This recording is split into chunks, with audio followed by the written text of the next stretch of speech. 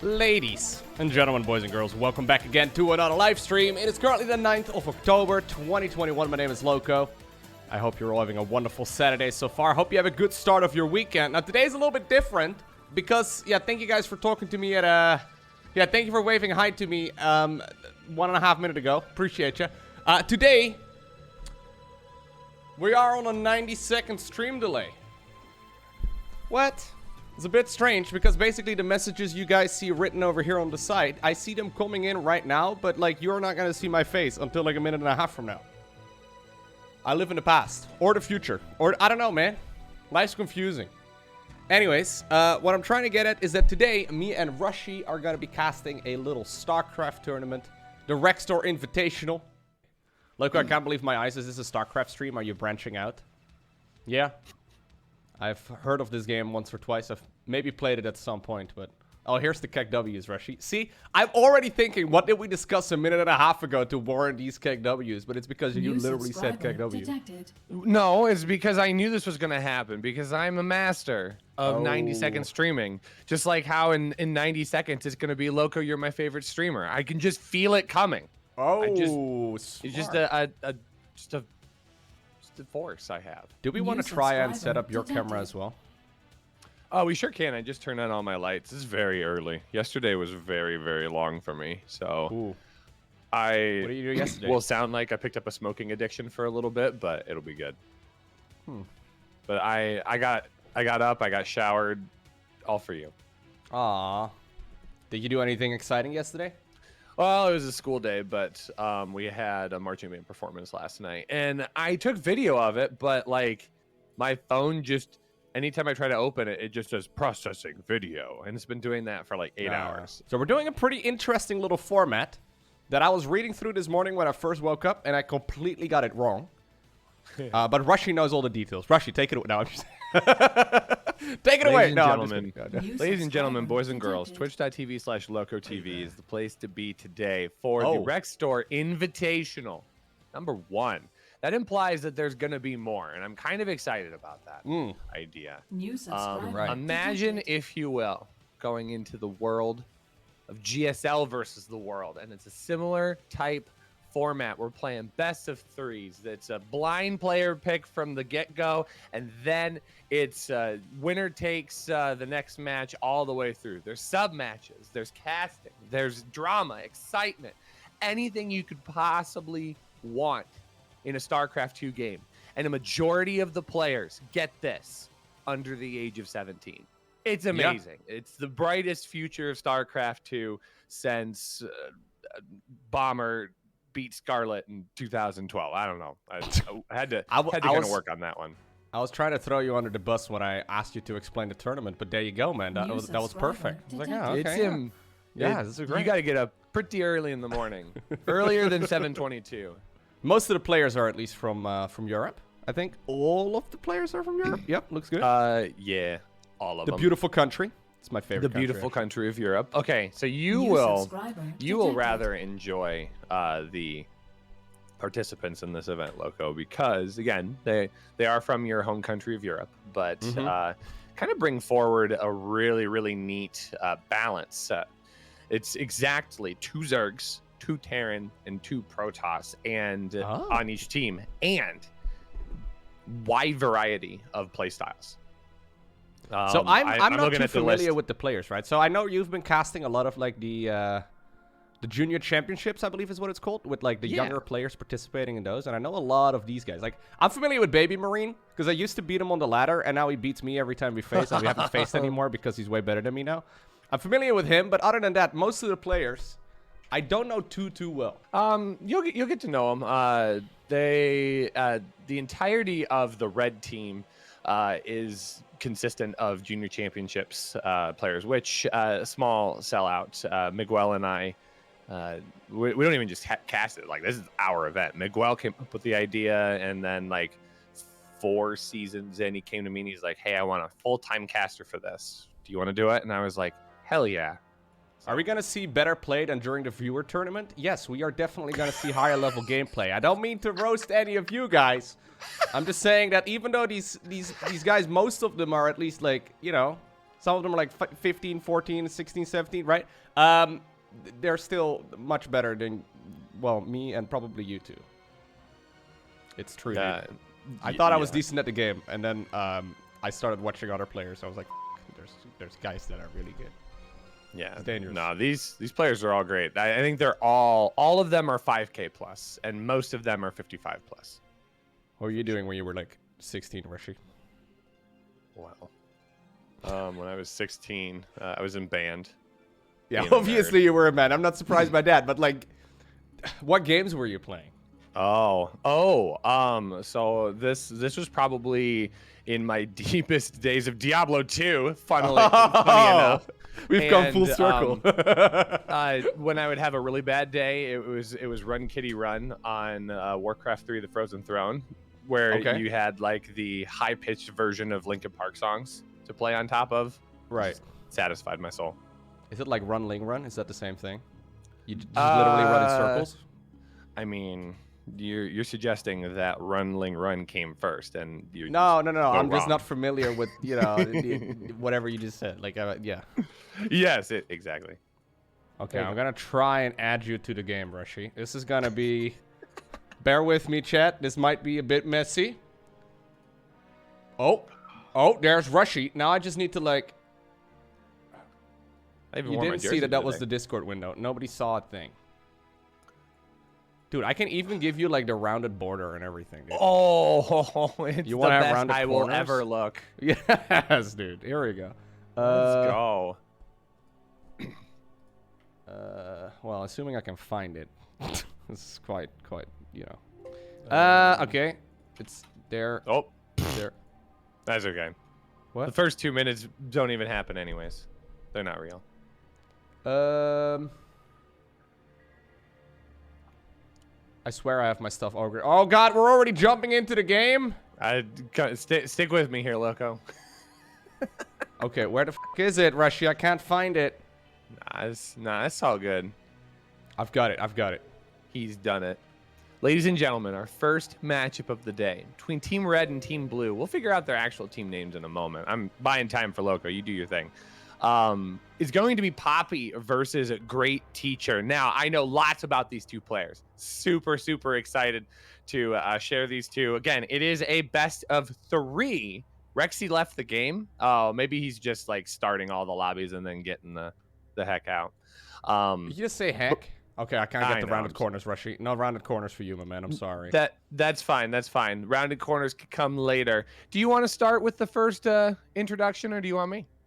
You can get started, Rushi. I'm still like trying to get your webcam in a reasonable spot. There you go. All right. I got it. If you want, give me camera control and I'll take over. Oh God. Oh, yep, I got it.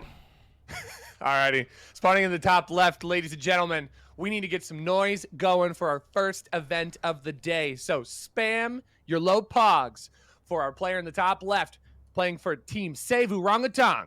This is Great Teacher. Save Orangutan? I love that. That is awesome. And spawning in the bottom right. Oh, that's good. It's our red Protoss player for Project Hive from Poland. This is Poppy. All right, Rushi. I believe I have the cameras reasonably well set up. Oh, I think I'm good, man. So it's all best of 3s, right? Yeah. Nice.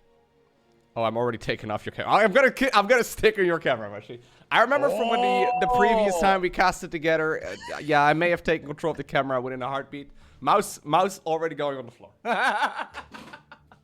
It's on the floor. We can go back and forth if you want. No, it's fine. I just I just tend to be. Oh God! See, I'm already trying to grab my mouse. I sit back and my hand is.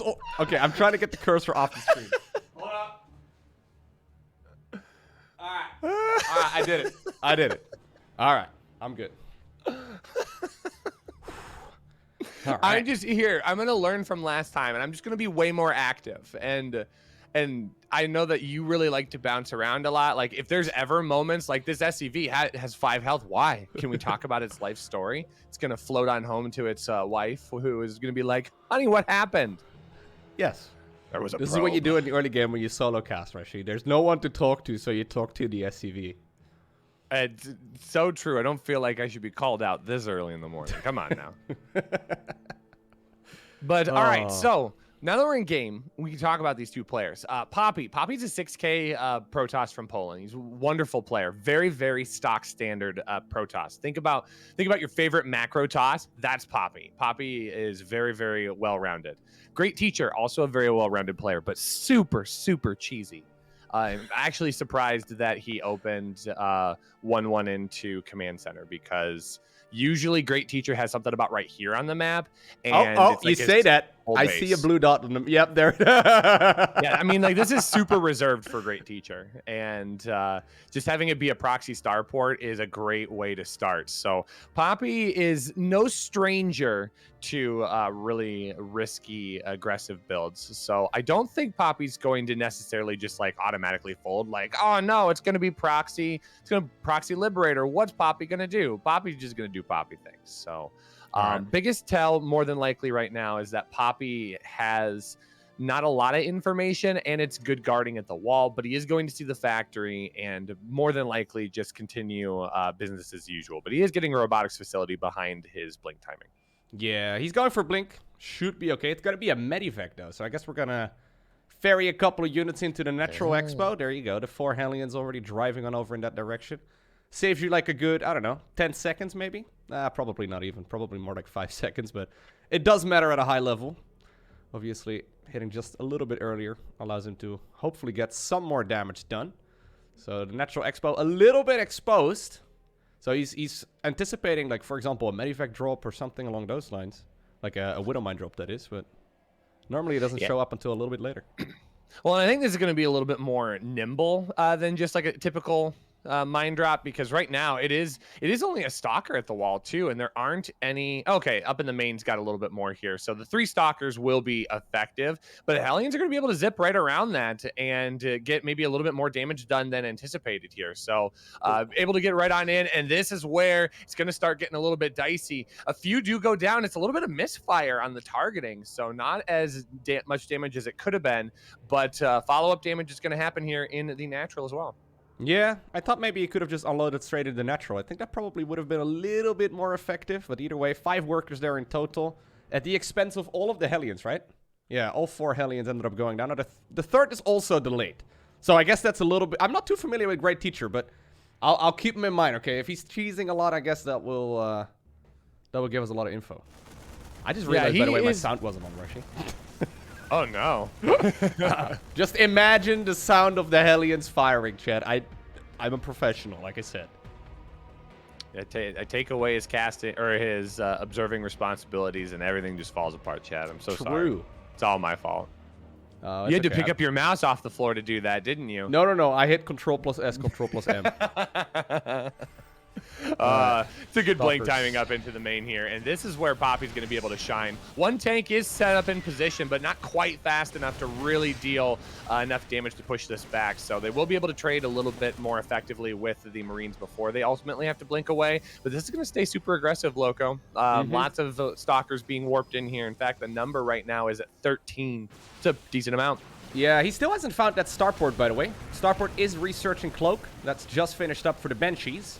But I wonder if he can actually live at home. Does he have... He does have a robo facility. Does he have an observer out? Yeah, there's an observer that let him bump up into the main. Okay, yeah. So then he's totally fine. I thought maybe he was using the prism right there for high ground. Problem is, observer is on the wrong side of the map. And there's currently 2 Banshees, I think, heading on over to his natural. Well, the opponent doesn't have a natural anymore, so as long as he holds on, he should be okay. Yeah, I think Poppy got a really good amount of damage done. I wouldn't even be surprised to see a recall once these Banshees do end up making it back. But the problem is, you're absolutely right. It's going to be the Observer that's stuck in the main base. So this is going to take a bit of time. The robotics facility will be able to start up, and it's a double pylon structure for the Robo. So that's not going to be canceled, but it's going to come at the cost of a lot of probes. 13, 14, and climbing. There's the recall, but there's no vision. There's the Observer. Yeah. Just out of range. I think he was a little bit miscontrolled right there, because he was trying to bring the Observer back with the Stalkers, and then he recalled frantically, but was no energy in the natural anymore, so it went to the main base, and then in the main base, apparently the Observer didn't arrive, and then he waited for the other Observer, and it was hanging out in the net. Like, it was a bit of a disaster, a little bit of panicking, and, well, I guess that allows the Terran to get back into the game. Yeah, I mean, being able to rescue the orbital command was really, really crucial, but it's still a rough situation here supply-wise. If you're going to let the Protoss player get super far ahead of you in army count, that can be very, very dangerous to live with. So Great Teacher's going to have to get some production figured out. He's got stim pack on the way, combat shield, so double bio upgrades on the way. And I feel like Poppy is going to slowly start getting his ground forces all the way together. I mean, we're getting a Colossus on the production tab. Charger's going to be finishing up here soon, and a Forge going down. So we're going to start seeing additional upgrades coming for Poppy as well. New subscriber detected. Fantastic position for him still, even though he did lose 20 workers there in total. Finally, at least it will be scouted eventually, right? He will see that the starport was hiding somewhere in the top right-hand corner of the map. He probably figured it was there. So he's going to start up some medevac production in a little bit as well. Apparently, Hartnepper, though, still hurt the Hellions firing anyway, so we're all good, Rushi. Even though the stream was muted, or the game rather was muted, he still heard it, so we're good. He closed his eyes to use his imagination, just like his mom told him 100 different times when he was 12 years old. Love it. All right, so what do you do here if you're Poppy? Honestly, I think you would go for a pretty big push. I don't think you really want to give the Terran player too much room here to like macro his way out of this. The only problem is that we are on Romanticide, and it is a little bit difficult to push in. We are currently at already 6 or 5 siege tanks right now. 6 by the time you can get across the map. That is very difficult to hit. Because on Romanticide, obviously, you can defend the 3rd and the natural pretty easily with a line of tanks. I think that the bigger piece of this is the lack of a 3rd base. So I think Great Teacher has the potential to be able to stay sieged up, but he's got to get that 3rd command center underway. He's without that, doesn't have any room for growth. Poppy's already 3 base saturated here. He's going to be in position here to get that 4th, despite the fact that Banshee's there. I mean, that's just going to be a short-lived pressure. And Great Teacher is actually the one that I think does need to be aggressive to try and slow Poppy down. And there he goes.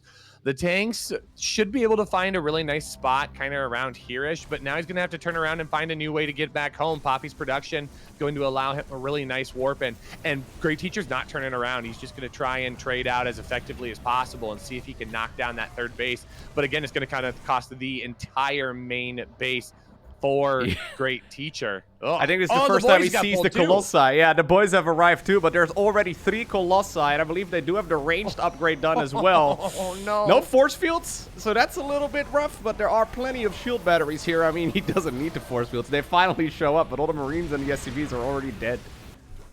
Oh, God, it's 37 workers dead. I mean, that was part of the boy pulling. Don't take that out of context, chat. And... yeah, Poppy's got this locked in place. He's completely ravaged the main base. He's going to start working on the mineral line here. Great Teacher just doesn't have it. Yeah, he needs to warp in some Zealots, I think, to just close this one out. The only problem is that he's setting up a huge surround right now. There's an army on the left side as well. I don't know what it is, but I'm pretty sure we're going to see the classical F2 attack move here soon. There you go. That's how you F2A move, guys. That's how you do it. Big blink on the tanks. GG's called. Poppy takes game number 1 here. Very, like I said, very stock standard Protoss fashion, and does a nice job. Makes it look good. Can I pick up my mouse now? Okay.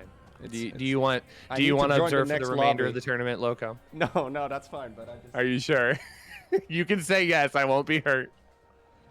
I mean, I will observe the next one. We'll see. Okay. I just know that I'm accidentally gonna grab control of the mouse again. First chance. It's You've let me observe, and I'm really appreciative. So I can. Dude, that was I'll give you the excellent reign. observing. I'm not used to seeing this background, by the way, man. This is weird. There's no green screen, Rushi.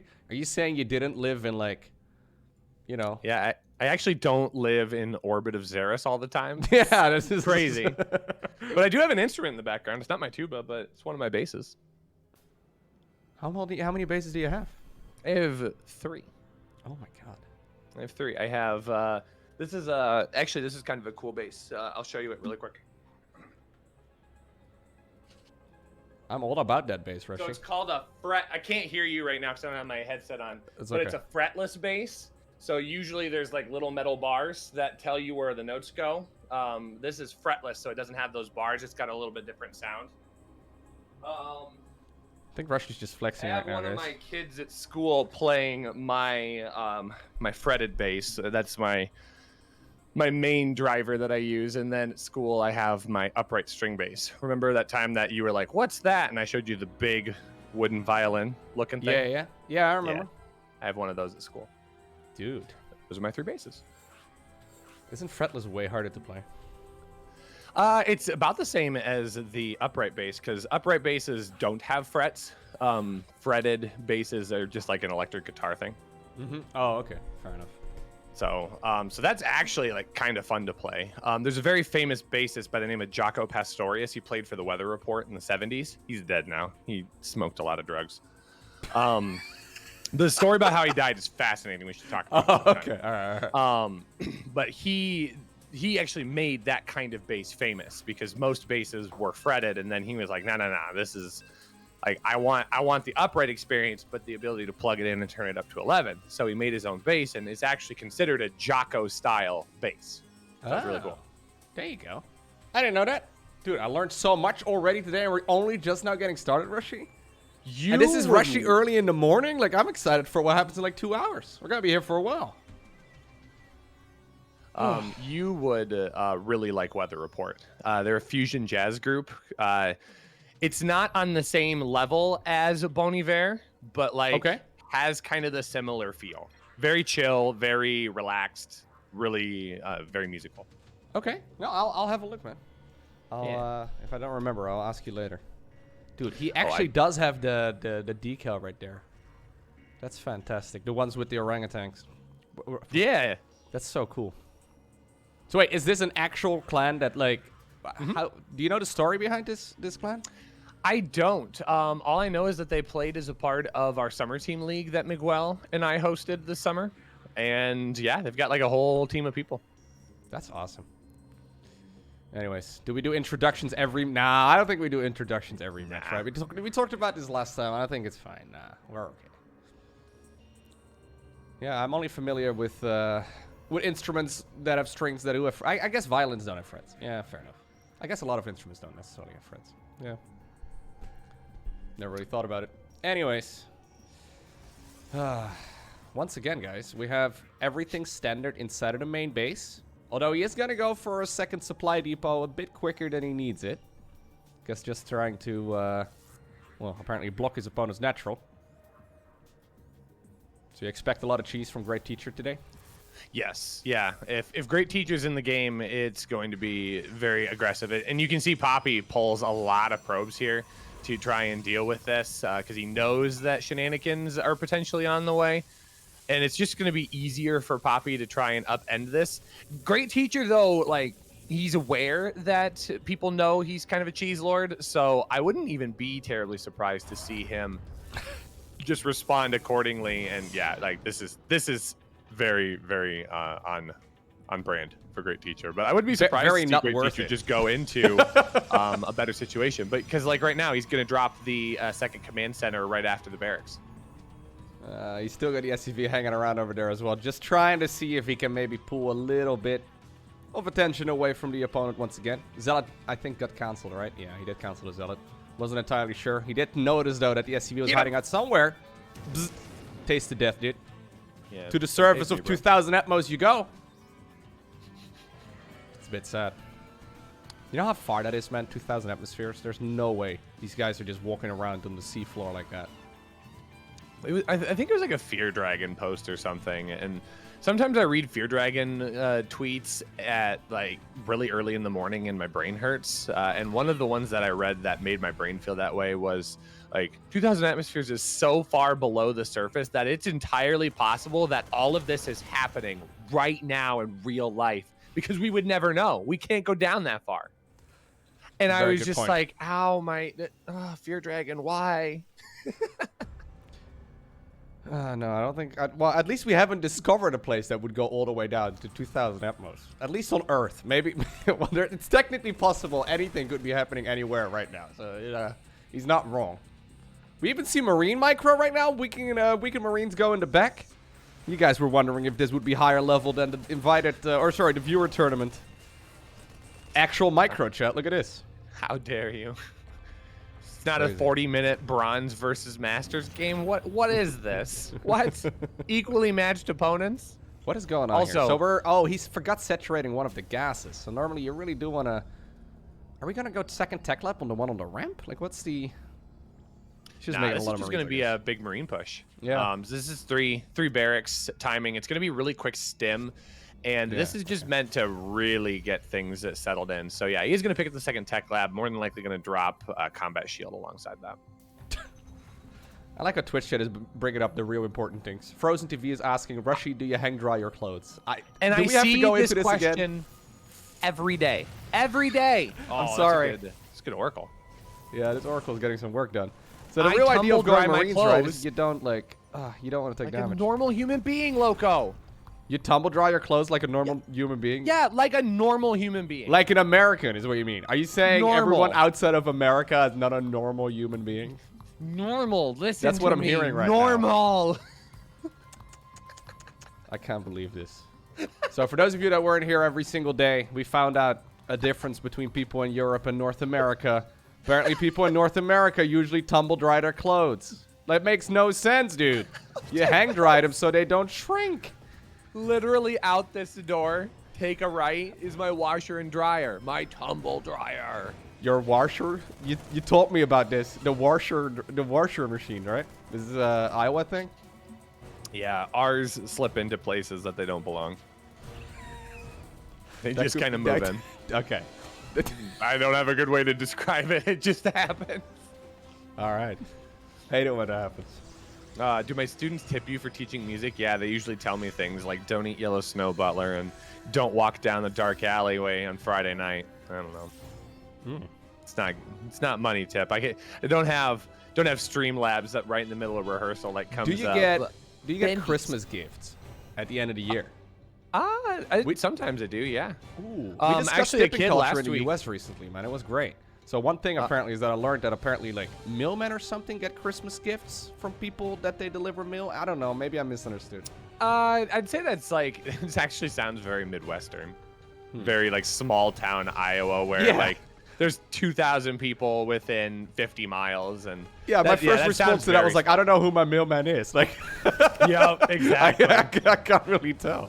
Yeah, but like in my town, like the mailman is like, oh man, that's Frank. Frank like watched my brother get born in the back of the SUV because we couldn't make it to the hospital on time.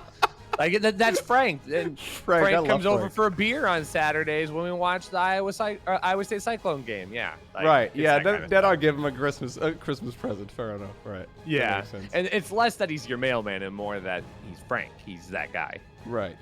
Yeah. All right. See, I'm learning more already. Yeah. Well, I'm already having fun, Lowko. I'm really glad that I got to do this with you today. Dude, I'm glad we're going to have even more fun. That's awesome. Yeah. I'm wondering, is Great Teacher allergic for Medivacs? Yeah. Yeah. Because I've only seen him make like 3 in this series, I feel like. So this is a Bjorn build. I think I saw Bjorn do this. Yeah, I've seen him do it one of the first ones, and it kind of got some popularity. But there's not a lot of transition out of this. I mean, it's hard to get up to that third base. He is going to get a command center going. Poppy at any point can just flip the switch and go, all right, I'm gonna take my 6 to 8 gateway. We're gonna warp in zealots, and oops, you lose. And that's the hard part about this build is if you aren't able to capitalize on the early onsets, like first 5-6 minutes, and get some decent damage done at that natural, the Protoss player is able to just expand like crazy. And Poppy's doing one better here. These Oracles have gotten a ton of damage from the very beginning when we were talking about important things like washing machines. Washing machines. Washing machines. You forgot the R. Sorry. Yeah. Here, you dropped I got this. you. Don't worry about you. I got you. But he's been able to harass. He's been able to stymie his opponent. So Great Teacher is going to get that third base out. Poppy, I think, needs to respond to that in some way, shape, or form. But all in all, it's advancing very quickly for the Protoss player in terms of positioning in this game. And it's kind of ironic that someone who isn't natively English or not a native English speaker is making fun of the way you pronounce words. Like that is, I probably mispronounce many words, and you're just too polite to let me know. And I'm like, oh, you put an R in a word that's not supposed to be there. Oh, guys, he made a mistake. Get him! Got him. I think he hurt me, man, about the Medivacs. It's like, you know what? Let me show you how it's done, Lowko. I don't think it's going to do too much, to be honest. Maybe get the pile. I was going to say, I'm looking at this drop going, oh, no. Not sure how I feel about this, especially since it's a nice divide. The army on the ground is going to get bullied back, and there's only one medevac with this, so yeah, it's going to be able to stim and kite away, but there's not a whole lot of healing that's going to happen here. Great Teacher lost a lot of his medevacs on the right-hand side of the drop as well, but this is a little bit better here. Good mine drop down at the third base, gets 6 probes, and I don't think that mine fired. No, I think so it did. Think he's gonna position I'm not sure. I think they both fired. I'm not 100% sure how he got only 6 working kills there. Sometimes if you manually target it, it can be worse than let it could just auto target everything down. So he's going 2 observers right now. A little bit concerned about the Widowmine shenanigans. All right. We've got ourselves a nice little macro game. I do think there were multiple opportunities though for Papi to push, but I see what you mean with standard macro. I think he could have just gone for like a really big push with just Archon Immortal Zealot right after he did so much damage with those 2 oracles like you pointed out. But he's like, nope. I'm going to like, you know, do the showtime and build another base. Yep. Yep, that's why I introduced Papi the way that I did. Is I think of any of your favorite European macro Protosses, and Papi has studied them relentlessly, which is good for Papi. I mean, it's a lot of times, especially for the younger players, it's a lot more tempting to play a bit more aggressively and to strike with the really tight timing builds. And I got to give Papi a lot of credit. Oh, what a great snap on that army! He got every single ground unit there. These Medivacs didn't even care, man. They're like, welp. Bye. Bye. Boosting out. Too bad. Seems like a problem for you, not for me. Well, and here's the thing. They're going to push forward into another... Like, if he doesn't just outright kill it... Okay, he's just going to outright kill it. I think he could have at least tried to evacuate those units, but he's like, nope, it's done. Whole army, send everything back. The units that are caught in the stasis, tough luck. Well, actually, they somehow still lived. This is awkward now, man. They're healing up the units again. What did I say? Hey, like, hey guys, you guys made it! Wow, welcome back! I was just getting a call real quick. I have to go get the call real quick. I'm sorry. Oh god, those are some big force fields. Medivacs. Evacuating some of it. Okay, Disruptor blowing up a couple zealots there too. For ire, it's fine. Oh. He just used the boost to safety, though. All right. We are once again going to go into the main base. Late response right there by Papi. Yeah, this is actually going to get a little bit more damage done here. A few of these buildings are going to get picked off. He's got to be careful with the Colossus here. Colossus are a bit exposed. Yeah, those... okay, the Marauders are like, we know you're there, but then the tracking got a little weird. So I think the pickup's going to be fine, but it comes at the cost of a couple of those gateway pylons went down as well. So Papi is a bit supply blocked. Yeah, we've got a little bit of all army hotkey stimming as well. I believe he also double stimmed the Marines and Marauders right there in the main base. So, yeah, okay, well, at least he got all the stasis over here. What do you think happens to units in stasis, Rushi? Do you think they just have a time skip where, you know, they just wake up 20 seconds later or whatever and they're like, hey, I'm back now? Or do you think they actually experience everything? No, I think it's way worse than that. I think it's the same way people experience sleep paralysis, where they just can't move, and it's like, I hope the demon doesn't show up, and then they're there. But the demon is like an entire Protoss army just waiting. Man. Sorry, too real for 8 a.m. Yeah, that was brutal, man. I was like, wow, sorry. I wasn't ready for the existential crisis this early on into, but it's okay. The Monka's coming in chat. I can feel it. It's like, oh no, not the demons. Oh, man. So, I'm a fan of him keeping those oracles alive. Yeah, you keep... I mean, he's got still one of them left over, apparently. But he's just constantly putting down the little stasis wards. And so far, they've been really worthwhile. Jimmy over here on the right again is as well. So, Great Teacher is doing a lot of multi-pronged harass, though. It's nice. Yeah, this is where his cheeky nature is going to come into play, because he has crafted the micro. It's his macro that we'll have to keep an eye on, but right now he is keeping his money rather low. This is a good split on the army right here. I don't think Great Teacher realizes the... Oh, I guess there's disruptors back behind, so that's probably better to play a little bit further back. But Poppy just rolling them forward here. Going to be able to stim on top of a couple of these disruptors here as they do roll around. Maybe grabbing another Colossus. He does. That's going to be enough to pick up and leave. That's some good damage. A lot of gas. Oh, well, that High Templar is just one health. It's got literally one hit point. It was like just hanging out there for a little while, but it's okay. Good target firing, getting some of the big hitters. Yeah, this is a nice little back and forth here. Poppy's actually the one is Bank's getting a little bit big here, and he does have a supply roof here. The upgrades are actually rather close as well. 3-3 just about finishing up here for Great Teacher for his bio, and +3 for the Protoss army. Poppy is in a strong position, but he does need to find a way to get out to an additional base to keep moving things forward, because Great Teacher already out to his 5th base location as well. Yep. Oh, well, a little bit awkward. Oh. Didn't want to risk it. Decided to give up 100 minerals there instead of risking losing the entire CC. Yeah, good game so far. You can definitely notice that this is some proper high-level stuff. Little bit of miscontrol here and there from the both of them, but I mean, that's, you know, just the nature of StarCraft. It's very easy to make little mistakes. But you can definitely tell that these guys are very good at the game. Anyways, we have a bit of an awkward little base raise, it almost seems like. Because, yeah, there's a couple Liberators at home ready to defend. Oh, God. These stasis wards, man. Oh, please. Please, I'm ready. I'm ready. Give it to me. Oh, I don't know, man. Oh, no, no. Oh. Well, that's a force field, enough. kind of. Yeah, pretty much. Oh, a couple Force Dark field made of Templar here on the people. right as well, though. He already did lose one of the CC, so I don't know if he's got a whole lot of stims available. As a matter of fact, I don't think he's got, well, any more after at least this one. Yeah, there's some energy on the CC in the main base. Nexus at the 12 o'clock goes down. 3 o'clock also get picked off, but 3rd and 4th for the Terran are also dead.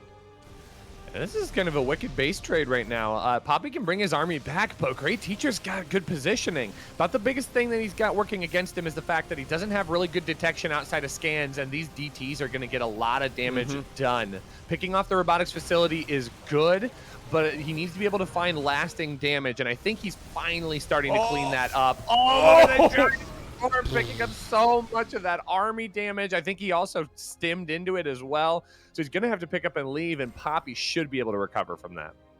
Yeah, that is decent. Whoa. That being said, oh, God. Okay, losing another 30 supply worth is not great. Okay, Yeah, that's very over. painful. Yeah. That's actually game-ending damage, unfortunately, for Great Teacher. I think if he was able to keep that army alive, there's a dream. There's a dream, because he's got the base at the 9 o'clock position, but losing all of that army supply is going to be really hard to recover at this point. All right, so 7 Disruptors, a Colossus, and then a whole lot of High Templar as well. This should be more than enough to win the game with. Look at all. I mean, yeah, I say that, but it's very difficult to push into this, right? Do you just blink underneath it? I mean, you can't really. Well, you can try. Yeah, I was going to say, you can, but it's hard, and you're going to lose a lot, especially since there is decent bio on the ground along with the tanks. Yeah, he's found the base on the left, so that should be very, very nice. That should allow him at the very least to pick off the, well, I guess essentially last mining base here for the Terran. All right. Clean game here by Poppy, all things considered, though. Nicely done. Yeah. Very macro-focused. Yes, like I said, I wasn't too familiar with any of these players. I mean, I know a couple of them here and there, but Poppy definitely does remind me of your classical stats meets showtime type of guy. Yeah, absolutely.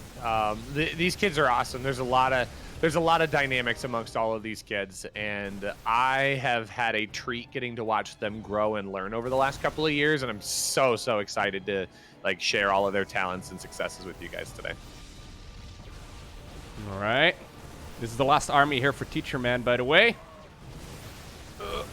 There's the Disruptors. Get the Disruptor shot! You gotta stim one more time. Stim it again. Keep going. Rapid fire stim pack. You know why I know that, Rushi? I don't want to talk about it. No, I don't want to talk about it. No. I've rapid fired stim pack before. It's not good. You do not want to rapid fire stim pack. If you play grid, usually as a Zerk at least you keep hotkey Z, right? The one all the way in the bottom left, like corrosive biles and all that. You wanna, but that's the same button as stim pack. It's not great. Oh. All right. Okay, great teacher is doing the Terran thing. It's like, I've got another base, guys. We can just float them out. I don't need the GG just yet. Well, Meanwhile, Poppy's just gonna come across the map. And honestly, not holding that super tight choke is going to be the downfall of all of these liberators, because now at this point, despite the fact that there is a tank, there's enough. There's enough here to deal with this. Poppy's going to play very cautiously. He doesn't want to accidentally lose all of this army, but come on, I think he could go in. I think he could. Yeah, Poppy is playing maybe a little bit too carefully. I don't think he realizes that he's like 60 supply up on his opponent. To be fair, it is very easy to lose. Sorry? I said if only he could see everything we saw. Mm-hmm. I mean, isn't it just down in the bottom side of his screen? Like it is here. What? He's seen the ground army that's actually there. Siege tanks and liberators are pretty scary, but I've got a feeling the stalkers and the 4 zealots alone are probably enough. Then there's, 7 disruptors as well. I mean, to be fair, I've blown up my own army units with disruptors. That would be an issue. But other than that, I don't really see how he could lose this. Oh, this will be huge damage. He's got to blink over. No. Yes. Get the workers. Oh, the base is going to go down too. Ooh, look at that camera work. Oh, my. Mapu, is that you? Thank you for noticing that. I try.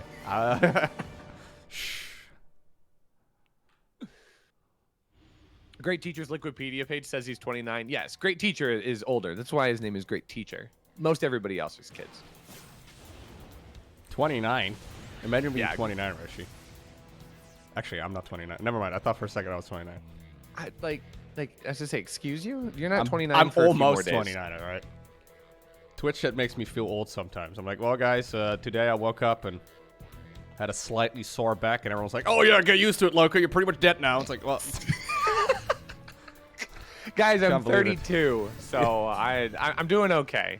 I'm doing okay. Are you the greatest teacher? Is that what you're trying to get at? Oh, I see. Oh, there we go. Oh, clever. I tried. Okay, this is the surround. This has got it. This has got to be it. But Great Teacher. I feel like this game was over 8 minutes ago. You thought wrong. That should do it, though. Oh, well, the feedback and pushes it. Stop hitting him, Poppy. He's already dead. Oh, nope. There's one drop. This game can continue. There's one drop left. Fantasy? Is this you? Yeah, hello? Hey, there's $1,000 on the line today, Lowko. These players want to fight for every possibility they can get. Oh, that's brutal. Oh, that's terrible. Oh, terrible, horrible, awful damage. Yeah. Flex tape can't fix that, Lowko. No, even flex tape can't. Well, now you know he's all positioning. Oh no, GG. Poppy rips him apart in the end, but he's going to be able to come out the 2-0 here. That was nicely done, though. That was a clean game by both of them. I mean, obviously room for improvement, but they did a good job. That was sick. All right, if that's the level of play we're going to have today, I'm excited. Good series, though, there by Poppy. But Lowko. What's more? It's one more. Oh, there you go. Yeah, because we play all 3 games of our best of 3. Oh, right, we do. Yeah. It's a best of 3, but all maps played because of the format. There you go. Yeah. Ooh, Jabinosaurus is saying I'm 27 on Wednesday. Do you remember being 27, Rushi? 5 years ago? Yeah, that was a long time ago. That's actually about the time that I really started being a super serious streamer. There you go. That's like 2017. That's like fucking a decade ago. It's a long time. It's pre-COVID. Do you remember pre-COVID, Rushi? Remember going to places and people would like shake your hand? Oh my gosh, I still shake people's hands. Don't. Oh my god, you do? Yeah, I haven't shaken anyone's hand in a long time. I had a bottle of hand sanitizer here. If I held it up, like I just don't ask. But if I held it up, everyone would be like, "Rushi, that looks like." And I just like I get it. You're not wrong. Just don't call me out for it. Anyways, thank you, Aaron, for the resub. We can keep talking about your Hand sanitizer, right? Hand sanitizer, yes, yes, yes. Thank you also, Thor, for gifting us up to Iger and to as well as actually no, those were the ones already. Yeah. So the reason why we play all 3 games here is because every game has money tied to it. I think it's like $26 per game. So that's why we play everything out. So great teacher still has a chance to win a little bit of money, even if he doesn't win the series. So there you go. Well, so far, Poppy definitely looks a little bit more impressive, though. Just playing a slightly better game. Like, not really dying to stupid stuff, right? Like, that's, like, the key when playing macro protals. Don't die to stupid things. Yeah. So far, he's doing a fantastic job with exactly that. So we're doing best of 3s, all maps played. Yes. Did Rushi ever get a new fridge, or is he still getting takeout? No, I did get my fridge fixed. So you had your old fridge fixed? That's great. Yeah, they were able to get the part ordered. It was, I'm not gonna lie, like, it's not break the bank expensive, but for like, they showed me like, yeah, here's the size of the part that needs to be fixed, and it's like $400 to replace it. And I was like, how much does a fridge cost? I don't know what a fridge costs, but like, I feel like you could get half a new fridge for $400.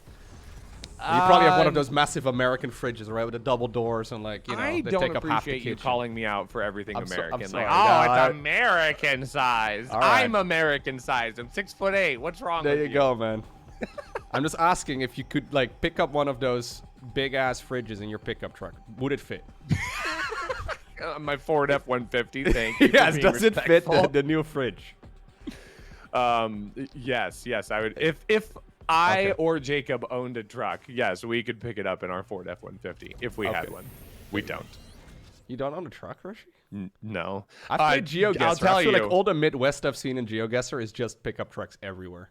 I mean, you're not wrong. It's very true. I'm in the vast minority of people in Iowa. But I do have, I mean, I have a Ford Escape, so like it's a big vehicle, but that's more like because I'm a big person and I like not having to do the Mr. Incredible thing and like crawl into my tiny sedan and like hunch over. That's how I feel in most vehicles. It's ridiculous. Oh, man.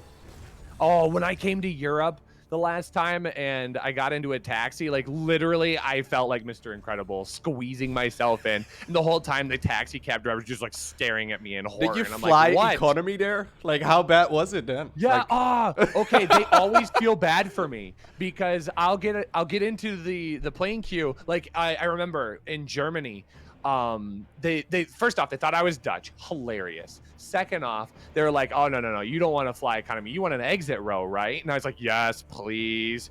Leg room. And it's just perfect that I'm like a teacher and I'm certified for like emergency training. So like I know CPR. I know how to do triage wound care.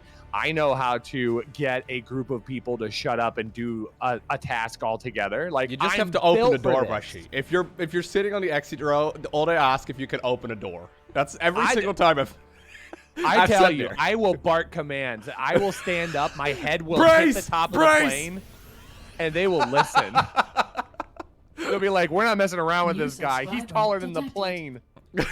By the way, while we're discussing emergency strategies out of an airplane, we do have Mr. Teacher Man building a widow mine inside of his opponent's main base. This is a bit, yeah.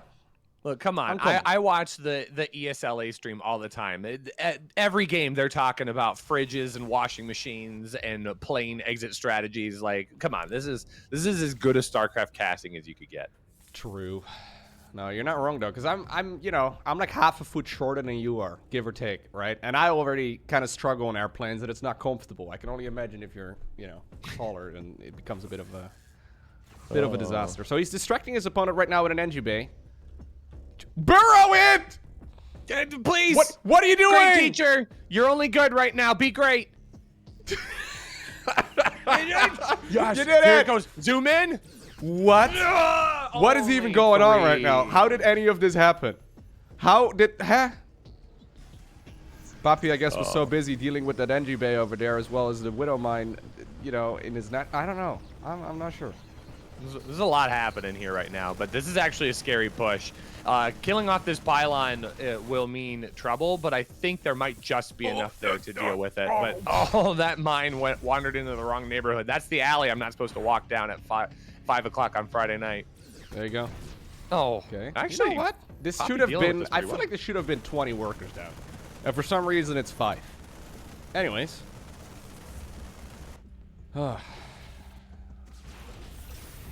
He found out, by the way, where they came from. He's like, wait, there's no way there's a medivac out yet, right? Like, how is that? Huh? Makes no sense. There you go. No, this is good stuff. I'm glad we had that lead-in conversation because that made this just all very exciting. It's like, wow, there's a game happening. I thought this was just a chatting stream. True. This is how you keep Twitch chat going. You entice them with something. It was like great teachers harass. Hey, I'm over at the third base. Don't worry about what's happening in your main. Totally not a mine there.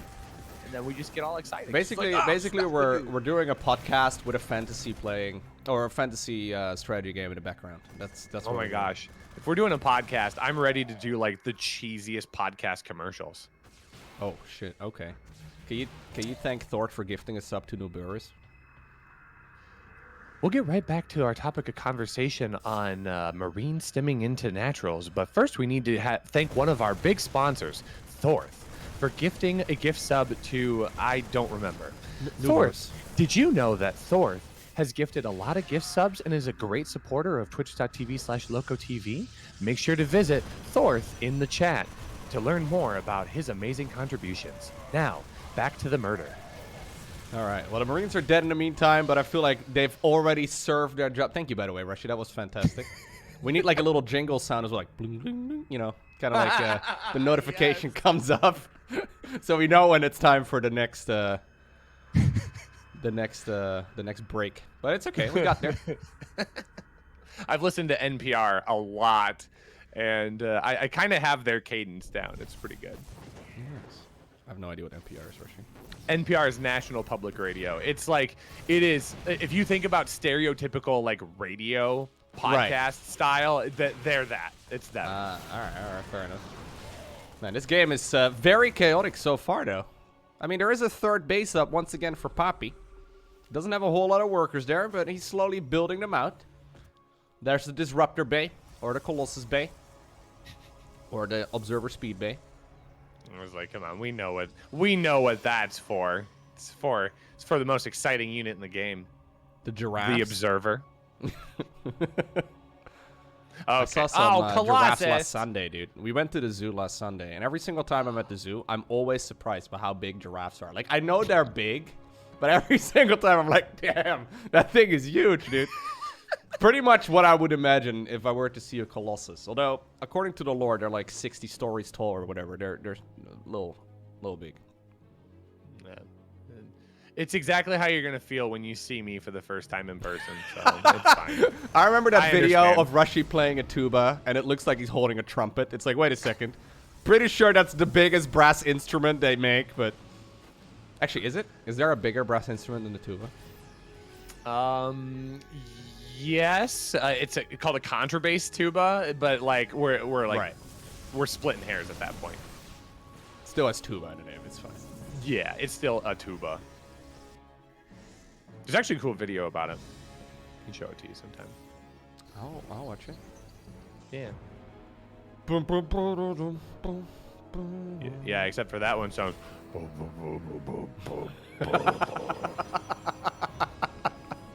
Fair enough. That's fantastic. No, I've never heard one of those, I don't think.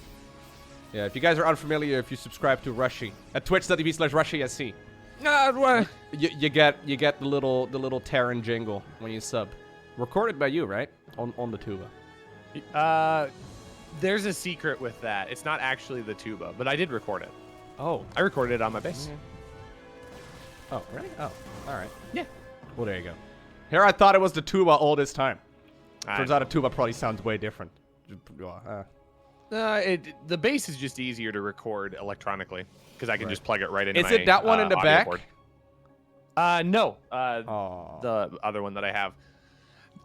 Actually, literally my base student at school is playing it for Jazz Band this year. Ooh, big ass drop in the main base right now. Jimmy right there jumps straight on top of the stasis ward. Colossus coming in from the left as well. Man, I would not want to be a Marine in Great Teacher's army. He does not seem to, like, care much about him, I'm just saying, you know? Like, they seem, in his mind, a means to an end. I almost feel like, not that I don't love the banter, I feel like we need to pay attention to this game now, because Great Teacher's kind of putting on a good show here. He's really kind of honing his micro in. He's learning from his previous games there, sending the Marine forward very carelessly, like you mentioned. Just as a means to an end. But I feel like Poppy now has got his production kind of kicked in, so he's able to respond to this a little bit cleaner here. His upgrades are a bit behind, though. +1 only now finishing up, but Great Teacher hasn't started 2-2 yet, so Poppy's going to be able to capitalize on that and rebound. All right. Yeah, so we see a very similar game once again, very chaotic. No one really winning just yet. I mean, Poppy seems to be the kind of guy who's like, okay, I have 50 supply up. What do I do? Let me think. Let's make a base. Right? He makes another expo. Doesn't really go across the map all too quickly. Whereas Great Teacher is mostly taking a page out of, like, Bjorn's book, right? Just play super aggressively, try to micro at 7 different angles at once. And most players will probably crumble under the pressure. Where at some point they just have too many fires to put out and, you know, you just get that tempo lead. But so far, Poppy's doing a fantastic job defending pretty much, well, most of the stuff. I mean, he did lose 24 probes during all of this, but still significantly ahead. Thank you, by the way, Thort, for gifting us up. I see the stream delay has caught up. Thank you.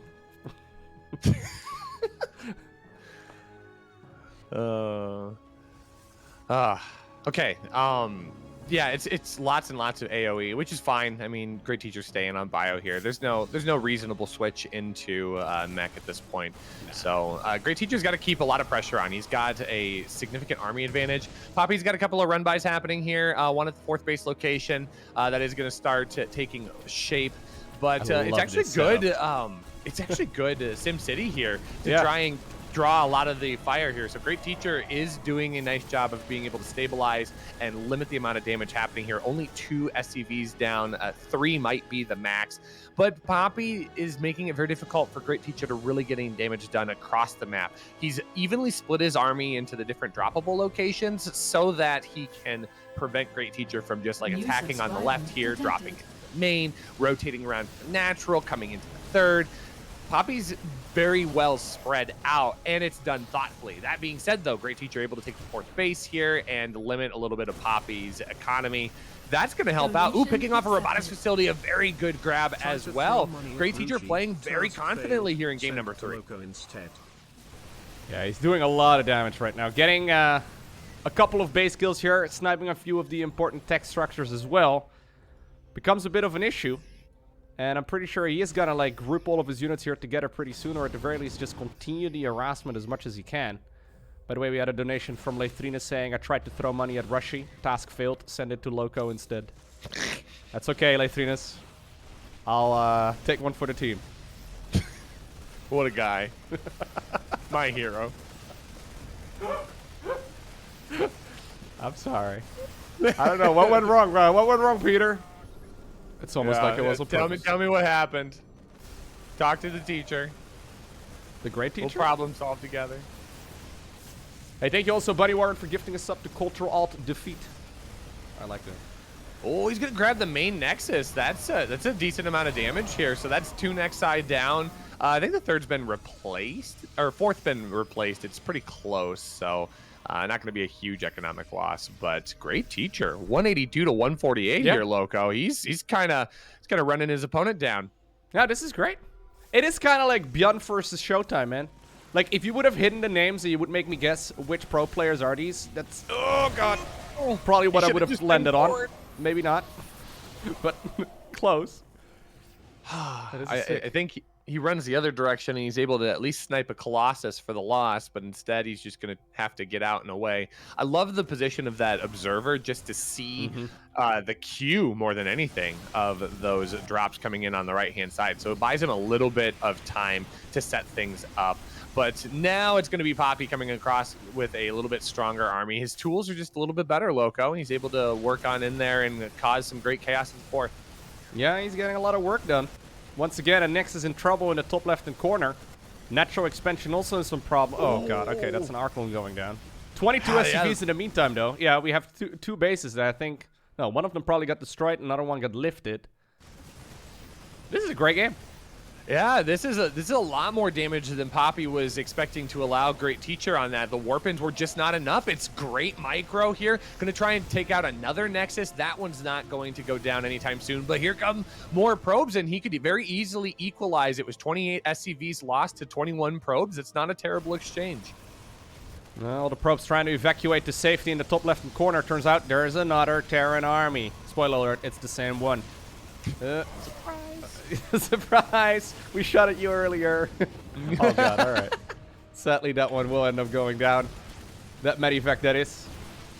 Great Teacher, though, eventually will be shut down, right? Everything is being cleaned up. Fires are being put out, but everything is still kind of smoldering. All right. He's here, man. He's ready to fan the flames. He's brought, like, a newspaper or whatever. He's just going to try and continue, well, hurting the Protoss. This time around, Poppy is going back into the main base. Liberator trying to get some work done. Are there any storms available? There's one. Not too much. Colossus here sacrificing itself as well. Well, that's a good concave of Marauders here. As long as he can... Yeah, he's going to be able to hold the ramp.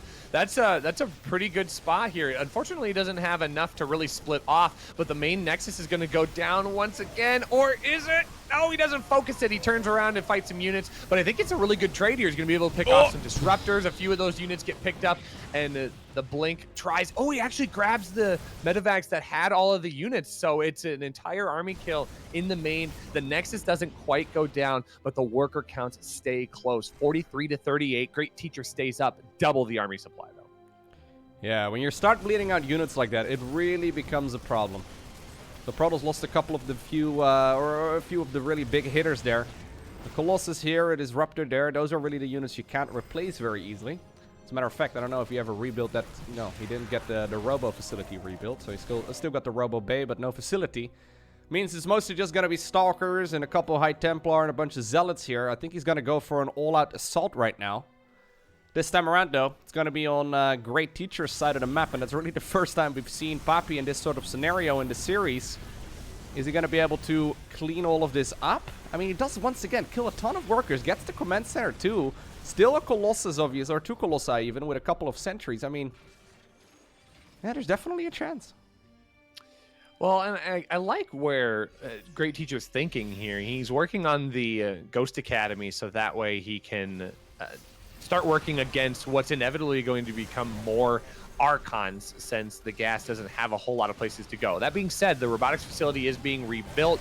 So Great Teacher's thinking ahead. He's trying to maneuver himself into nice unit composition advantage, but Poppy's just going to continue to plop down his Nexi. He's like, okay, for every Nexus that you kill, I'm just going to put down another one. And he's not going to fold into the onslaught of pressure here, because Poppy's already back up in the worker count, 46 to 30. Oh, but I think this is kind of a doom drop. This is the final moment here for Great Teacher. He's got to capitalize on this moment. Yeah, he's will he capture it or will he let it slip, right? So here the Colossi once again are going to try and walk up that ramp. Liberator in range. Okay, they're trying to micro backwards. Is there enough right now for Poppy to clean this up? He was very far behind in the supply count just a couple of minutes ago, but right now he's once again pulling ahead. Top left-hand corner, though, in some trouble. Great Teacher sending some of the reinforcements in that direction. Recall apparently available, so he's going to just sacrifice these units to maximize the damage, but was that really the right call? Whew. All right. Man, this is already a banger of a match, Rushi, and we're only a few minutes really into this tournament. This is sick. It's true. This is the first of at least 6 matchups that we have going today, so we've got a long streaming coming if they're all going to be this good. I don't know what Demauer is in Polish, but Poppy is flexing a lot of muscles here. It's probably got very few vowels. If I know anything about Polish words, it's probably got like 18 letters, but like 2 vowels. So you're like, what? How did... Huh? So Colossus actually does go down. The hero Viking right there. 1 kill to its name, but already well worth it. Dude, Great Teacher, man. I was critiquing the amount of medivacs he had earlier, but how many have gone down in this game? 16. All right. Still got a bunch of them available, and every single time he's got one, Ready to go and back for more. Observer this time around, not in range to scout it, but there are plenty of reinforcing units. I mean, he really wants that Nexus. This Nexus is not even worth killing anymore, by the way. I'd rather see them focus down the gateway. Anyways, well, all that Disruptor got is a Zealot. And picking off the Chronos is not horrible, but at this point, I mean, the upgrade path is about as far as it's going to go. It's only +2. It's 2-1 for Poppy. It's 2-2 for Great Teacher. So the upgrades are pretty darn close at this point. The Great Teacher has to make sure that he stays on top of his micro here. He's looking in 2 different locations. Needs to protect his base back at home, but has to find some lasting damage here in the natural. He's going to be able to come forward. The Disruptor is going to get picked off here. That's not going to be able to survive. That's an Artosis pylon as well if Great Teacher was able to knock it down, but there's Stalkers here on the high side. They're going to blink forward and cut this army off. No, don't go home, Poppy! Great Teacher just goes home. No, Poppy, stay in the main! Oh no, he was right on top of all of the Terran production. I guess he was a little bit too concerned, maybe a bit of an all-army hotkey there. Either way, seems like his comfort zone is to try and get back. Oh my god, well, I guess if you intercept everything, that could work out. But usually where you want to be as a Protoss player is on top of the Terran's production. One of the strongest positions to be in.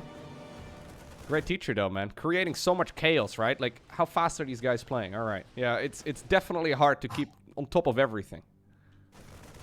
Yeah, our first series is taking an hour.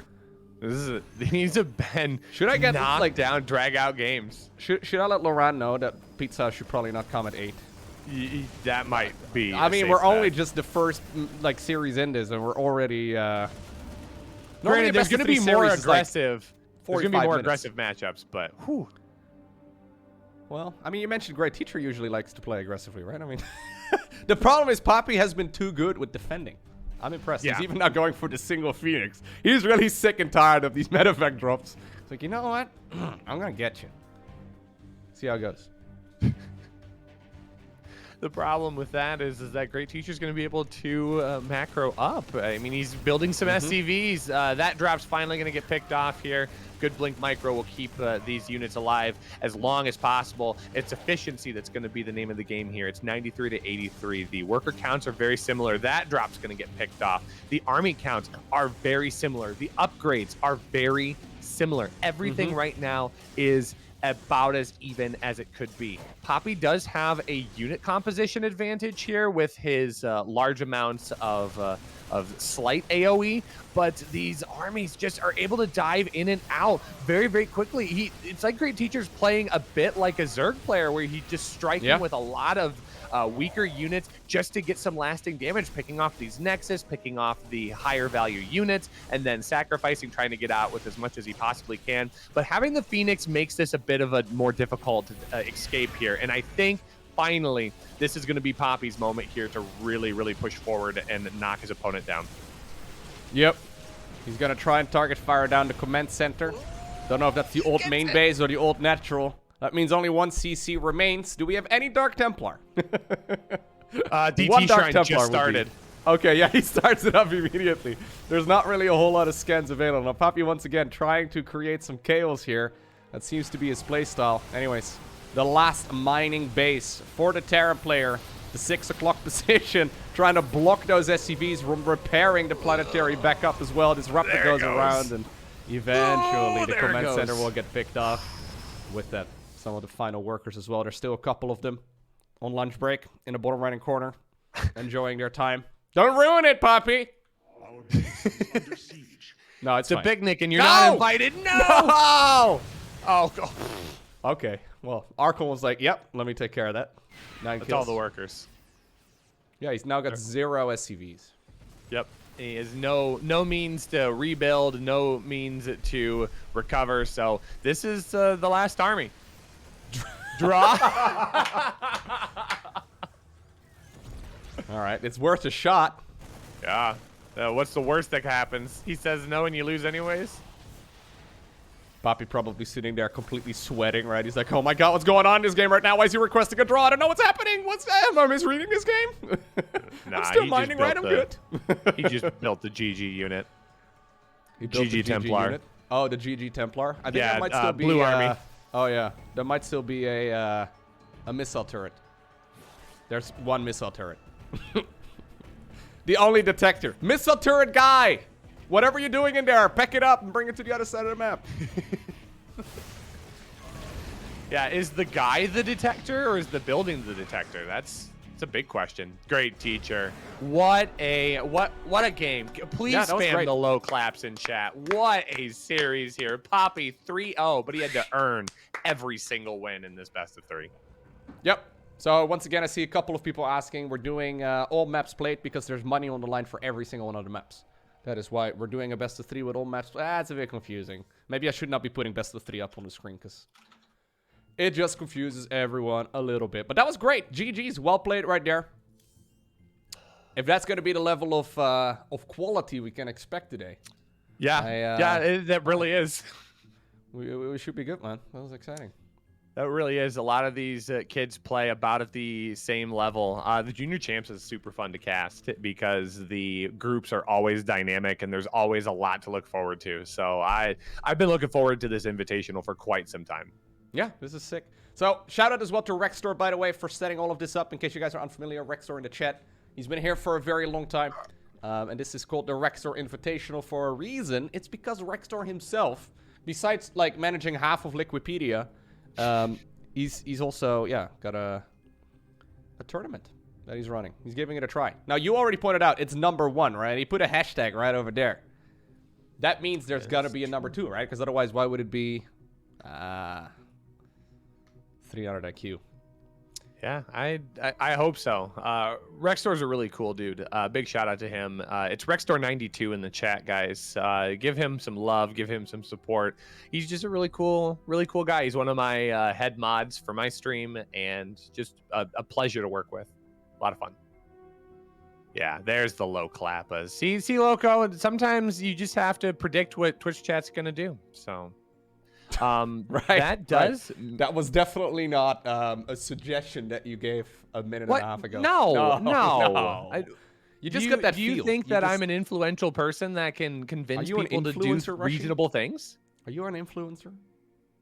Oh, see, I didn't find my name in the list of super awesome people the other day from Twitch. I'm the number 737, Rushi. I'm like a Boeing. One of those Boeings you don't fit into properly. Hey, can you remind me where Winter was on that list? Yeah, it was like 500 something. I don't want to talk about this. What? The next time everything leaks out, I want to be at least top 500, okay?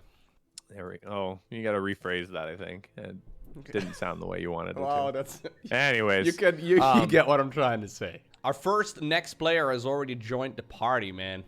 It's going to be Fiante. Oh! Fiante versus Iba. Let's go. Oh, yeah. Okay, he's from Sweden. I mean, I could have known with the name Fiante. I feel like it sounds very Swedish. Fiante actually has helped out with the Swedish cast for DreamHack a bunch of different times. So Fiante's a good player. He's very young. I think he's 14 years old. Yeah, it says he just turned 15 in August on his Liquipedia. Just turned 15. So he was born in 2006. Well. That makes me feel old, Rushi. Seeing someone be better at the game, being born in 2006, hurts my feelings a little bit. Yeah, imagine how I feel. I have to cast these guys on the weekly. Yeah. And then they call me a boomer, and then they ask me like, did you hit the whip today? And I'm like, what does that mean? And then they just like post Sag in the chat, and I just don't understand. It's like, Rushi, what was it like after the war? And you're like, I don't know, man. I still have that fridge. The parts are expensive these days. It's been a while. No, that's the worst part. It's not Rushi, what is it? It's Rushi, what do you think about that? It's like, you have a lower voice than me. Like, they get a face cam and their beard is like down to their belly button. I was like, how does that work? What did they put in the water in Europe? Man? People have been beard shaming me for years, Rushi. What happened? Maybe you do have the Dutch genetics. Maybe we're actually very closely related. What are you doing? What is happening? Oh man, they're already doing the vetoes. We're gonna be getting into this very soon. Man. And then we have Iba as well, right? Good morning. Yeah. So it's gonna be a ZVZ. This will not last as long. We will not get an hour-long series here. It's not gonna happen. It's not gonna happen. No, you're right. Nah, it's not gonna happen. He's from the UK, is what it says. He doesn't have his own Liquipedia page. But you know what? We can just shout at Rextor for that. Rextor! That's not even a Rextor thing. That's I don't think he's met notability yet. He's really close. Oh. He's participated in. I don't know how this seasons? works at all, by the way. I have no clue on how any of this Wikipedia thing works. Oh, we can look at Rushi's profile. Look at that, man. Oh, that's Dude, very kind of you. When I first saw this picture, I thought it was the lighting on your hair that made it look like fancy, but you actually just had fancy colored hair. Like, I literally thought this for about half a year. Yeah, that was in 2018. That was when I had pink hair because I made a deal with a student of mine. She was going to be the first student from our school that was a 4-year All-Stater. It's the most that you can participate in All-State. And I told her, like, I'll dye my hair whatever color you want me to if you make it. And she was going to make it. It was just a good motivator for her. And You just want to dye your hair a funny color, Rushi, and you came up with a whole elaborate like play to fool it up. You're like, oh no, guys, I don't want to do and dye my hair pink. That sounds like a lot of effort. And then you came up with this whole thing. Yeah, like, yeah. but actually though, all right, fair I've enough. actually thought about coloring my hair again. Yeah, you should do it if you want to. Why not? Yeah, I gotta Now you save can my just money. give people in real life, like when they ask, you just can like give them the internet excuse or something along those lines. Yeah. It's like you'll be fine. Oh, my Twitch chat made me do it. Oh, If Frank the what's Millman Twitch chat? asks, you can just let him know. Yeah, I gotta save my money though right now because I'm hoping that there's an event in Europe that I can go to very soon. I was gonna bring up a fridge again, but I'll shut up about No! I'll shut up the about fridge. the fridge. We are closing the door on the fridge saga. Okay. The fridge is fixed. Both and of the solved. double doors, like the big American. Okay, so No, mine's only got one door. only one door. Yeah, Man. times are tough, Lowko. I'm not number 737 on the Twitch income. Dude, I hope there's roster, gonna be an so- event soon, though. That would be fun. And I wanna had to go go to to one. IKEA to buy you a brand new microwave that's on its way over to you. So All right, you just have to promise to put it together on stream, okay? you've got to build your own microwave. It's IKEA. You know what you're getting from IKEA. I'll build an accidental, I don't know, bomb or something out of it instead. Like that'll be a bad idea, man. It'll just be you off camera going, Loren, I need the floor bin. Do you have the floor bin? She's like, I don't know what that looks like. It looks like this. And you hold up like the little IKEA man, just like holding something that looks like a jar of like preserves. And, Ooh. the floor bin. Come on. Everybody knows. Anyways, speaking of IKEA, spawning here in the bottom left of Jagannatha, we have none other than Fiante, which sounds like something you could go and buy in IKEA. True. A Fiante. He's from Sweden, going for a very quick spawning pool. His opponent building a bit of a faster hatchery. We have none other than Iba, who I thought was, pronounced Iba for many years, and then I fixed it and made it Iba, and I just learned that apparently it's actually Iba. See, this name actually breaks my brain a little bit because I always pronounced it by its letters, IBA, because that's the name of the band association that I belong to in Iowa. IBA, Iowa Bandmasters Association. That's all I've ever known. So I called him IBA, and he's like, no, it's IBA. And I was like, no, like this organization's older than you. It came first. Yeah, fair enough. All right, he's got a couple Zerglings going across the map. This is going to be an all-out assault. Fiante apparently heard you mention that, the series was taking a long time. So he's like, you know what? Let me bring it back some. First series of the day. 3 maps played. Took about an hour. This one's going to take, at this pace, about, I would say, 12 minutes for the whole series.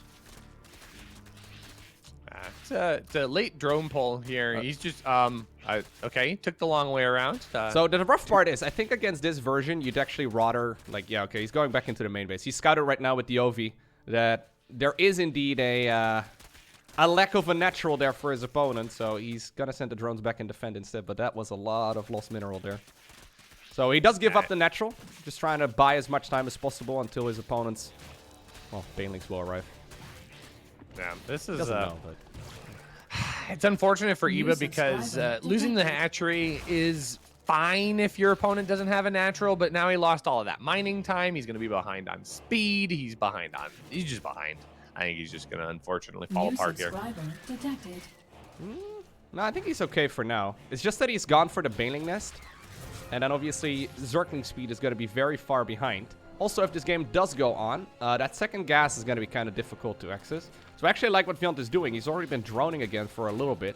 He's probably going to, build his own hatchery on the other side of the map. It's not bad. Thank you, by the way, Mr. Thort, for gifting a sub right there to Hydra, who I think is going to be playing this later today as well. And then also Thorth is just like all over the place today. I love it.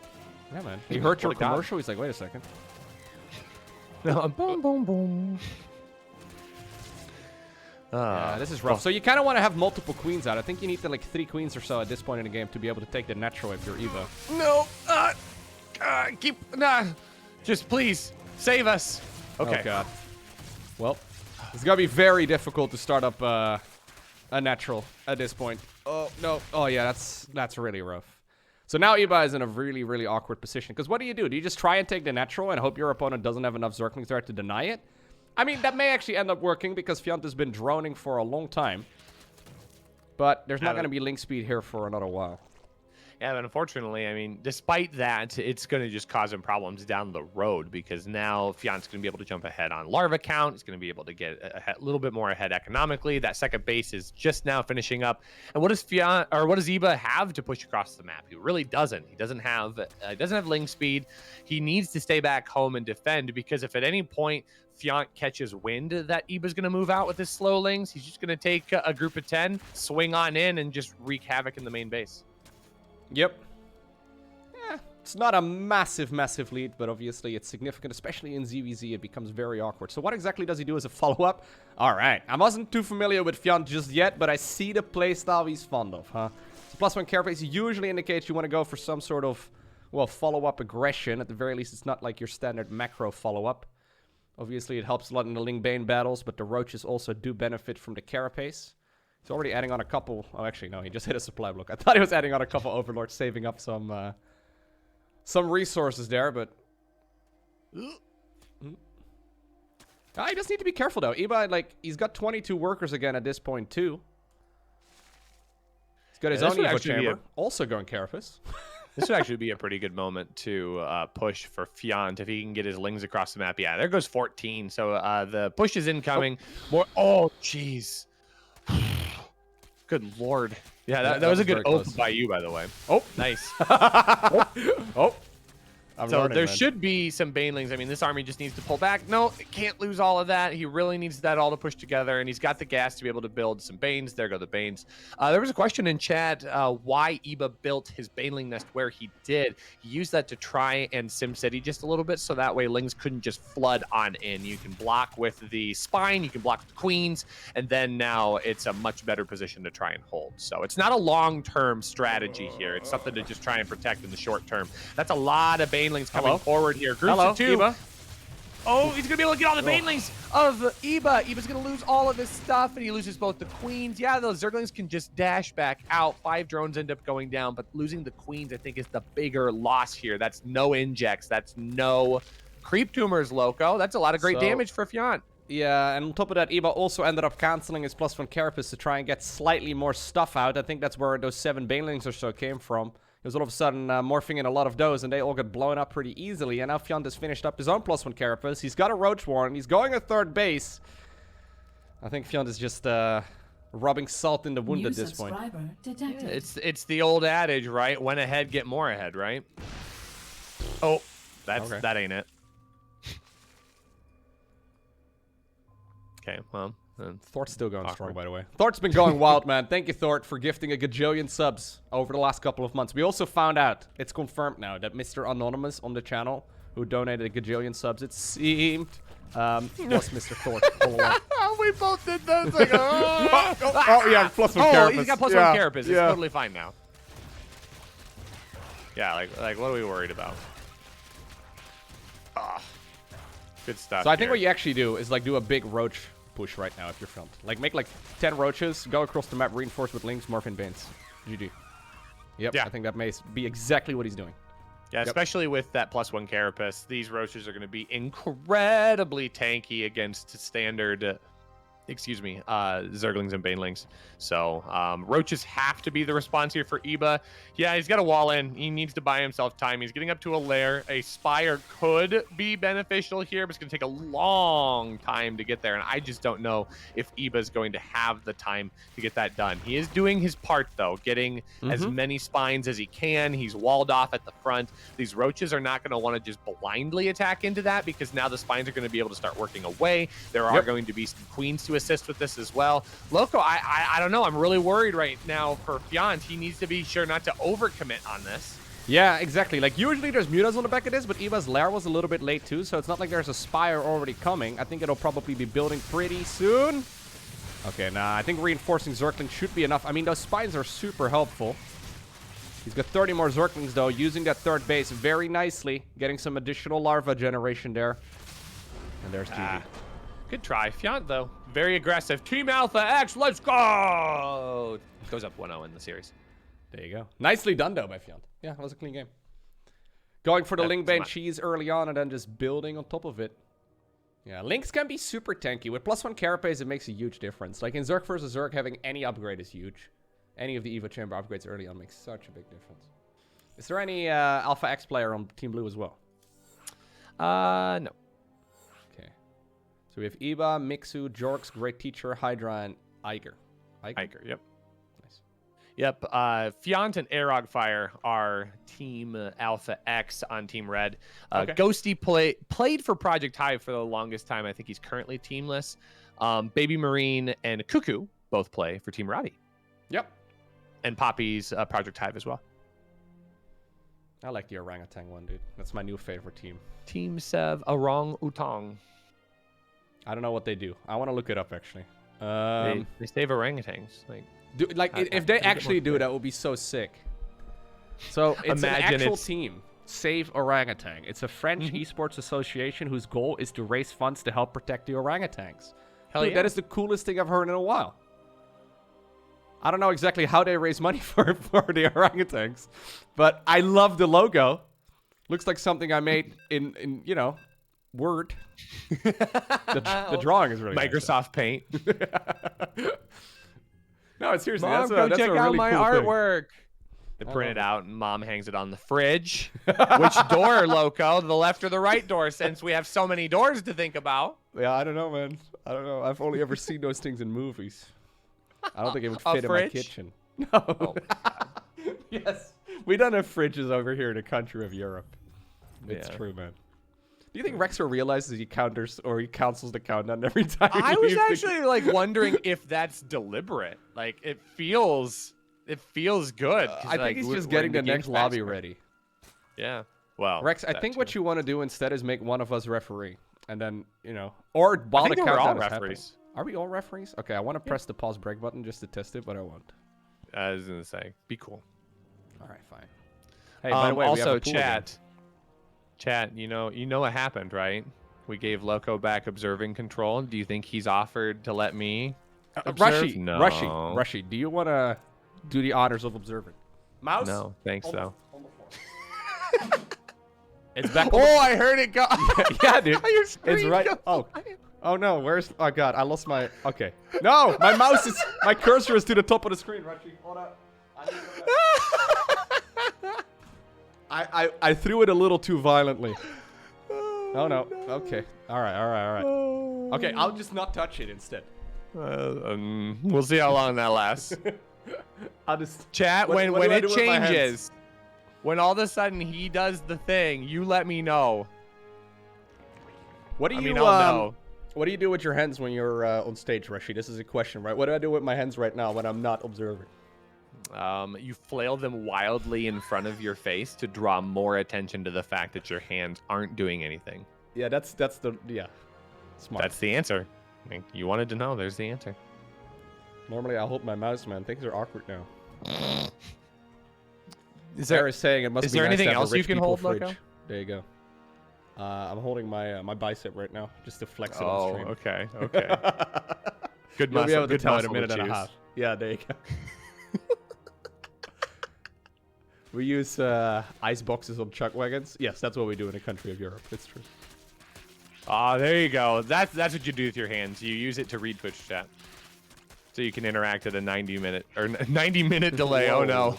90-second delay. I can watch a movie. Speaking of delays here, the drone's very delayed once again. It's going to be double queen, which will help, but this pull was just not.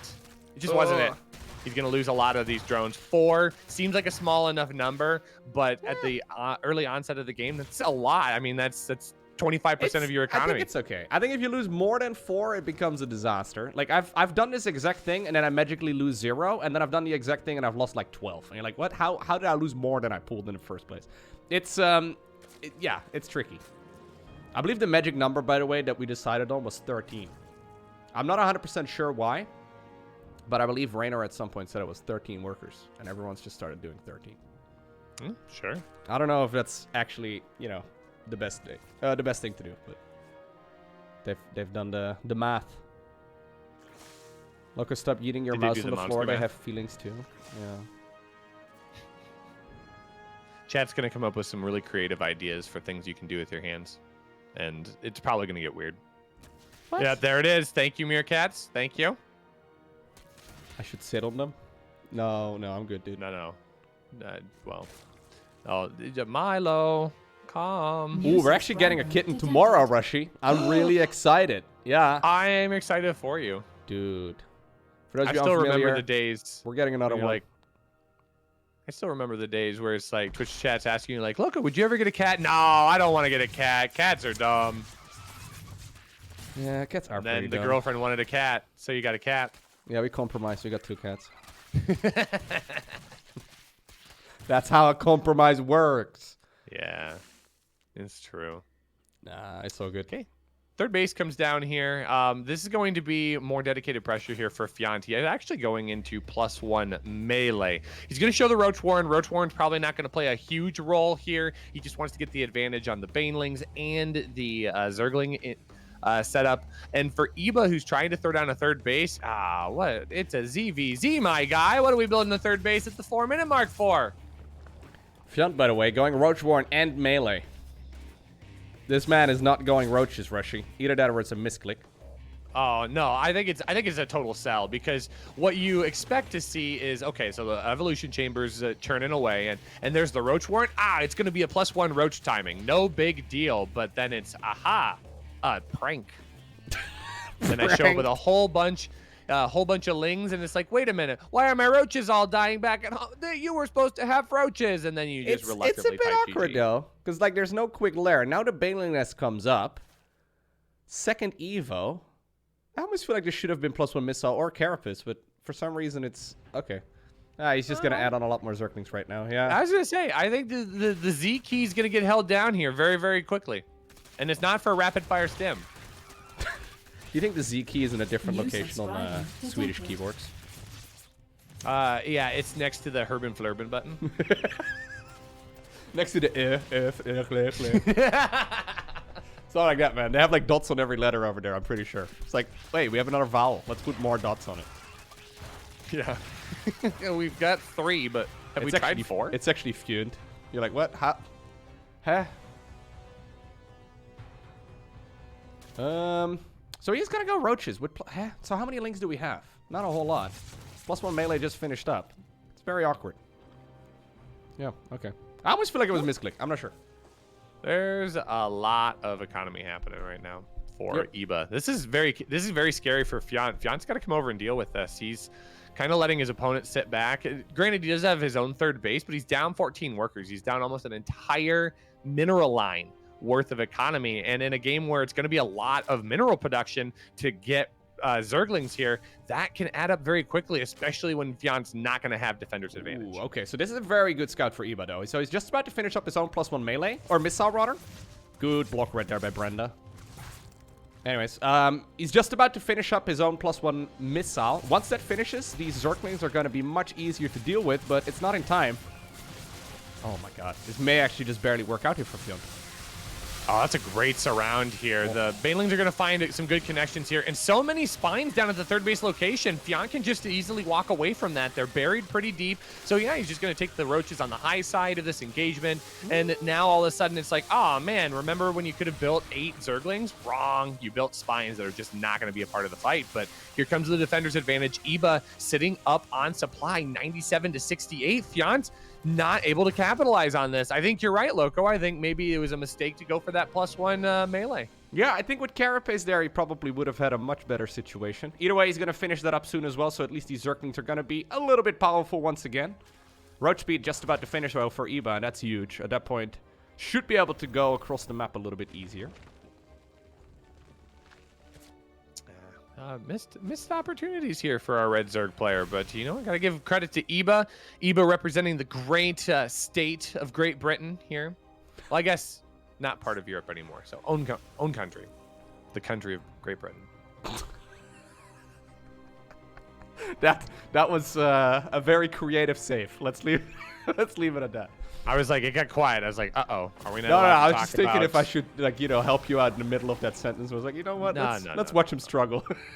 I didn't struggle. I did just fine. First, you call it Great Britain a state, or I don't know. It doesn't matter. Well, it's yeah, okay. because it's one of the states of Europe. The United States of Europe. Come on, we talked about this. True. We're not very united right now, though. Especially not Britain. It's okay. Yeah. Okay. Anyways. Pretty cool. We're pretty cool, dude. Why did? Ooh, no. So Iba does have the +2 coming here. Defender's advantage right now for Fiante. Zergling's still helping out, but here's the... Okay, I was going to say, there's a lot of army somewhere. May not be in the fight, but now it's arrived. Better late than never. Yeah, Brenda's off creep too. She did get you back to your walker, Brenda. Oh, no. GG's. Well done. Even up series 1-1. We're going to get an actual third game that's got some meaning to it. Nice job. Yep. Alrighty. Dude, a someone minute and a half feels like such a long time, Rushi. So I see the GGs coming into the chat right now. I'm like 90 seconds. How long could that be? I thought a microwave minute was a long time, but it turns out a stream delay minute is even longer than a microwave. You don't even have a microwave. You don't know what that's like. No, I know. True. I've never used it. You're not a commoner like us. Detected. I use a pan, Rushi. A what? Like a pan. To reheat stuff. To reheat? Yeah, whenever we have things to reheat, I'll use a pan most of the time. I know it's very inefficient, but... Okay, like I usually into just the eat the oven food. Or like on the stovetop? No, dude, I don't wait for it. No, on the stovetop. I don't use... What? Waiting until the oven is, like, heated up enough takes way too long, man. That's why a microwave is OP. I would get a microwave. Am I having a space for it, stroke? Do you smell burnt toast too? Like, what's happening? Have you gotten so out First of the touch hang with drying the of the common laundry, person now here? this. Oh my god. Life's so weird, man. Europe is such a strange country. Yeah, I know. Dude, imagine if I come to Europe and we get to hang out and visit each other. Like, is that even possible? I think so. Like, would that finally ascend me to friend status? Like, we're Are still we not like at friend status yet, Rushi? Oh my god, man. You're the cool one. You're number 737. I'm just like number 2,463,000. I thought we were Facebook friends. I thought that made it official. That is true. And you occasionally like my stuff, and it makes me like feel all warm and fuzzy. People are like, what happened to his last name? Did he type it wrong? whenever I go to Facebook, the only people I see posting on there are like people I know from elementary school that somehow have like 4 children, and I'm like, what? How did that happen? You're like 26. And Rushi. Like, those are the only 2 things I ever... And ads. Like, that too. But, like, those are really the only 2 things I ever see. Yo, big shout out to Wardy for the sick raid. When did that come in? Oh, there it is. 1 minute ago. Thank you, Wardy. Yeah. Thank you, Mr. Wardy. How are you doing today? We're just talking about the wonderful state of England. I don't know if you want to unhost me right now, Wardy, but it's already happened. No. I can blame Rushi for this, though, so it's all good. Hey, thank you very much. I would never do such a thing. Hey, by the way, Fiante's going for a hedge first. Can you believe it? Yeah. Okay, who's observing? Oh, sorry. Mouse on the floor. I was already taking over again, Rushi. All right. Oh yeah, you didn't have to tell me. Where can I put my mouse right over? Okay, well, That doesn't really. No, fuck. Okay, I was thinking maybe on top of the monitor, but Loran, come get this man's mouse. Just take it away. my mouse privileges have been revoked. She just like walks in with Milo and just give it over. Just give it here. He'll destroy it, man. It's a bad idea. Yeah, you can have Milo in your lap. You can pet Milo. You could be like Dr. Evil from all the Austin Powers movies. No, he's too young for that. There's like very specific snuggle moments during the day, and let's just say 4 o'clock on a Saturday afternoon is not it. Nope. This is definitely the time for playing. That's fair. That's fair. Speaking of playing, this is oh the my most. God. It's the most master of exciting segues. ZVZ start I've ever seen. Yeah. Like we're gonna get a macro game, Lowko? What? Just wait until we cast a Zerg versus Protoss and we see a Stargate opener. Like, You and I are peak just of both excitement. like, no, the tools and it's so broken. The first 8 minutes are like literally the same every time. You're like, okay, thanks. Somebody just sent me like a weird text messages. Who? A friend of mine that like never texts us, which is why I saw his name and is like, hi, but I don't know. It's weird. No, man. Nah, it's not a bad thing. This is weird. People reaching out to friends that they haven't talked to in a long time. That is weird indeed, Rushi. Yeah, tell me about him. Ugh. He doesn't even play StarCraft anymore. He doesn't? What does he play? Ugh. League of Legends. Oh, no. No wonder you're no longer friends. That makes sense. I would have deleted his number, to be honest. Fair enough. Sorry, Ron. Who's this? New phone, who's this? It's like, it's me. It's John from high school. You're like, John? Huh? Oh, that League guy of that plays Legends League. underscore? Every Mid once in a lane while, underscore? I get like someone commenting in the YouTube videos. It's like, okay, I really like Lowko's videos, but why does he complain and bitch about League of Legends every single time? What does he have against the game? It's like, no, guys, it's just a joke. Yeah. Have you ever heard of our Lord and Savior memes? Like, come on, be cool. Memes. Memes underscore? Baneling? Oh, okay. That was a pretty good exchange. Baneling? As long as Fiante can hold the position with his Banelings, he can bounce back from that. It's not great, but having Banelings even in small supply can make a huge difference here, especially since Eba's really focused on this third base location. A couple more Banelings do come in, though, and Fiante can't trade those away. No, not for free. Yeah, that's okay. Yeah, so Fiante is really fond of holding down that Zergling button right now. But he definitely did fall behind it right there a little bit in the workers. Hydra is asking any Stargate lovers in the chat. Are you a Stargate connoisseur, Hydra? I'm looking forward to it, man. Come on, just make it easier for me to know who to ban. Come on. I love Stargate. I think it's a really underpowered build and ban. Just I would stop observing. I would drop everything. It's like, here, one moment, please. I'm busy. Rushi never texts me, says Air. Oh man, why did you never text Air? You're both VIPs. I thought that's how it worked. No, you're a moderator. You're better than it. Oh, that's how it works. Yeah, that's why. Yeah. We found out there. Maybe once you get modded, then finally he'll text you. But at this point, yeah, I'm the bad boy that leaves you on red, and you're like, oh, I just wish Rushi would text me back. Just makes me want him more. Is that how it works? Yeah. Discord doesn't have like red notifications, right? That's the tricky part. They should introduce that. Actually, they shouldn't. Then people know how much I read before I respond. Yeah. Oh, is he gonna get that? Oh my God, he won't? 20. I feel like he could have gotten it. It's just gonna be a weak target for a long time, so he doesn't have to get it right now. Even just like a quick little 10 Zergling hit squad deals with this. I almost feel like you gotta kill it yourself just to like remake it. I know you shouldn't, but I've thought about it many times. I get what you're saying. Yeah, because then you're in control of it. He's just like, okay, playing on it now. Maybe you can like play into the surprise as well, right? They go across the map in like 2 minutes and they find a full health hatch. Like, wait, what? Am I hallucinating? I guarantee you, if we ever saw Cyril or Raynor do that, it would just be chat going, "What? He's so stupid. He's losing like 0.3% of his economy. Oh, terrible! He threw the game." True. People would get so mad. Wow, oh, please get in there. Get in there. Okay, they got in there, but there's nothing to get. So, who's laughing now? Oh, okay. Well, that went better than expected, but doesn't kill anything because it's just one singular Baneling. But Lair Tech is just, that's not Lair. There's the Lair Tech, just about done. Lair already finished up for Eba. He is working on his Glue Reconstitution. Picking up Dropper Lords. I like this. We're going to get drop Roaches, maybe? I mean, there's no Banelings on the production tab. Banelings in a natural, I think. Banelings in a natural.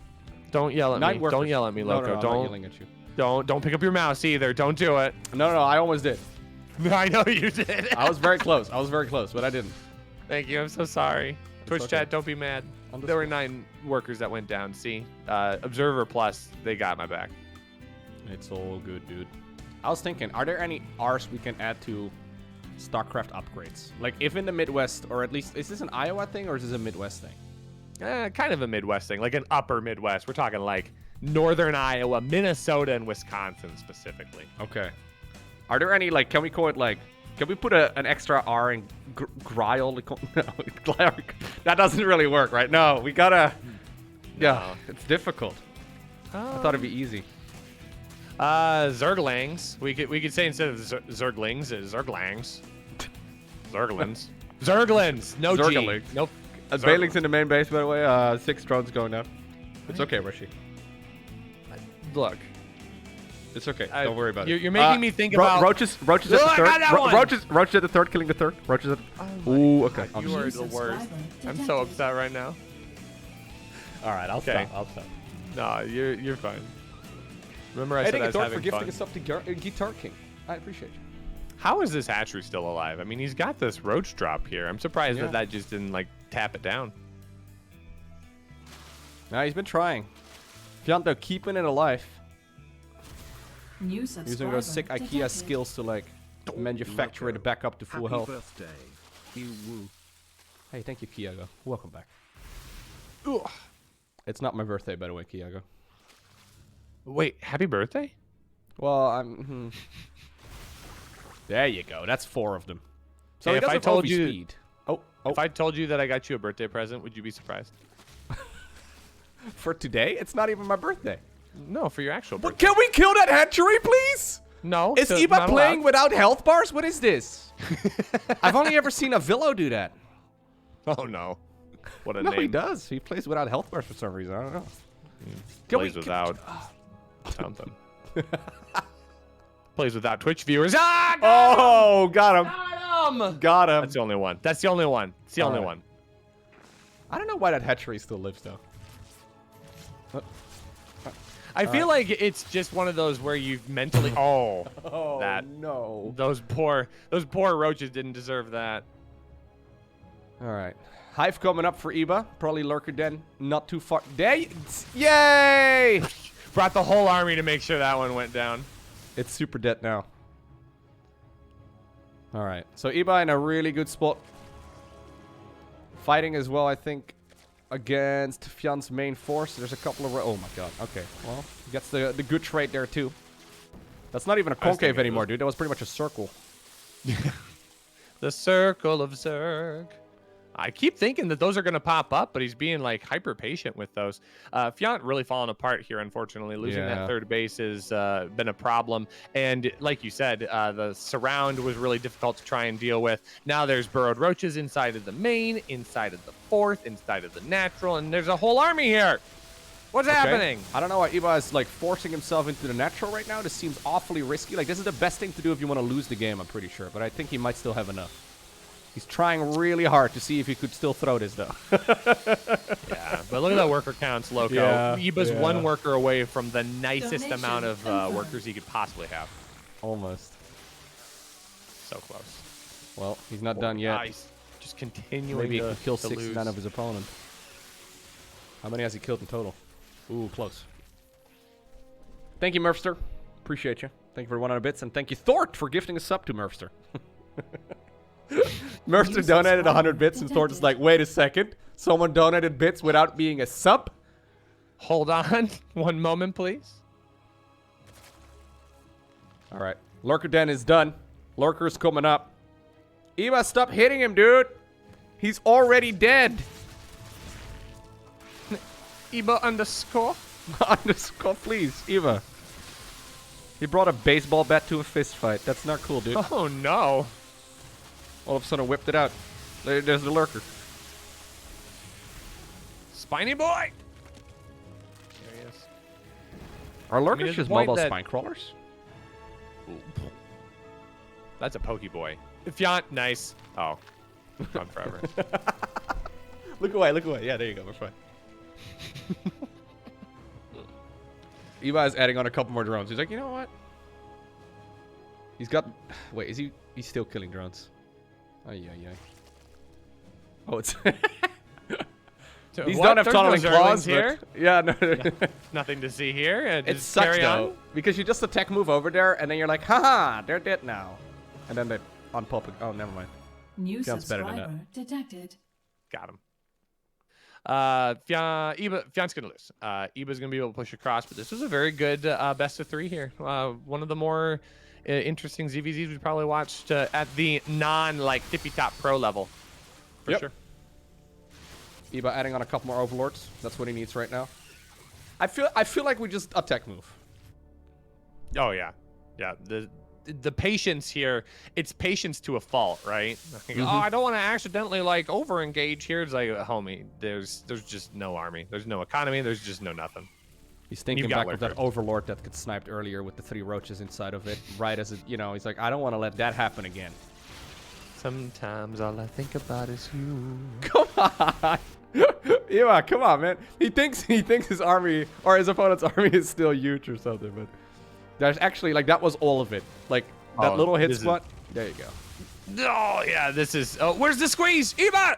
But why though? I guess he could just win with this army too. Yeah, half his army. The ultimate flex. I don't even need all of my army. I just need like half of it. GG.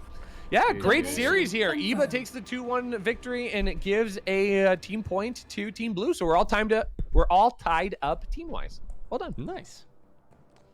GG's. Well done right there. Good series as well, of course, by the Swedish player. Oh, I'm excited to see who's up next, man. These players are good. Yeah, dude. I'm thoroughly excited that we're getting to have this today. So big shout out to Lowko, by the way, for hosting us on his stream. We've got a great crowd of you awesome StarCraft nerds. We got a lot more series coming up, 4 at least, to be precise. Dude, we've got a bunch of series, and if it's like, you know, still tied up at that point, we're also going to even have an ace match. We'll see, man. So the way that this works, by the way, for those of you wondering that didn't tune in at the very beginning of the stream, which I find hard to believe because every single one of you watches every single minute of my content, but just in case you don't, we're doing like 2 teams. So there's a red team and there's a blue team. The teams play against each other, and basically you get money depending on how many maps you win. Pretty self-explanatory as far as that goes. So we have the maps over here. So Fiante obviously just ended up losing against Iba. We're doing all maps played because of that system as well. Once Rex is ready to update this, we'll see that the score is currently 1-1. So we'll see who's going to be up next. I don't know. Could be Baby Marine. Could be Cuckoo. Auric Fire. Ghosty. We almost have the same microphone set up. Almost. Yeah. Did you get the pop filter, right? I have that pop filter somewhere. Yeah, I switched out the pop filter. There you go, dude. It's less exciting now, but it does look more fancy without the pop filter on it. Is that the... Oh gosh, what microphone did you have before you had that microphone?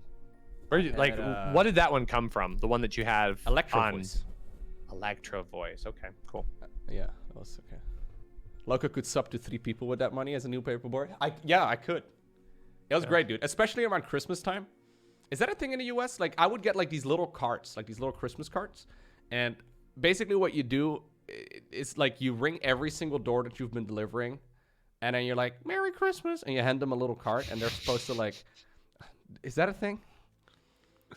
I feel like I'm describing another like planet. I'm like, Rushi, do you guys have newspapers? Like, do you guys have bicycles? Do you have children? Do children exist in your world? No, we all come out of the womb 32 years old, well, old enough to bag in groceries. debt and just angry. Oh God, all right. Well, that you know, that was painful, Rushi. Wow. That's the American experience, baby. Bum ba bum bum bum USA. Oh my gosh. Oh. Is that what mine looks like? No. Rushi, I don't want to say it, but like... You say it. You have to now. You already brought it up. Yeah, it's way bigger, Rushi. That's what I'm trying to get. That was like, I don't know, man. That was a weird Kappa Pride moment right there. Chat definitely won't spam that. Yeah. Live on stream. r/live stream fails. Here we come. People are, by the way, busy analyzing your socks. Apparently, you've got 2 differently colored socks. I do. Would you like me to tell you about them? There is something special about them. Sure.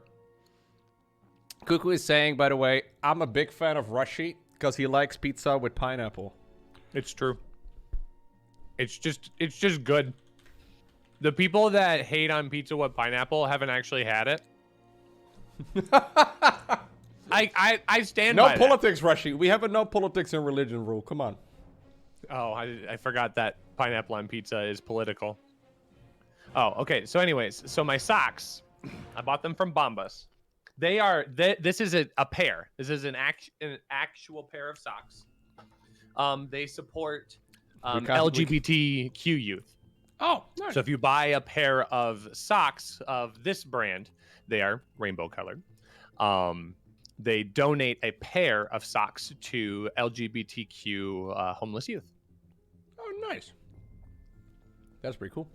So yeah, I This really is like a way more wholesome story than I thought was going to happen. Yeah, which is good. Nice.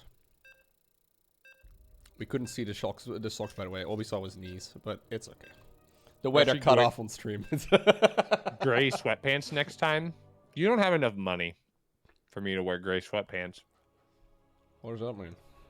I don't want to know. Never mind. No, I'm good. They know.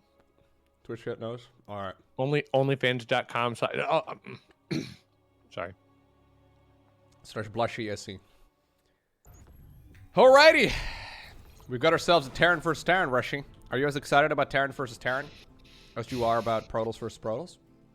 I have to go now, so it was nice casting with you. Thanks so much. Really appreciate it. Can you introduce at least one player first, please?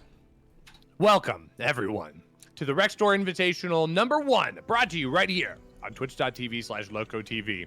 In the top right-hand corner of 2,000 atmospheres. It's our green Terran player. He plays teamless, but he plays for the Dominion. This is Jorks. From the greatest country in the world, of course. You forgot to add that. From the United States of America. No. Okay. The Holland. He's from Holland.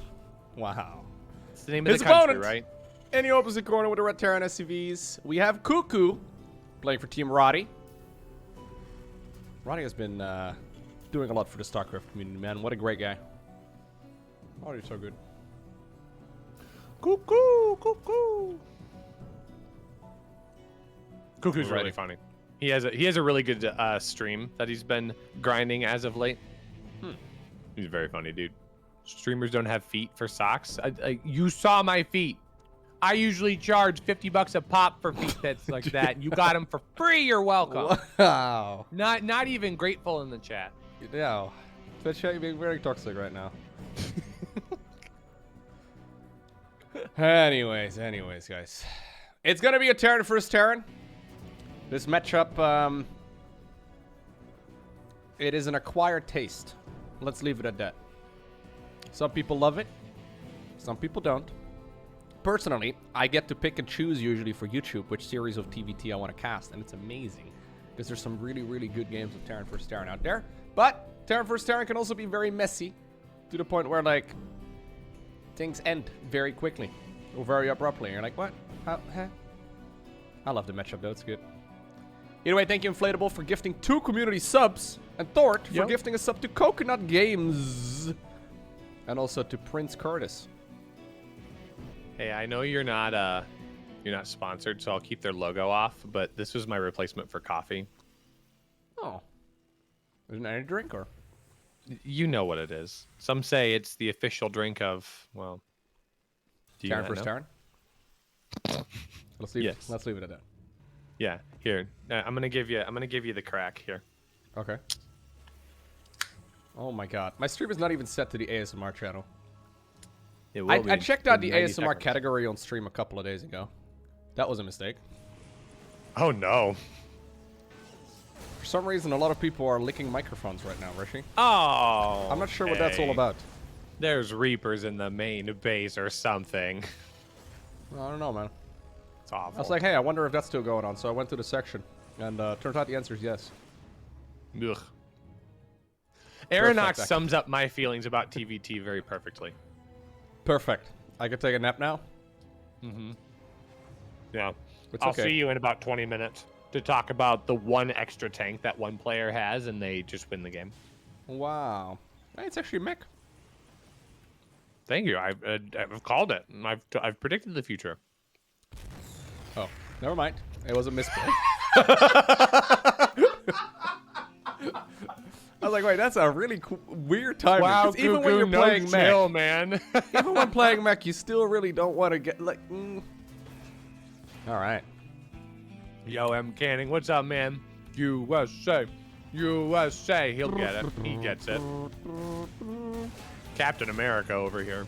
I love the yearly updates of M. Canning announcing that he's once again not canceling BlizzCon. That's cracked me up every time. Every year I'm like, okay, there's another video. What's it about this time? I'm like, oh yeah, right. I remember that from a year ago.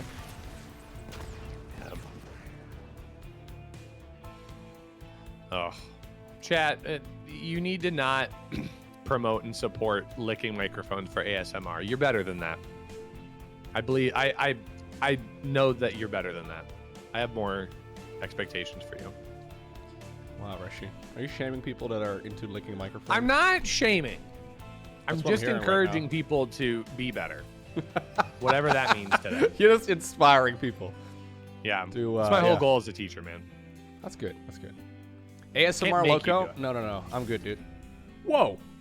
I just saw the Raven doing a little animation with like, it's got. Did anyone else see that? Yeah, that's like normal. I've never noticed it doing like, there were like little things coming out of the front. Yeah, do a barrel roll. Do a thing. Yeah, I know it does a barrel roll. I know that one, but I've never seen it like, it almost looked like it was self-repairing. No. Oh, there it goes. Oh. Broken unit repairs itself. It's not even a part of the game. Blizzard. Wow. Blizzard, we know that you can't replace the map pool because that'd be too difficult, but you gotta fix that. It's so unbroken. It's unbalanced. The Fly of Shame to watch the other add-on. I feel like this flight takes about as long as like literally building another add-on. It's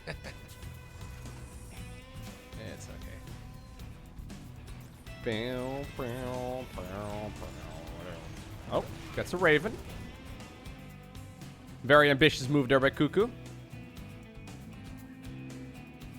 Yeah, so Terran First Terror does have a bit of a ramp-up period. Let's leave it at that.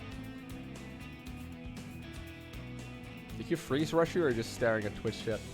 I'm staring at Twitch chat trying to figure out why Velharnan thinks he's like an expert on everything when all he builds are carriers. I'm just trying to parse things out. I already mentioned this yesterday, right? So 2 days ago, I was ending my live stream. And I was rating Velharnan in the chat. So I'm like, hey, if Vel is live. I'm a little bit late today. Apparently he's streaming. That's pretty cool. I'm going to send a rating over in his direction. So I start up the raid and I click on his stream. And what do I see? It was a game of Protoss versus Terran. Velharnan is playing Protoss. He's building shield batteries outside of his opponent's main base while chrono boosting Tempests. I was very close to canceling the raid. But it was late, so, you know, I was tired and I didn't feel like, You're a gentleman and a scholar, and I Thank hope you you. know that. Thank you. I understand you, or I'm glad you understand my pain. All right. Does Cuckoo have enough to continue pushing here? He did just lose 2 of those Cyclones. That's not ideal.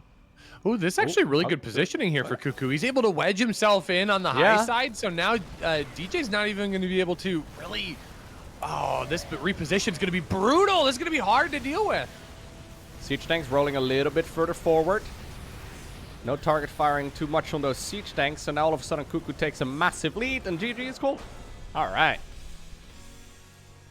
This is a good example as to why you love Terran vs. Terran, Rushi. Wait, it's over? Okay, we'll click the button. We'll move on. Sorry. Cuckoo at 447 actions a minute. Dude, Cuckoo's pretty awesome. 447 actions a minute. Ay. It's a lot of actions. What MMR is he sitting at? He's sitting at 6.1k.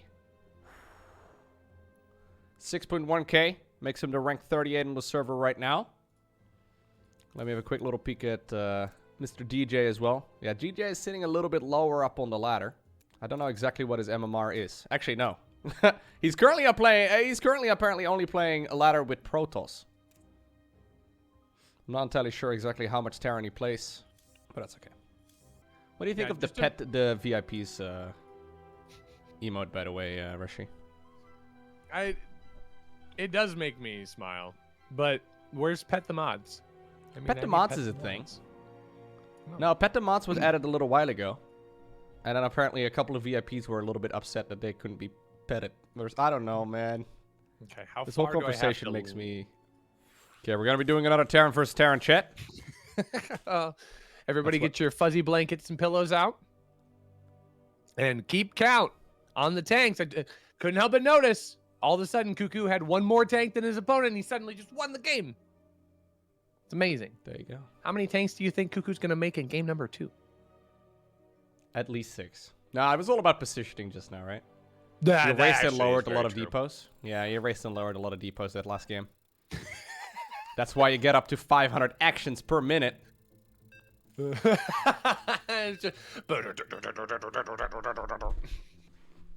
Can you rapid fire that? I bet you could. Probably. Oh, there's Pet the Mods. I do like that Rushi is just eating on stream, since I do not get the long pauses that the casters get in other tournaments. I mean, Lowko had like yogurt like literally an hour ago. It's not like I'm a pioneer in this idea. Rushi, you're being very toxic right now. I can't believe you're eating on stream. I'm not calling you out. I'm just saying it's already happened. Wow, Rushi eating on stream, so unprofessional. Oh, doesn't care. Has he given up? Exclamation point! Up? Did he quit? I understand you're angry about the waffles, but like, come on, don't take it out on the stream. Dude, I was relishing the opportunity to show you my giant plate of waffles. Dude, I was relishing that idea too. That sounds amazing. The moment I saw Jacob upstairs, I was like, oh, did you bring my waffles? And he just looked at me and he went, ah, oh, shit. Wow. I think we should have a round of dance games in the chat for Jacob. And this horrible, horrible thing he's done. In about 90 seconds from now. I mean, you know, you should do it right now, but like, you know. You're going to get the people that wait another 90 seconds.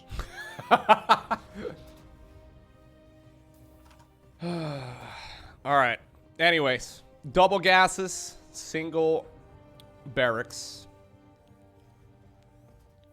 Yeah, Terran vs. Terran. Takes a little bit of time. It's okay. We can talk about... no, we should not be talking about waffles. What about... I know it's very unprofessional to eat on stream, but now that apparently it's normal, I have an Oreo, Rushi. Where's the Twitch chat? Do you guys want to be over here? Okay, I'm adding you to the stream as long as you promise not to post any capos, okay? Thanks. Do you feel like your game engagement was dropping, so now we want Twitch chat to post funny things? So they can see their name and go, Mom, look! I'm popular. Mom, get the camera! Get the camera! I just want to see the round of dance games for Jacob. Oh, there they go. Because he skipped. He skipped the waffles. Oh, that's happening. It's happening! Someone got Jacob. Lowko, I just bought a $300 waffle maker due to all this delicious waffle talk. Ooh, I don't have a waffle maker. Should I have a waffle maker, Rushi? You should, but it should not cost you $300. Yeah. I was thinking the same thing. I'm not shaming Thunder General. If Thunder General got like the greatest waffle maker in the existence of mankind, like more power to them. I respect that. I feel like you can get one for like probably 25 spend bucks. 30 and be just as good. Would you say a waffle iron is more important than a microwave? You know? Yes. I will go as far to say that. I will call IKEA and have your order changed. I don't want to have to like construct it. Like if I spend $30 on it, I want it at least coming constructed like in one piece. Wow, it's big entitled streamer just wants everything.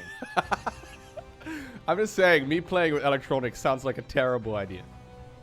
Goes to IKEA. Well, I'm paying you money, people. The least you can do is put it together. What else? I haven't been to IKEA in a long time, man.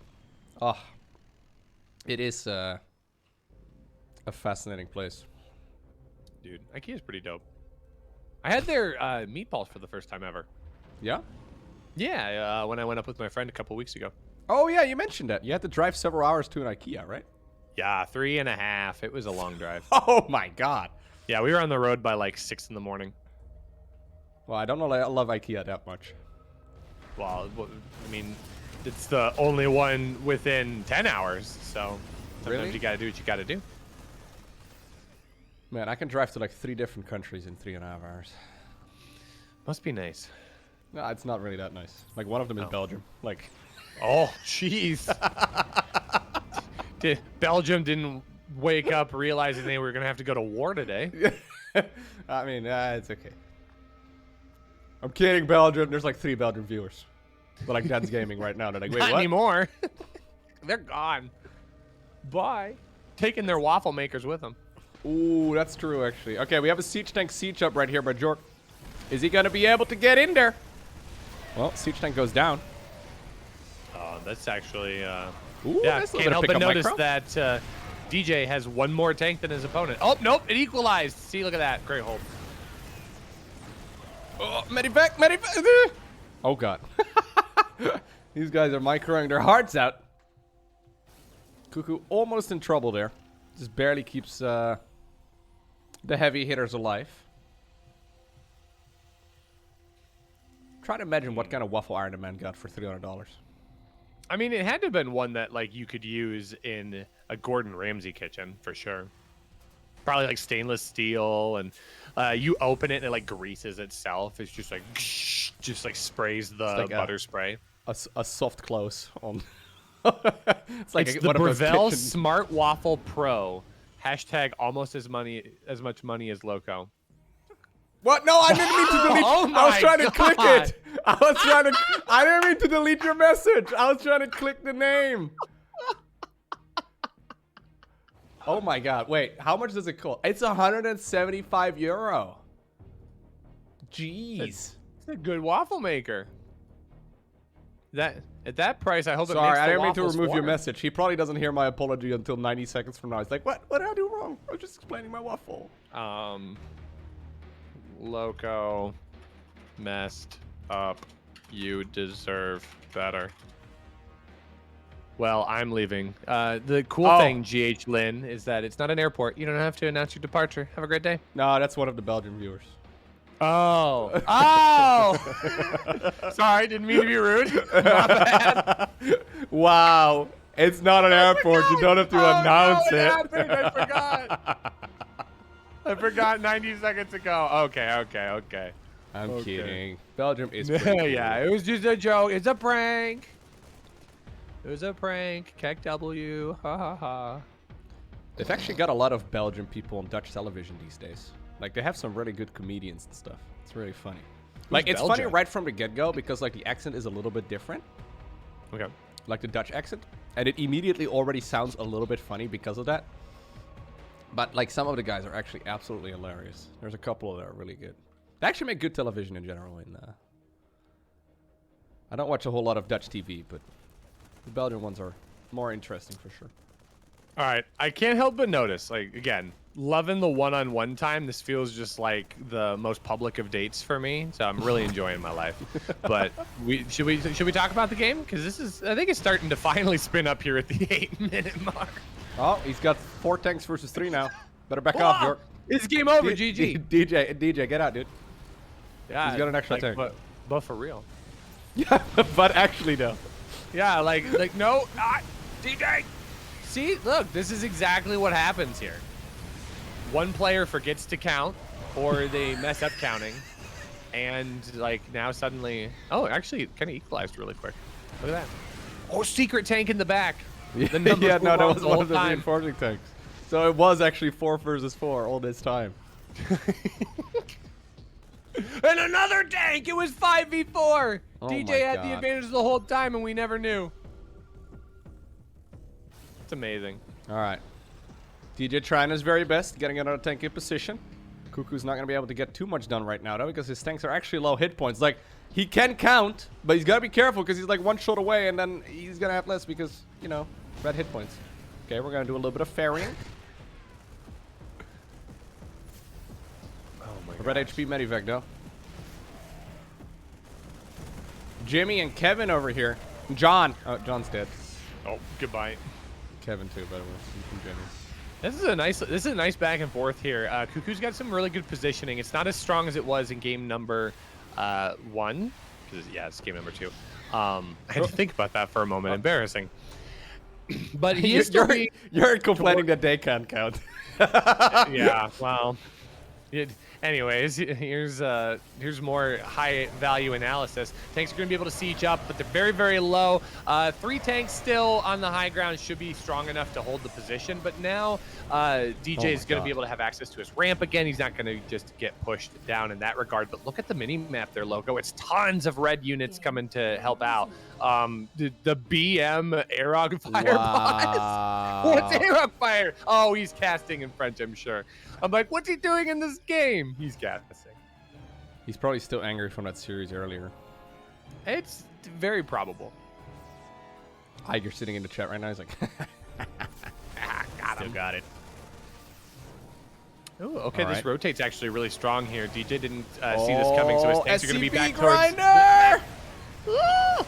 I mean, the Marines are just going to sit behind the tanks. That's going to be a terrible engagement for those SCVs. 27 in total. That's a couple down. Okay, sorry. GG, Cuckoo. GG. What's the second game as well? Yeah, it goes up 2-0. Super sick. Yeah, TVT does take a little while before it gets underway, guys. We're not just being jerks. It's just a little bit, you know. The early game is pretty much always similar. And then it's all about counting. I mean, Turn First Turn has so much potential. I think that's in general with the mirror matchups in StarCraft, right? Like, they all can be amazing. But, you know, if you're fighting one guy with 5 Stalkers and you have 7 of them, you'll probably win, right? Like, it's kind of unforgiving. It's very true. We had a TVT, a ZVZ, and a PvP. We've also had a ZVT, right? Yeah. So we're missing a PvT. We should have a Protoss versus Zerg. That should be interesting. Oh, no. I don't know. Sounds horrible. Rushi, I heard you're crazy about Protoss. I'm just, like, it's just going to be me complaining for 10 minutes every game. That's all it's going to be. Like, I guess he's probably going to throw down another Stargate. Oh, there goes the Stargate. I bet Tempests are going to... There's the Tempest. Why is the Warp Gate upgrade spinning? He's already got it. Oh, wait, it's +1 flyer. Ah! Oh. Hate it when that happens, dude. 6 streams so far. This is very enjoyable. I hope you guys are having as much fun as we are, because I'm having a blast. Oh, it'll be probably TVZ next, would be my guess. Oh, after this, we're going to get Ghosty and Baby Marine, the League of Legends pros? That seems right. Do they play a lot of League? I don't know. Ghosty does. Ghosty does. Apparently, Baby Marine does as well, then. Oh, really? Okay. Well, that's what Thorn is saying, so. Oh, people I on believe Twitch it. chat never lie. By the way, even though we're doing best of 3s, we are doing an all maps played type of format for those of you just now tuning in. It's because there's money on the line for every single one of the maps. I believe it's $24, 26, something along those lines. So there's money on the line for every single map. That's why we're playing all of them. Yeah, it's 24 USD per map. In addition to the base prize money, teams also receive $24 US for each map. Cuckoo getting excited already. He's like, you know what? Let me get some more of that. But first, 8 minutes of build-up. Second gas. Lowko, I have a question for you. I'm ready. So the company that we were just talking about that shall remain nameless. Yes, Red Bull, right? Wait, no. Must. No. What? Wow. Oh, no, sorry. I thought it was must. No, you're good. Okay. If you got to make your own flavor, what would it be? My own flavor of energy drink? Mm-hmm. Ooh. I have no idea. What would be... That's a good one. I feel like it always... Like, whenever I hear, like, people saying they've got, like... Whenever it's, like, people with, like, big audiences announcing they've got their own energy drink flavor, it's always something typical to them, right? So I'm trying to think, like, what do I eat most often on stream? Carrots? Carrots? Yogurt? Oh, Like, these no. are f***ing boring, man. Like, this is... I don't know. What about you, Rushi? Have you thought about this? I've never thought about this. I would have to go because a lot of my aesthetic, especially in StarCraft, is pink related. I'd probably do pink raspberry. Ooh. All right. Yeah, I don't really drink a whole lot of energy drinks myself. I do, but that's because I don't take care of my body. I'll probably die at 62. For like a couple years. Yeah, it's only a couple years away. At least according to the kids in school, then, right? It's like, yeah, so. I've told you this before, but I'll say it again for the people who weren't here for that conversation. At my last job, when I was done for my final day, my kids literally threw me a retirement party as 29 years old. 29 years old, dude. Yeah, they bought me a book as a gift that was called When I'm 70. And it was a book designed for people who are actually 70 in 2019. And it had little like booklets of like, remember when this happened? Remember when the Cold War happened? That was very spooky. Do you remember when the first TV came out? It was the whole book and it was like hilarious. I still have it in my office at school. That is fantastic. I do like though, you know, that they at least, you know, they threw you something. I mean, I can imagine there were many teachers that left school back when I was a kid, and I don't think we ever cared. We're like, yay, they're leaving. They're gone. Oh, thank goodness. And then they were replaced by another one. We're like, wait, that wasn't part of the deal. I thought we were just going to have study hall every day. So, by the way, a little bit of damage being done by both players. DJ managing to deal a little bit more damage, though, because Cuckoo's command center is a little bit delayed. Tech Lab's coming up, of course, as well. There we go. Carrot flavored. No, carrot flavored's not that nice, man. Cat flavored? What is that flavor? What? Oh my god. Excuse me. I've tried explaining to Milo, by the way, these are the last 24 hours before he's no longer the only cat in the house. And he looked at me, he's like, yep, don't give a shit. And then he just carried on whatever he was doing. He was being very rude about it. Like, I've been trying to, like, explain this to him for a while, right? And then tomorrow, he's probably going to be all surprised. You didn't don't tell me about this. Yeah, when was I going to be informed? Yes. When was I going to get the CC on that email chain? Carrot and hummus energy smoothies. Sounds pretty good, dude. Actually, yeah, I don't know. That has like potential. I know it shouldn't, but I like we had both this of thing those in the things. fridge this morning. That was like a ginger shot. I don't know why Lauren bought this, but she wasn't drinking it. So I was like, you know what? I will give it a try. I like ginger in general, but that was so gingery that it felt like I was drinking like 60% alcohol at like 8 in the morning. Like that much. It burnt properly. I'm like, whoa, this is, it's a bit much. Anyways, pretty sure it was ginger. I'm like 99% sure it was ginger. I'm still alive, so you know. That's why you've been slurring all your words in this cast. But I wasn't gonna say anything, didn't want to call you out, but now it makes sense. Ugh. I knew it. Ooh, we gotta go for the quicker third CC. Flavored. Sorry? Pizza flavored. Pizza flavored? Ooh. Yeah, energy drink. It is pizza day, guys. You're right. It's Saturday. With pineapple. Pineapple? Yeah, with pineapple. I don't mind pineapple on pizza, but like, you know, I like my favorite part about pineapple on pizza is the meme. Oh, absolutely. Because some people get so caught up on it, and I was like, I don't feel strongly about any of this. It's just food, man. Yeah, it's, you know. It's like, no, look, you don't understand. It's blasphemy. This is life or death. People are dying over this. Baby Marine in the chat right now. He's like, I'm following on Twitter. Sorry, baby. He was a tier 3 sub. No more. All right. This is dead even supply. All right. Cuckoo. Apparently, once again, ready to go in for some damage. It's 2 siege tanks versus 2 siege tanks. Third one is out right now for Cuckoo on the other side of the map, who's going to have to deal with apparently 2 Reapers and 2 Hellions, too. Nice little move right here by DJ. Question is, are you going to be able to defend at home as well? It's going to be a lot of damage that he is not going to want to have to come back for, but I don't think he's going to have a choice. The Vikings are going to pop out here in just a moment, but that's not going to effectively deal with this. So yeah, he's got to bring the Cyclones back. He brings a tank back, but it comes at the cost of positioning and 13 workers. That's not great, but great pickup micro.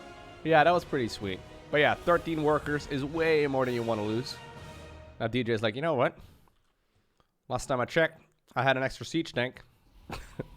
I'm gonna. I like how you're actually drinking the off-screen, Rushi. I'm trying. It's all good, man. What does it say Here, on I'll your cover shirt? it with paper. Oh, is that an Alpha X shirt? Oh, Yeah. it is. Oh, okay, okay. Maybe first like a Pepsi shirt. I'm like, no, what? How could you do this? This stream brought to you by Budweiser beer. Ah, beer between quotation marks, though, right? Wow. That's what I've heard, at least. I've had one Bud Light once in my life, and someone handed it to me, and they were like, here, have a beer. I was like, ugh. Yeah, gross. Pressing It's just X for bad doubt on water. that one. I was like, oh, what the hell? Jimmy! Jimmy, hell yeah! Woo! Whoa! No. Okay, never mind. Mark had none of it. He did not feel like doing anything there. I don't know what happened. No idea why Jimmy started breakdancing all of a sudden, but fair enough. Gabe's going to have a whole Twitch highlight video just for this tournament between you and me. Oh, yeah. Go ahead, Gabe. That would be great, dude. Oh, finally. I'll be famous on the internet. You are in like 7 of my YouTube videos at this point, Rushi. But it could be 8. Fair enough. This one has your face on it, too, though. That would be sweet. It's the first time my face has been on your stream, and it's a big day for me. Oh, my God. It is a big day, apparently. Like, I've casted DreamHack a few times, but like, pales in comparison to today. All right, now we are on Romanticide, guys. And Romanticide is a very defensive map. Especially when third bases are taken, it's quite difficult to break it. Just because siege tanks over here can kind of defend over here too, if you reposition them ever so slightly. So it's going to be difficult to get some good hits in. A little bit of marine drop on the other side of the map. DJ apparently planning on dealing with that just by the reinforcements. 4th CC though. That's going to be cancelled. Oh yeah, that actually is a really good cancel there for Cuckoo. And DJ doesn't have very good positioning, unfortunately. Sensor Tower is going to be able to see this coming. And yeah, I don't think it's going to get as much done as it probably could. Good scan forward is going to confirm what he expects to see, but yeah, Army is going to already reposition. Cuckoo has dealt some damage across the map. 8 workers have gone down. He's going to lose access to gas, but that's not as bad as it could be. Nope. I don't know if he can really push onwards here, though. DJ's going to, at the very least, sit out here for a little while longer. The problem is if you sit out for too long, right? Because if you're just kind of like tickling the command center over the course of half a minute, at some point the extra production cycles will appear. And Cuckoo's army is already quite a bit bigger here than that of the player in blue. Okay, finally that Medivac will be shut down. Question is, when's Cuckoo gonna commit to this? Couple of Ravens coming around the side. He's thinking about it at the very least. Okay.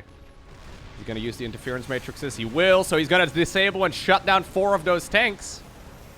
But he does the worker pull to make it happen as well. And he's having a difficult time getting onto the tanks. The tanks are going to stop being interfered with here in a moment. That's going to be a lot of damage followed up here. So Cuckoo is going to take a hefty cost here to make it happen. 15 workers have gone down, and a lot of his bio is very, very overstimmed. So DJ got the most out of that engagement.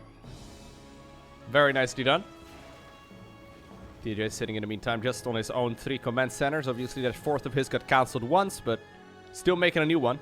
That being said, Cuckoo did finish his own 4th, so at the very least he's going to be able to replace those Marines pretty quickly. And even though I think we can all say that this is an advantage right now for DJ, it's very hard to close it out. He is sitting at 69 workers, so that's pretty nice. Nice. But where do you go from here?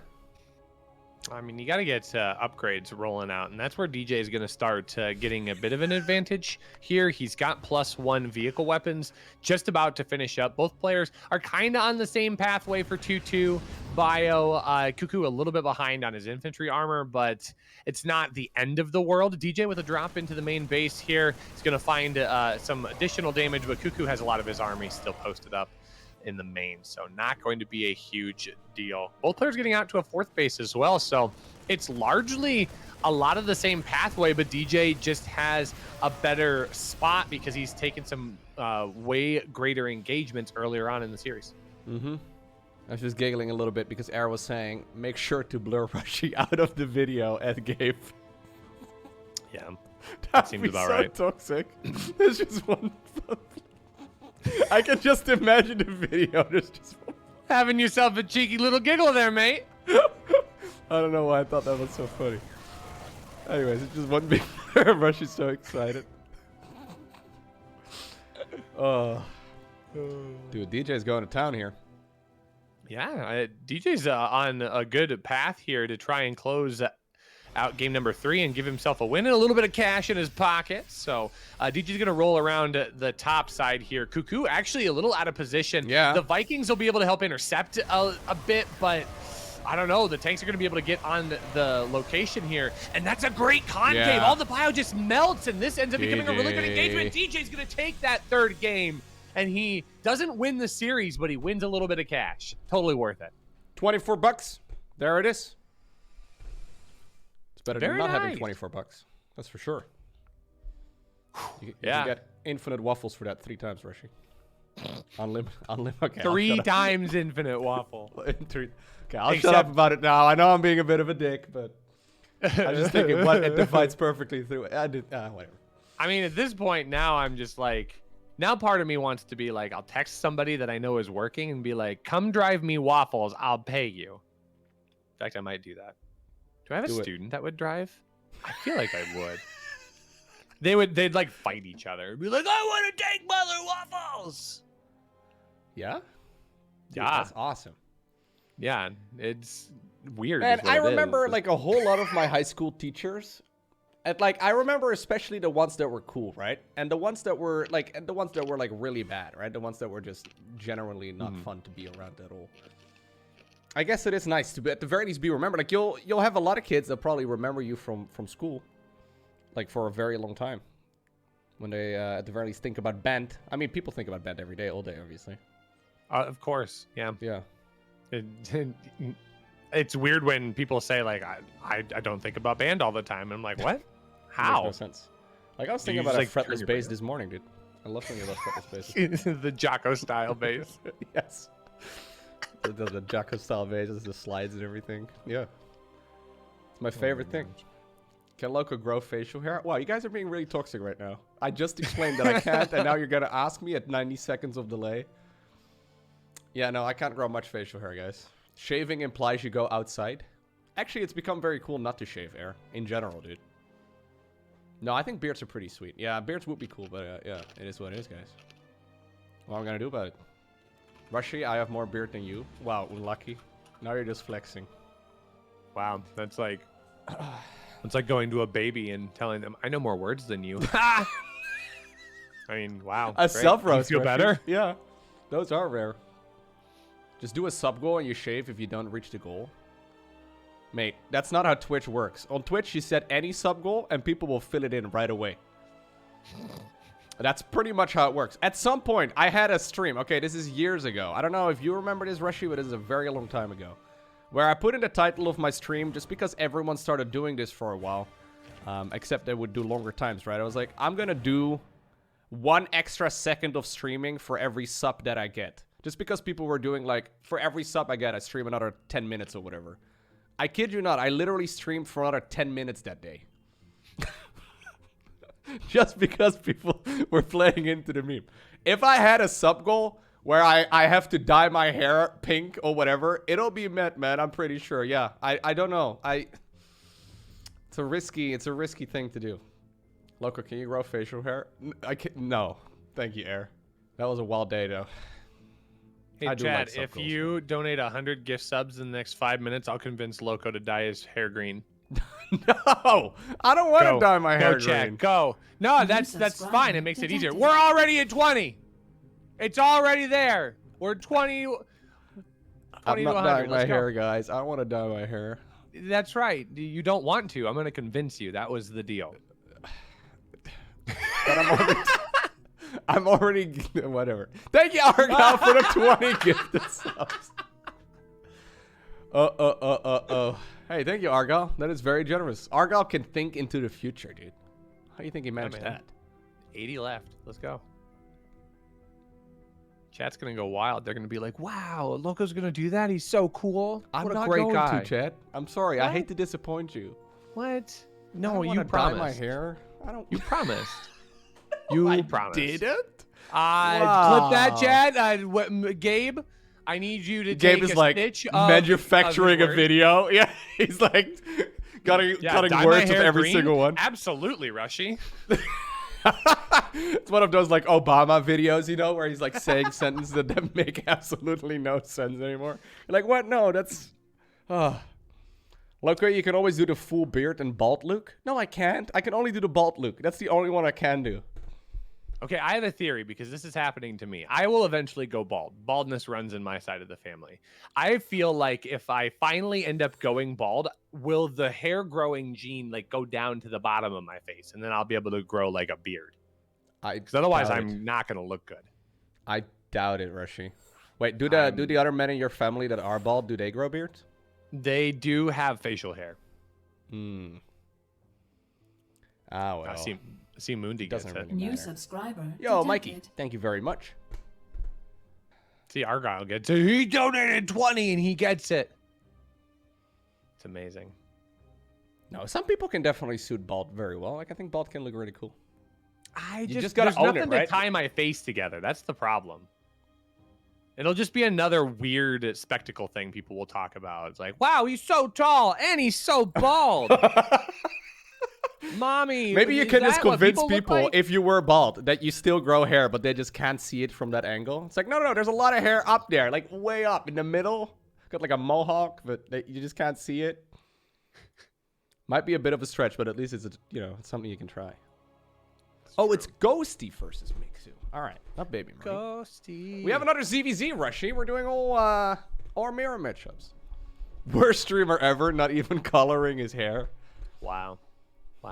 Dye it green, Lowko, and use chroma key. Yeah, Guys, that's kind of what I was setting it up for. no.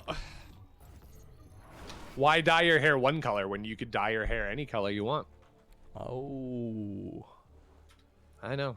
I'm thinking. I'm trying. Yeah, I was gonna say that's impressive. All right. You wanna Ladies and introduce them, Rushy? gentlemen, welcome to series number 5 of the Rextor Invitational number 1. My name is Rushi. I'm here alongside man who will color his hair for 100 gift subs, Lowko. Spawning in the bottom left. Oh, It's our red Zerg player. I was introducing the Playing player for in the top teams. right. Bedge. Okay, fine. Top right. Oh. Our blue Zerg player with the weirdly Superman-looking symbol. This is Miksu for Team Kova. My God, dude, I was pressing that delete and insert key and scrolling in and out like 700 times there. You finally made it, but his opponent in the bottom left, he goes better. Ghosty. What is that, Pepe? It says sleeping Pepe. Aw. Bedge. Yeah, Oh my Bedge. God, Bedge. Am I just getting old that I don't know Bedge? I'm familiar Yeah, I with didn't know Bedge Sedge. either. Oh, okay. I like Bedge. Yeah, that was me last night at 2 in the morning when Lowko and Rextor started messaging each other. Oh, wait, you had your notification. Dude, I never know if I should respond to your messages because I feel like I'm always going to wake everyone up. I just, No, I no, just you're do always it, but... Okay, My okay. I have a pixel stand, so anytime I set my pixel on my nightstand, it automatically goes into Do Not Disturb. Ah, okay. Yeah, I've just kind of decided that I'm just going to, message people if they message me at any time of the day. I hope people mute their phones because... I don't know. Like, how else am I going to do it, man? Am I going to, like, time around? Like, do I have to be like, oh, God, okay, I got to set an alarm so I can message Rushi. Okay, let me get 4 hours on the clock. Finally, I can write Rushi. Like, I just people figured you don't were like do an not disturb airport on, where like- your wall just had like 6 different clocks on it for all the major time zones. Like, oh, it's roughly this time in the United States, and it's roughly this Like time Krellar here. It's messaged me, roughly what this in time is it Tokyo." over in Australia? Let me have a look. Yeah, Oh, it's- exactly. But they do have to be digital though, because I can't read analog. we found that out already. All right, guys, we have another Zerk versus Zerk. No cheese this time around, although there are a couple of Zerklings running across the map. Lowko, is there gonna be another viewer tournament? Yes, there is. I haven't told you about this yet, Rushi, but there is. Surprise. Yeah, no, it's yeah. I don't know exactly what time but we're still determining what time. But there will be one over the course of the next month or two. We'll see.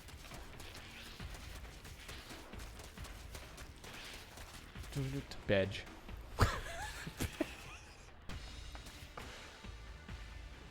Alrighty. So, both players taking a third. Miksu going for the triangle third. Ghosty going for the horizontal one. Are you more of a triangle or a horizontal type of guy, Rushi? I think it depends on what my overall game plan is, which is I don't have a game plan, so I just kind of wing it. But typically I do horizontal. We have still one series after this one as well, right? Maybe even 2. Should be 2, depending on how this series goes. Because right now it's 2. No, it's 3-1. Yes. Who won? Who won the last series? It was. Oh, it was. No, Cuckoo. it's 2-2. It's 2-2 right now. So we don't know yet. Still Okay. potentially 7 series. 7 series. Yeah, because 6 scheduled, and if it ends up a 3-3 Oh, tie, then right, we'll do right, the right, ace right, match. okay. Yeah, So kinda yeah, all so you- the final you- series, quote unquote, is just a game. Okay, Lauren's asking when she should order pizza. That's why I'm asking, Rushi. But thank you for giving me the like. That was great. That makes a lot of sense. We're just organizing pizza at on the street. You guys don't mind if I order pizza live on stream, right? It's fine. You know what I used to think, Rushi, is that people cared if you're being very professional on your own live stream. Oh, I gave up on that a while ago. Nice little Bainley run by, or waddle by rather. Yeah, the problem is when you're streaming for a long time as well, you kind of just, you know, gotta do basic things like food and stuff, right? Unless you're Winter. Like, I streamed together with Winter at Gamescom several years. It was great. I found out that day that Winter would oftentimes, or like those events, that Winter would oftentimes like skip breakfast, skip lunch, and basically not eat until dinner time after streaming for like 18 hours. You're like, what? Huh? What a madman! How? Yeah, I don't know how. I get hungry like 20 minutes into the stream. Like, literally. Oh, that's really nice. Okay. Yeah, Wasn't Ghosty really just paying been for itself relentless yet, with these but Bainlings. that was great, yeah. Despite having the Bedge clan emoji, he's not being lazy with these Bainling waddles. Oh. Nice. He's not being caught sleeping on his aggression. Oh, Rushi. That fuel of yours is really kicking in now. Gee, Gee, I didn't thanks for expect that. noticing. All right. We do have the +1 carapace though for Miksu, which usually means they plan on playing aggressive. He's lost a bunch of drones. The problem is Ghosty has been making a ton of units here. He's going for his own lair and all gases. So that's an indication he'll definitely be playing mutas here, or he wants to. The only problem is that Miksu is now going to have a very scary army. With +1 carapace, these Zerklings are going to take forever killing these units. Maybe Ghosty is not even thinking about fighting this army, but I don't think he really has the luxury to just ignore it. Reinforcing roaches are always going to be very good as well, especially if queens, are set up in nice little choke points. Go, go, go. Yeah.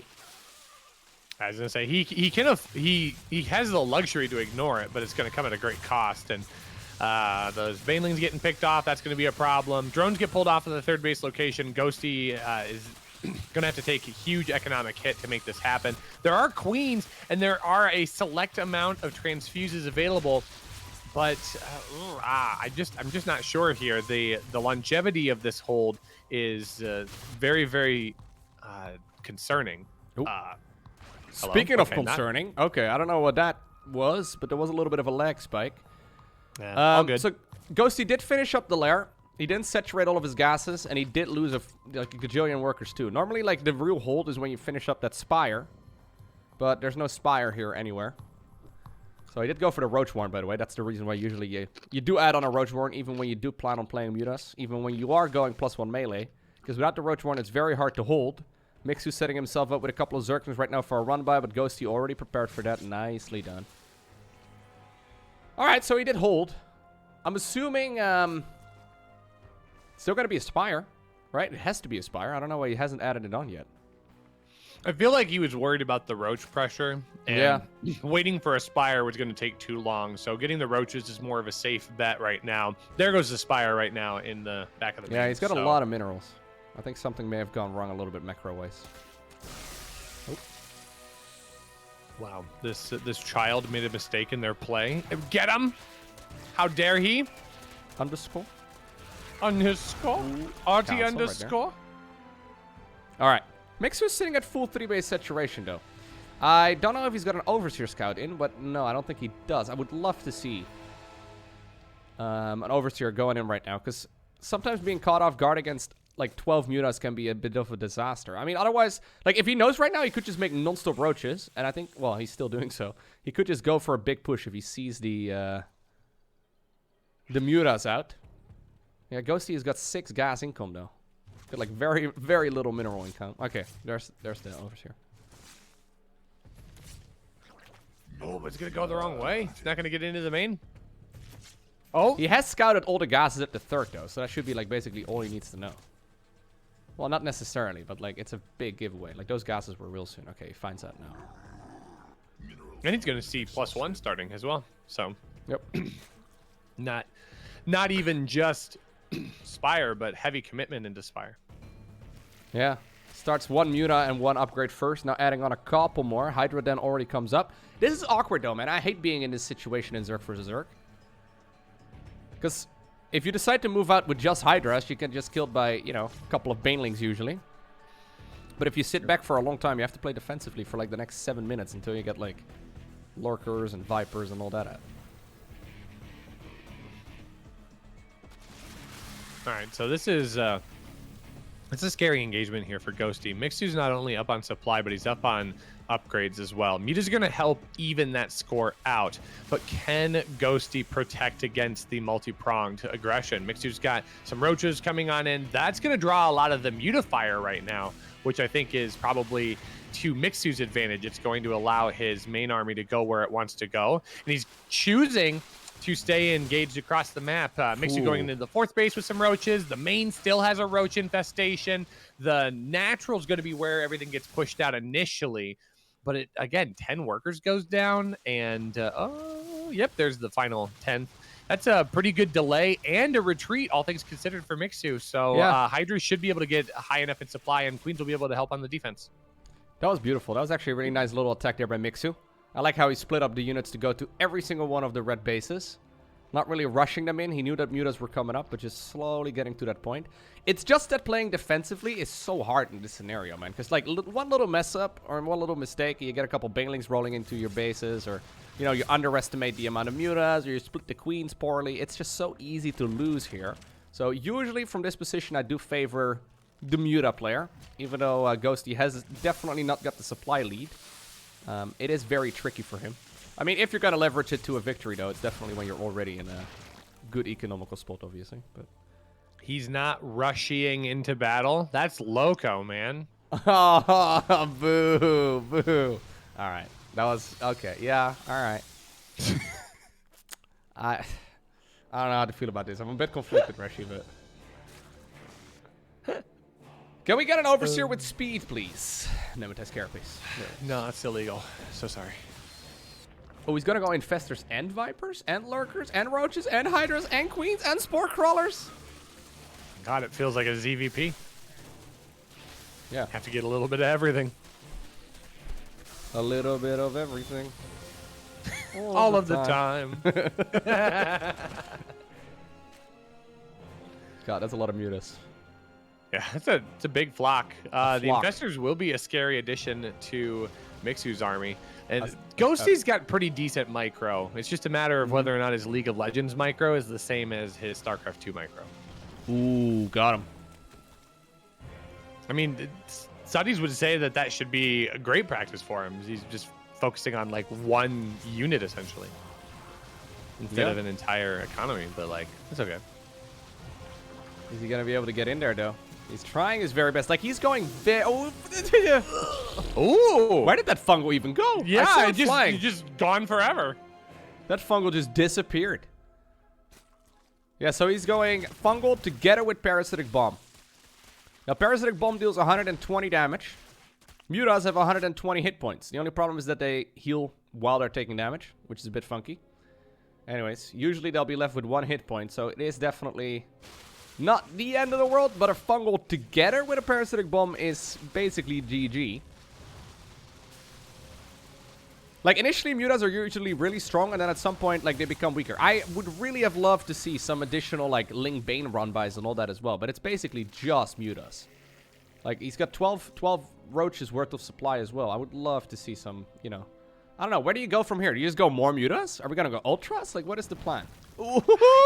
Yeah, I was going to say, he's got to be careful if he's just going to keep going more mutas because of the very anti-muta composition that's coming in right now. Plus, on the backside of this, Miksu doesn't have to invest a whole lot of his army supply into a really strong anti-muta army. So roaches, lurkers, hydras are going to be a scary part of the mix that cannot be dealt with if Ghosty's going to just only invest into mutas. So I feel like Ghosty has to get an idea of what's actually coming out here as the overwhelming army composition and match it. Oh, being able to pick up those Vipers, that's a really huge pick. That's a great start here. And immediately he's Miksu's got to remake Vipers so that way he can have that kind of position on the map.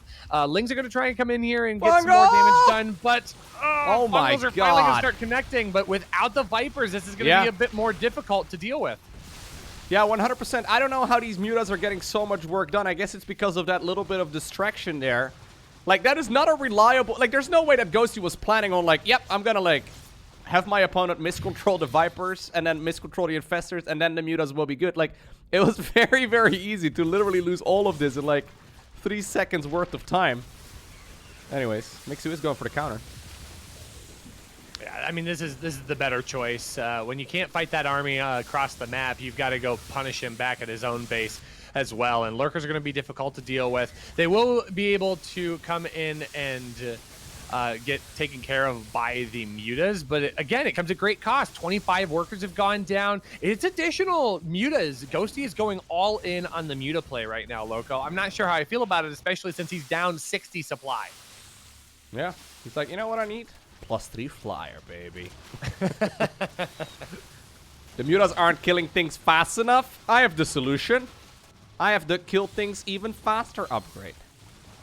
I don't know if that's the problem. Like, it's not really, like... So, just now, he got basically the best trade possible because the fungals didn't really work and the parasitic bomb didn't really work, right? But that was not so much because of Ghosty playing really, really good. It was mostly because Miksu kind of messed up there, right? Obviously, it's really easy to mess up. But I just don't see the reliable defense here. Like, how are you gonna... What's the plan? Yeah, and that was my concern is sure, you have something that has to be dealt with in the air, but you don't have any response to the ground army of Miksu. And Miksu's got, what, like 30 army supply locked into dealing with the mutas, where the mutas are 90 supply? Like, it's a huge thing to consider in the match. 48 mutas. I mean, it can work. Magic Box obviously can negate a lot of it. So if you like have the mutas all spread out, it definitely can work. Did he just heal Cuckoo? Okay, he did heal Cocoons. Transfusing those. I mean, at this point we can just... Oh god, fungal. Man, I've seen a couple fungals fly across the screen. It's been so dangerous. At this point, by the way, he's got 2 flocks of mutas. Like, that group up there is not even all of it. Pretty wild. Smart way to play it. I mean, he's got to find a way to make the most out of it. 24 worker kills, though. That's really important, especially since now it only puts him down 23 workers. So one more time, and that will be what he needs. But he's equalized the supply. One more time. Okay, God, dude, that's so many units. Gonna do it right. I'm just scared that at some point we're gonna see a fungal, parasitic bomb, and then everything is gonna boop. Goodbye. That would make for a great little stream highlight, though. Yeah, you and I will hype it up if we see it coming. Ooh, Fungal! Roger, you gotta shout. That did happen! Okay, that actually kind of worked out for Ghosty. As long as they don't die, it's fine. I mean, no, he lost like 20-something. Okay, I actually didn't realize he lost that many. They didn't die. What game were you watching? Well, there's a lot of units that got out, I suppose. That's fair. That's fair. They lost definitely a couple more than you want. Okay, this is brilliant. Love the burrow play. I need to do this more often when I play. That would require me to be good at the game. You are very good at the game, Rushi. Oh, thanks. I think honestly, if you're struggling in ZVZ, I think you should just play a lot of mutas. Like mutas are. I think theoretically speaking, the ground-based army is better. So like what Miksu is playing here is better, but it's just so freaking hard in comparison to like the Muta Ling Bane-based army. And I don't understand why he hasn't gone Ling Bane. He's just been going. Like at some point, like before lurkers are out, it's really doable to go Muta Ling Bane, right? Like but at this point, it's obviously not that great anymore. But I mean, he's getting work He done. had enough to deal with the Hydras. That's not going to be a fair fight though. Ghosty's able to, as long as there aren't any infestors, I think he can try and trade slightly inefficiently because he'll win out in the end and can get additional economic damage. But that many Hydras with the infestors, not going to be able to engage on that. And Miksu's doing the right thing. He just continues to throw down more and more static defense. You pair it with queens, and now it's very difficult to get anything accomplished efficiently. Yeah. I mean, Ghosty's making a really good game out of this, though. I feel like it should have been over at like the 8-minute mark, but we're still in here, and he's definitely not won. Or he's definitely not lost, rather. Like, Miksu is still kind of trying to brute force his way there, but... There's a reason why Ghosty is the 2020 Global Finals champion for the Junior Championships. He's a very accomplished player. No, this is great. Okay, there's a lot of good tech picked off. Oh, God. That was actually a big fungal. Fungal. Where's the follow-up? Okay, there it is. Finally. That could have been a lot worse, but still going to take out a decent amount of supply of Muta. Yeah, when you see like Sarah or Rainer playing that, it's just so dangerous because it all seems so fluent. It would have happened with the first group of units in the main base. And right now we're at how many dead mutas? 48. Cool. Now Cuckoo was playing last game.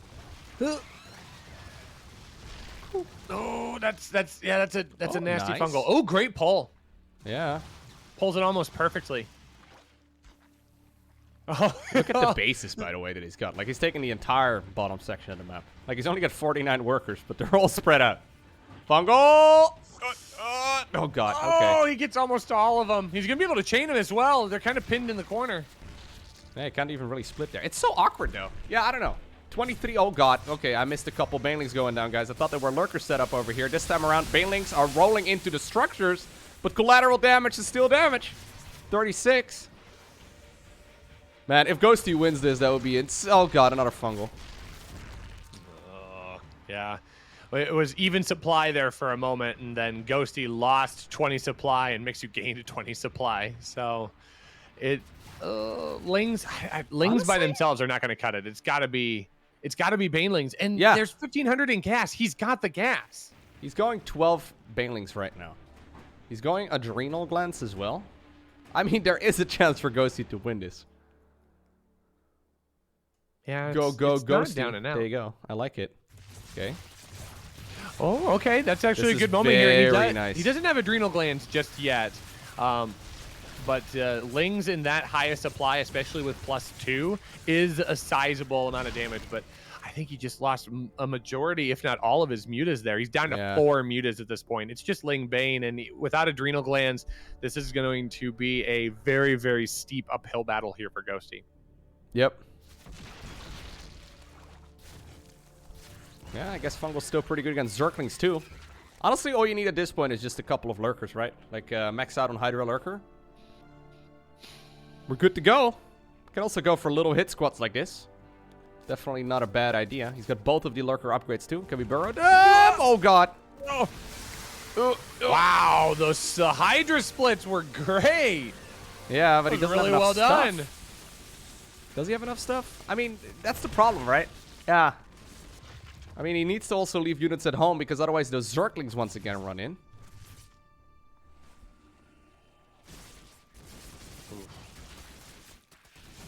Mewling Bane is so annoying to play against, but I don't Miksu at this point is probably sitting there. He's like, oh my god, it's not actually happening, right? Like, this game was over so hard. How many workers have been killed? 113 versus 90. All right. 200 casual worker kills in one game. Well, Ghosty's actually not that far behind on the units lost tab, so he should stop mining gas. Like he's he's got so much gas and nothing to spend it on. If he could spend 2,400 gas on 24 mutas, it would actually not even. He'd probably do it. Dude, these are like, this is what I would have loved to see a couple minutes sooner. Like, this is so powerful.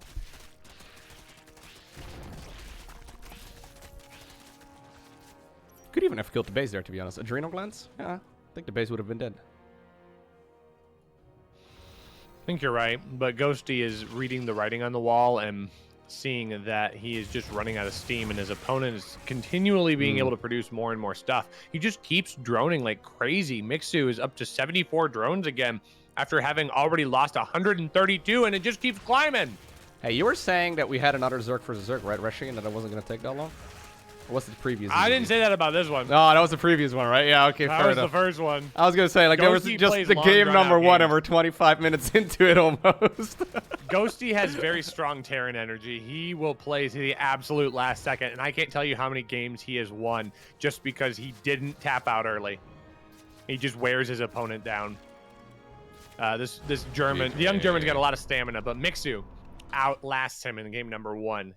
Goes up 1-0 in the series. GG. Good game. Good game, all things considered. Yeah, so Miksu, like, it felt like he won that game at, like, literally the 8-minute mark, but it took him another, like, 16 minutes to actually obtain the victory. And even though it got closer and closer and closer right there in the advantage of Ghosty, in the end, just barely not enough.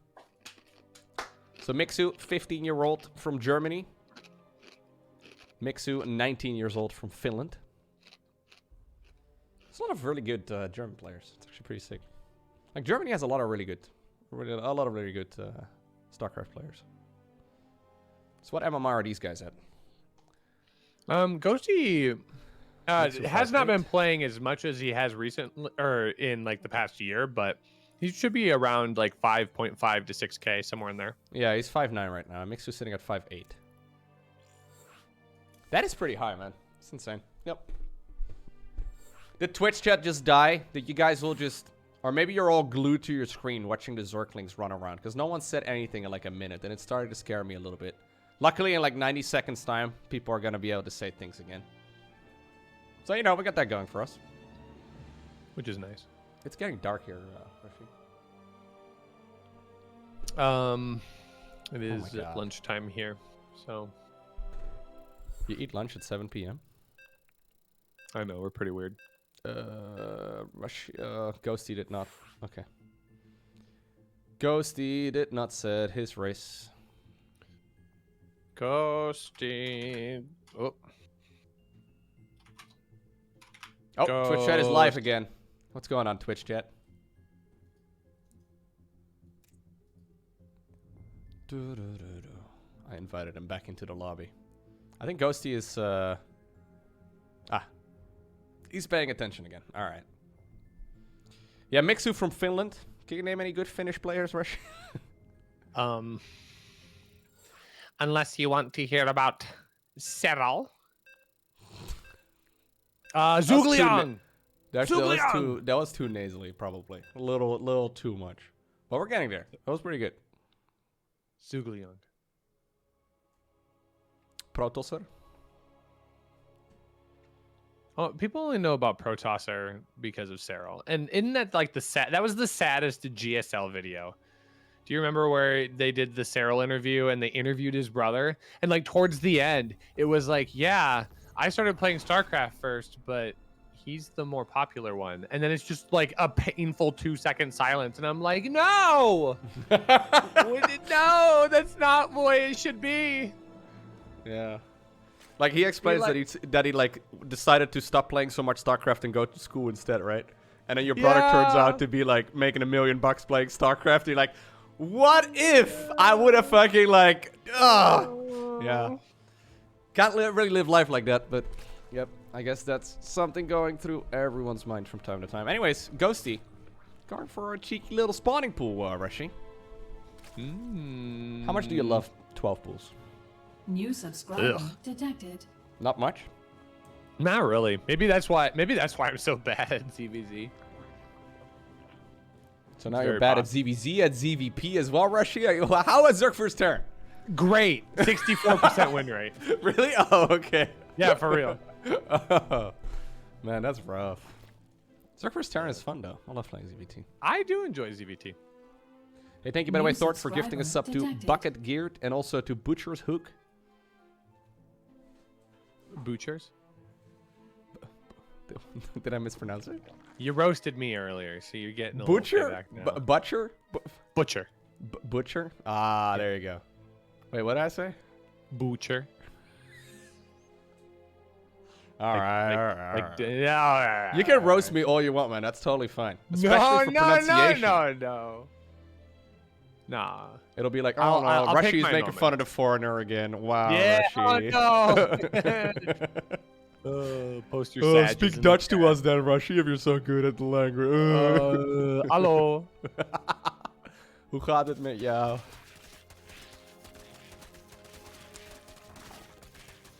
I don't know anything else in Dutch. I have to practice.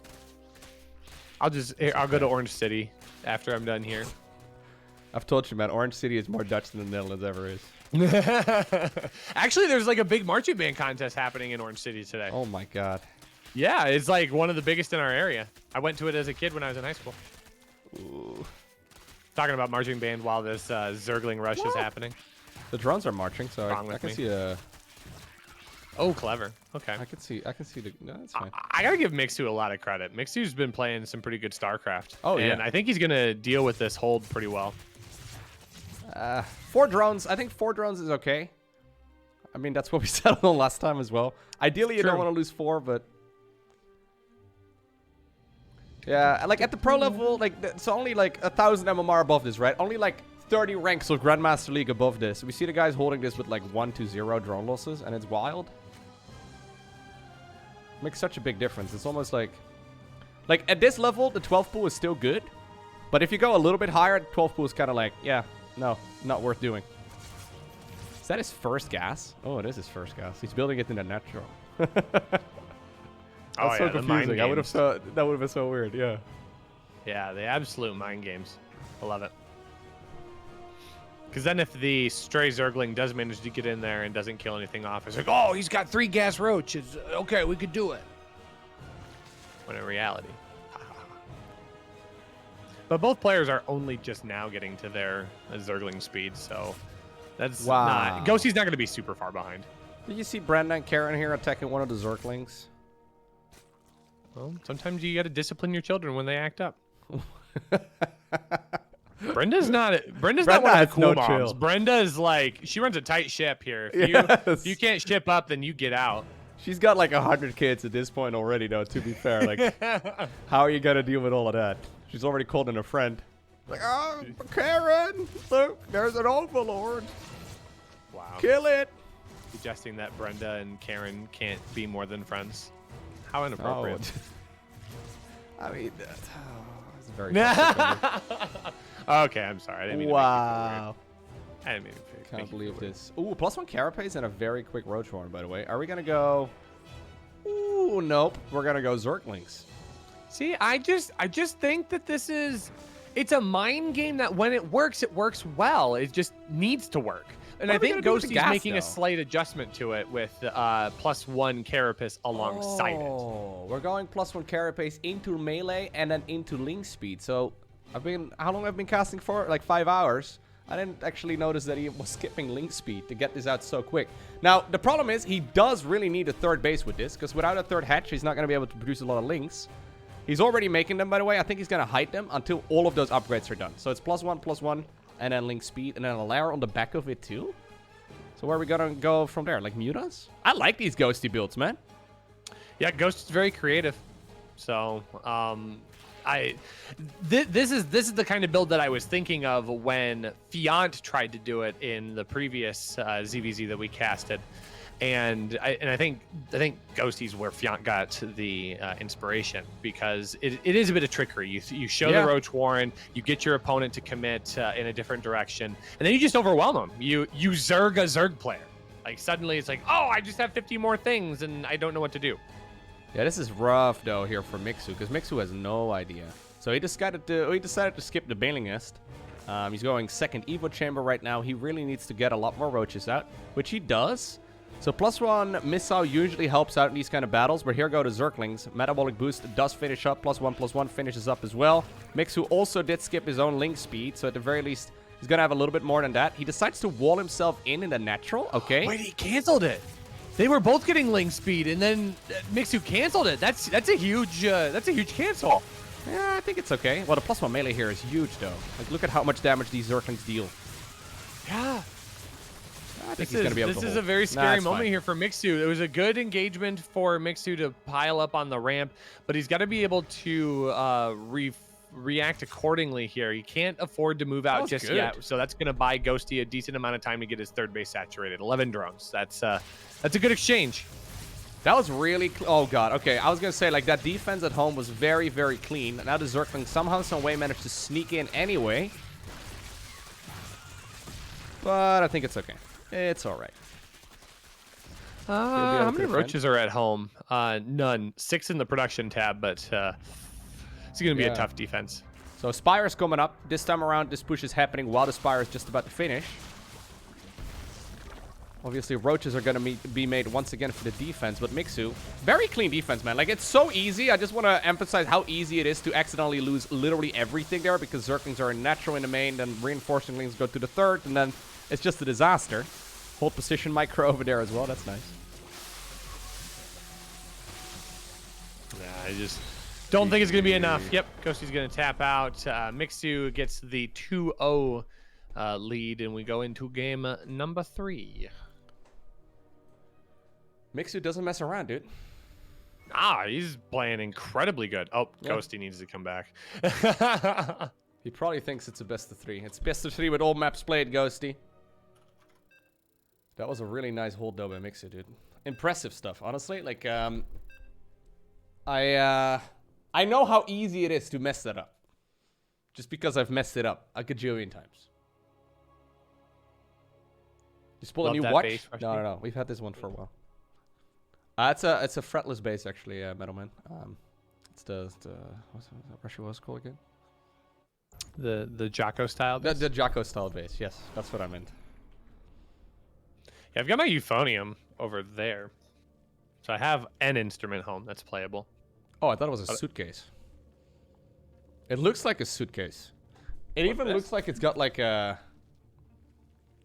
tag on it. Oh! Yeah, it still looks like a suitcase. You can't hear me right now, it's fine. There, I put it in the camera shot. Nice. I love the euphonium, Rushi. I'm gonna have to look up what it looks like. Okay, imagine a tuba, but half size. Oh. And that's exactly what it is. So it's slightly higher? It's an octave higher. Nice. Rushi mustache? No, it's gross. I just don't have any razors. I'm waiting for them to come in the mail. The Rushi household is all out of razors. It's very true. It happens. It happens. Alrighty. So, what do we have? Hatch pool for Miksu. Are we going to skip the gas? No, we're just going to go for a later gas. Alright. It takes 2 to play that game. Oh, there you go. No, it was a great game, though. I highly recommend you check it out. That whole playlist is up on the second channel. We've been posting 3 videos to the second channel every single day. It just passed like 100,000 views every month, which is pretty cool. Nice. Yeah. Been steadily improving over the last couple of years. Lowko is a lefty? No, I wear my watch on my left wrist, guys. I'm right-handed. Or sure, you married? I know a nice streamer called Lowko. I've been barking up that tree for 5 years, guys. It's not happening at this point. Oh man, I'm sorry. I don't know what to tell you, man. Well, I could tell Lorano, like, you know what? Yeah. Listen. Let's give it a try. Let's see what it looks like for a year. He lives across the world, so we're never gonna see him anyways. Just be cool. I mean, when he gets here, he's gonna have to like duck underneath the doors and everything anyway. It doesn't fit. Needs to fly. I would first relish class. the opportunity to visit you in Netherlands. That'd be Dude, cool. you're more than welcome, man. I hope they're gonna do another StarCraft event at some point in this year. I can't say anything for sure, but I've been in contact with some people. But in Germany. yes, is what I'm I've been seeing in on contact your with some face. people in Germany, and I'm excited. Oh. That's all I'm allowed to say. Ooh. Fretless basses are so sexy. Yeah, I agree. What's the sexiest instrument, Rushi? What's the sexiest instrument? Saxophone. No, it's sax. It's with an A, Rushi. It's not a. That's what I said. I was making a. My saxophone's at school, actually. You also have a saxophone? Yeah, I bought that last year because I'm not good at it. So I bought one so I could play it and get better. Thank you, Twitch chat, twitch.tv/RushiSC. Hit the subscribe button. Help me afford my next new instrument.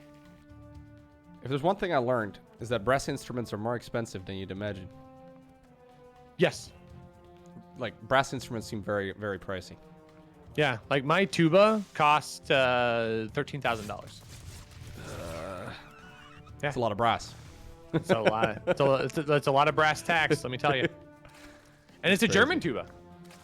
But I guess they also, like, it's not like you lose the value, right? Like, I'm assuming you can still sell it for a similar amount. Yeah, good quality instruments hold up over time. Their value doesn't decrease. Yeah, exactly. Like, that's a big difference. Like, you can buy, like, a cheap guitar, but you're probably better off, like, buying a, you know, one you could actually sell again as well if you ever needed to. Well, I mean, that shouldn't be the main reason, obviously, but at least it's not, like, throwing away money. True. Yeah, it's like a vehicle. It maintains some of its value. It goes down a little bit over time, but if you take care of it, it holds it pretty well.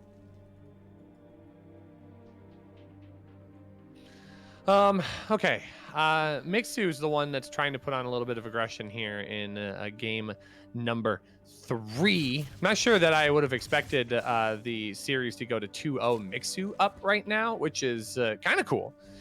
Since Ghosty's a very strong Zerg player, especially in ZVZ. But I think this time around, Ghosty's playing a little bit more reserved. He doesn't want to get too tricky, but I think he senses the pressure that's coming here. It is going to be a lot of roaches, a lot of lings that just popped as well. So Ghosty has to get some of his own units out. He is throwing down some spine crawlers, but there isn't a lot here. 4 roaches, 3 queens, and there's only 6 on the production tab. This is kind of a rough situation. Ghosty's caught a little bit unaware. Yeah, it is an awkward timing as well. +1 missile is not done yet for Miksu, so it's a bit of an anti-timing, but it seems to me like it's working so far. A couple of bandings right there connect with the spines. Queens stand in the front, okay, so they at the very least soak up a lot of that damage, but here comes Miksu. If Ghosty can hold on, he's going to be okay, because he's got way more workers than his opponent if he doesn't lose too many. Okay, that bump. There you go. Ooh. There's so many drones that have just like 5 hit points, but I think it was the pull he needed. He's going to have a little bit of defender's advantage now as his reinforcements come screaming out. And only 5 drones down on that entire hold. That actually went in his favor. If you look at the battle report, that shows a really good trade for him. What's the battle report, Hockey Russian? Shift B. Hey, I knew that. Dude, that's so useful. I wish you could do this in replays. You can if Observer Plus was enabled on the game. I'm gonna have to give that a try. Yeah. But you can do it in replays? That didn't work initially. If the original game was cast with Observer Plus, it's available in the replay. Oh shit. Okay. That's very good. Yeah, it's really slick. Nice username. Did a ton of work with that, and then it was super cool that TSL picked it up and made it bigger and better. Nice. Okay, yeah, I'm gonna have to keep that in mind. That's awesome. Oh my god, well this is awesome too, though. A lot of damage being done right here by Miksu. Problem is, can he deal with all of the roaches at home? I mean, I think it's going to be a close to even trade here. The drones are going to be able to waddle away. Glue Reconstitution does finish up here in just a moment, so I think this, as long as that hatchery doesn't go down, the damage is going to be amplified across the map, and the defense is going to hold here. Yeah, the roaches will be able to anchor that down. And this is still a lot of damage here for Ghosty. Picks off a queen, picks off some of the emerging roaches that have been singled out. I think he just needs to back out. He doesn't want to overstay his welcome, so that way he can hang on to the army, but he's going to clean it up. Miksu taps out, and despite Ghosty not winning the series, he grabs a little bit of cash for his pocket. Well done. Nice. GG's. Well played. Anyways, guys, we're going to be getting into our next series of the day shortly. I believe it was Baby Marine, right? Baby Marine going up against... Was it Miksu? Bobby Miksu. Marine. I'm not 100% sure, but that was good. Lowko, are you growing a mustache for Movember? I'm already started. Yeah. What do you say? 3 days. 3 days, Jet. Well, how am I doing? I'm waiting for new razors to come in. That's why I'm really stubbly. It's fine, Rushi. Is it? You grow even more facial hair than me. Yeah, but I feel like you and I probably grow facial hair about the same way, where there's some spots where it looks like it could be good, but it's not. It just For me, it's mostly like spots, you know? It's like I'm a proper 13-year-old. It's just, yeah. It's not very impressive at all. Dad, look, I have a beard.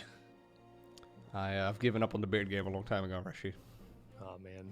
So am I growing a mustache for Movember? I mean, the only mustache I can grow is like a really thin, nasty one. I don't think we should go there. Or we should. We shouldn't. I think you should. I think for the month of November, you should take donations for you to grow your mustache out. Then you could like donate it to oh, what is it? It's testicular cancer awareness, right? I think so, yeah. No Shave November? So you could donate that. That'd be like a super cool story. Yeah, but the problem is, I'm just gonna continuously self-roast if I were to do that. Like, I'd be like, hey guys, it's now been 3 weeks, and it's like literally the same thing as it looked at like week number 1. You like take a Sharpie and like start coloring on your lip. I'm like, Lauren, give me some of the makeup. She's like, why? Just shut up.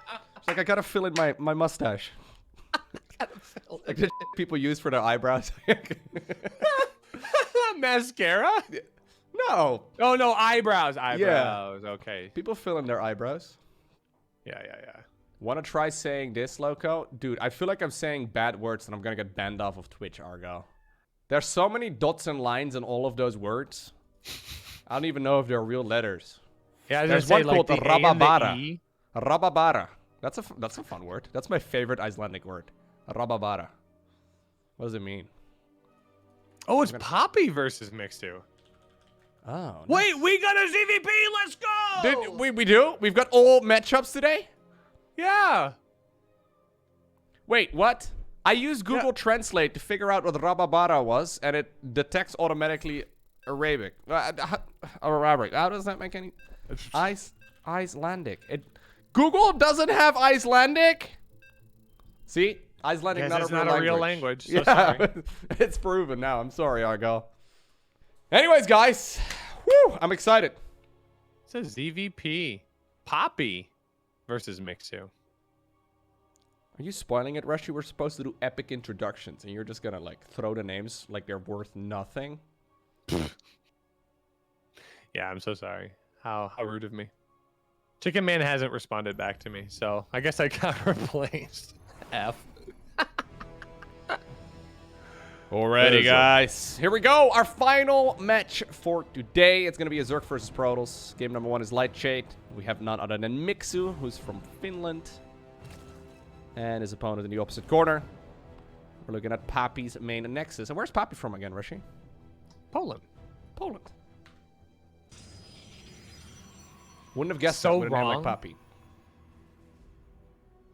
It's so wrong, and I love it. Air. Then just tell us. Like, at some point, I feel like you're just, like, getting your excitement out of everybody being wrong. You don't want anybody to be right. You're drunk at a festival? Velharnan, it's 1 o'clock. Homie. Pace yourself. To be fair, he's been playing New World so much that I'm pretty sure his like time has no meaning anymore. Yeah, I was gonna say like his whole rhythm is a miss. We didn't have Nighttime is ZVT. Didn't daytime. we start with ZVT? It's rhubarb? Well, it sounds like it would be rhubarb, right? That's what I was thinking. Sorry, we're having conversations at a 90-second delay, so it's a little bit confusing. Ba-ba-da-da. Dumbo. Hatch gas pool. Are you keeping yourself up? What do you think, Lowko? Is Poppy gonna build Void Rays? I think there's gonna be a Void Ray. I think if there was ever a player that might go ground army, it might be Poppy. I've seen Poppy play a lot of Archon Immortal Zealot against Zerg. Is that But I because he's wouldn't be just tired of winning, or like, does he actually think it's a good strat? I mean, he plays some pretty good ZVPs. He'll give Ghosty. It's usually Ghosty and Poppy that play ZVPs pretty confidently in the junior championships, or not confidently, but consistently. And yeah, I mean, Poppy usually gives Ghosty a run for his money. No, I'm with you actually. The ground armies are really good. Like Trap is playing ground tools all the time, right? And Trap is like, you know, pretty good with pros, right? Last time I checked, he's all right. It is gonna be a Stargate though. Said it Not surprising. Stargates are also pretty good. Arnenek. Where are 14 of those vowels at then? Anyways. It's Stargate. It's all over. Ah, yeah. Just GG. Now, do you think it's gonna be an Oracle or a Void Ray, Rushi? Well, which one's first is the better question. I think it'll be Void Ray Oracle into what's it called? Twilight Void Council. Nope. Void Ray Oracle into Forge Twilight. I'm calling it. I think it's gonna be Void Ray Oracle into Void Ray, into Void Ray, into another Stargate, into Void Ray, into Void Ray, into Void Ray. Thank you. Oh, we started with TVP. Great Teacher versus Poppy. Yeah. You're right. Good call. Rushi, I know you don't have my camera on right now, but I just got 2 slices of pizza. You can have one if you want them, but like, okay, here. I don't know if your arms are long enough. All right, here, I'll just open my mouth then. Hopefully you line that up. I'll share this slice. Okay, thanks. Mm-hmm. Oh no. No, I've got the Rona, dude. Hey, can you see Dude, what you were building right. is just finishing up? Yeah. My God, Rushi. There was no Oracle though, so I was partially wrong. This is going to be a delayed timing with Glaive Adepts. So did Miksu pick up on this? Because he should know that the Nexus is a bit late. Normally this pops about 20 seconds earlier, and he did check just now with a Zergling. But, it's kind of hard to pick up on. Yeah, but you might get the wrong read with the Void Ray, because just one singular Void Ray up front would indicate that it is a Stargate opening, and you might not see anything special coming beyond that. Because if you bury the second Void back in the base, then you can delay more information. So Miksu doesn't necessarily know what he needs to see with this. But I mean, he could it. pick up that something is off. Because normally with the Void Ray and the Adept, you take the third at like 350. And this one went down at like 410. And he did check. So maybe, like, I don't know. You have to be really on point. New subscriber. Like, the problem with doing that on the ladder is that I found that, like, sometimes or oftentimes you just play against people that are just bad. So trying to, like, base things off of, like, 10 to 15 second differences is really rough. Anyways, he sees a lot of Adepts. Yeah, that's I don't know, he doesn't. He sees it right now. Okay, Lara's coming. Normally you want to go for, like, a spine crawler against this as well. This is gonna hurt. There's gonna be roaches, so the queen count's pretty strong as well. 11 roaches on the production tab. I think the drone losses will be minimal. So far, 5 workers is okay. Yeah, if he can clean up all of these adepts, losing single-digit workers is an acceptable loss. Double digits gets trickier. The main problem here for Poppy is going to be the counterattack. Is he going to be able to hold against what will probably be a Queen March? Because right now, yeah, okay. Right now, we're getting to the point where the worker count is going down really quickly. Yeah, this ended up being a lot more damage than I expected Poppy to get. So Poppy's going to be able to get out with 20 worker kills and still climbing. 23 in total. Miksu's got to feel really rough about that. He's down 20 workers now. He has a slight army lead, but even still, like, there's not that many queens to go walking. So you're absolutely right, though. There they go. 8 in total. It's not undoable. I think you cut workers, man. I think like Poppy should not be making more probes here. Also true. He's got to be very careful. Like he needs just like if he holds here, he's gonna be fine. That's a lot of queens. Like that's 8 queens, pretty much all full energy.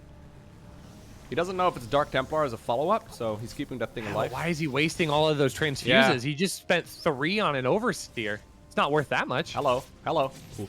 Okay. Almost losing a void right there.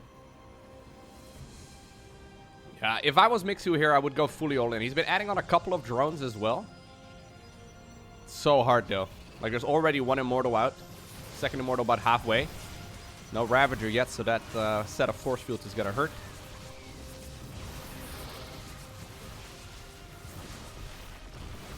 Okay, he's going to try and bypass the 3rd base entirely and go to the natural. Which I do think makes a lot of sense. It's just that this is giving so much time for another Immortal to come out. The queens are starting to run out of transfuse energy. Miksu just doesn't have any more in him, and Poppy's going to be able to hold. Very, very well played. Game number 1 goes to Poppy, and that puts us on match point for Team Red. 1 win away from the Alpha Junior Championships kids taking the overall win. Dude, that would be pretty sweet. That'd make me feel really good. I'd be really excited for them. Yeah. No, this and I know Rextor would be too. Yeah. This is a killer timing attack, man. It hits like a truck. You're not really, like the adept timings, they kind of need a very specific response to deal with them well. And if you're kind of like, oh, there's adepts, that's usually when you see like 20 of them going down. It is a little bit scary. Anyways, that does mean we're going to be going. So what was the real read there? Like, what could Zerg have done differently? Yeah. Probably Overlord Scout. Yeah, and like notice the timing of the 3rd ever so slightly, but actual best of 3 this time, Rex. I'm assuming we're having an actual, like, there's no reason to play all maps here, right? Not that I'm aware of. Unless they're still going to offer the $24 for the final game. Okay. That would be the only reason I could think of. But 2,000 atmospheres for our next game. Potentially final game. Potentially. Did Rexy tell you it's a true best of 3? Yes, he did. Nice. By the way, Rextor with the very first invitational tournament is getting some bangers here, right? As far as the game quality goes. This has been, we've had some really good games. Okay, Miksu saying go, go. Let's do it. This has been a lot of fun to cast. Thanks for letting me cast it with you. Yeah, no, thank you for joining me, man. This has been fantastic. It's been fun. Plus, solo casting for a really long time is... Yeah, I got a busy casting weekend. I guess I have extra time today, but tomorrow... Are you casting tomorrow, too? Yeah, I'll be on DreamHack tomorrow. Oh, nice. Yeah, AlphaX got a lot of open casting slots again for DreamHack Winter, and the only day I was available was today and tomorrow, and I turned down today so I could do this event, and I will be on the... You turned down the waffles and this for me? Yeah, man. For Rextor? Oh, my God. Hell yeah. Ay. Hey, thanks. Of course. Of course. All right, guys. This community is the reason why I'm even relevant in StarCraft, so I will always make time for this community. Aww. Always. Team Red is the best. They're simply the best. It's Fiante.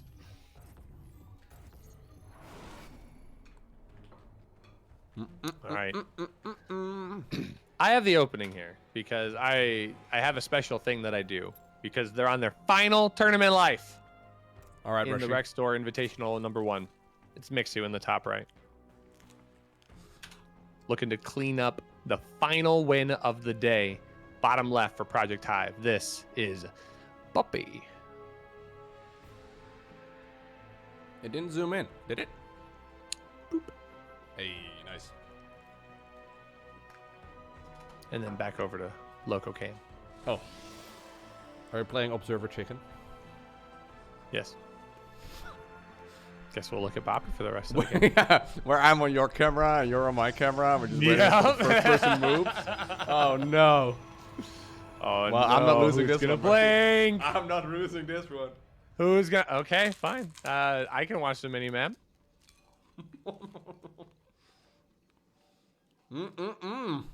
Yeah, I mean you have pizza. True. Oh, but I have this conveniently placed can that has a logo on it.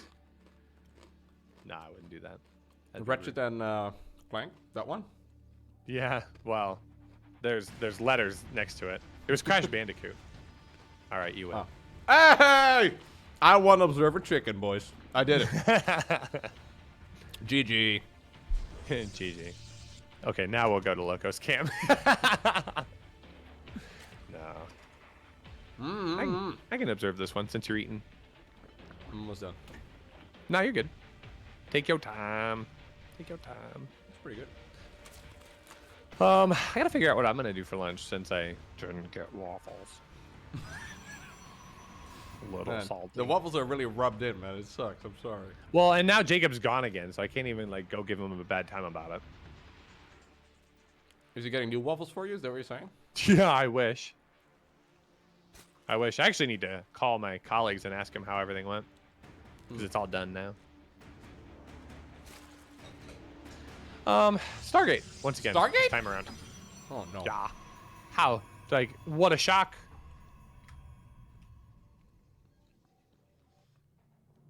I wouldn't be surprised to see Poppy run the exact same build, to be perfectly honest. You wouldn't? I would not. Oh, okay. That's a killer timing. Hey, you know the only downside of a wireless mouse, Rushi? Yeah. It just started pulsating red.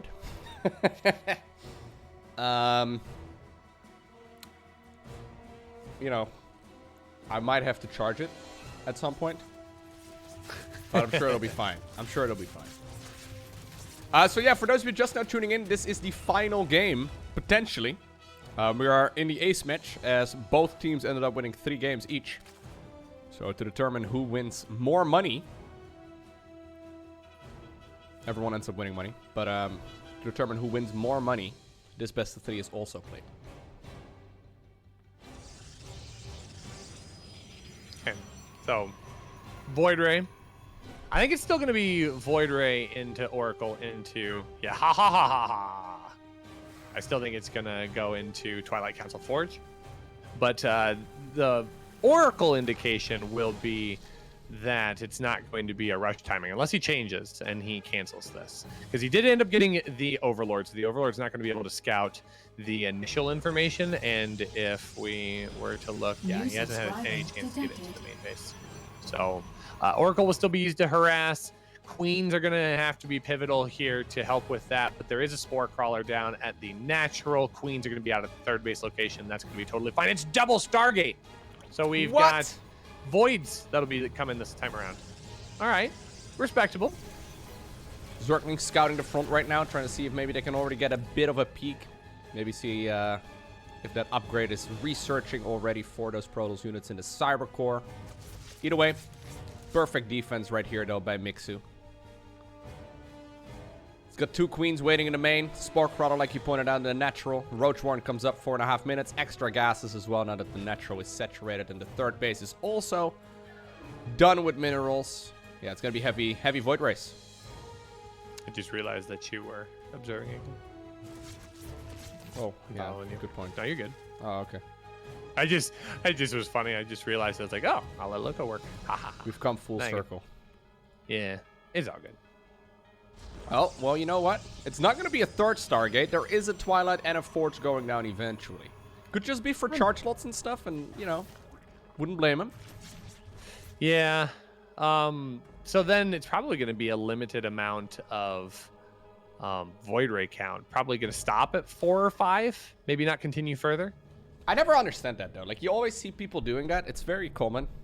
But, like, you could have just made that out of 1 Stargate. Oh, well.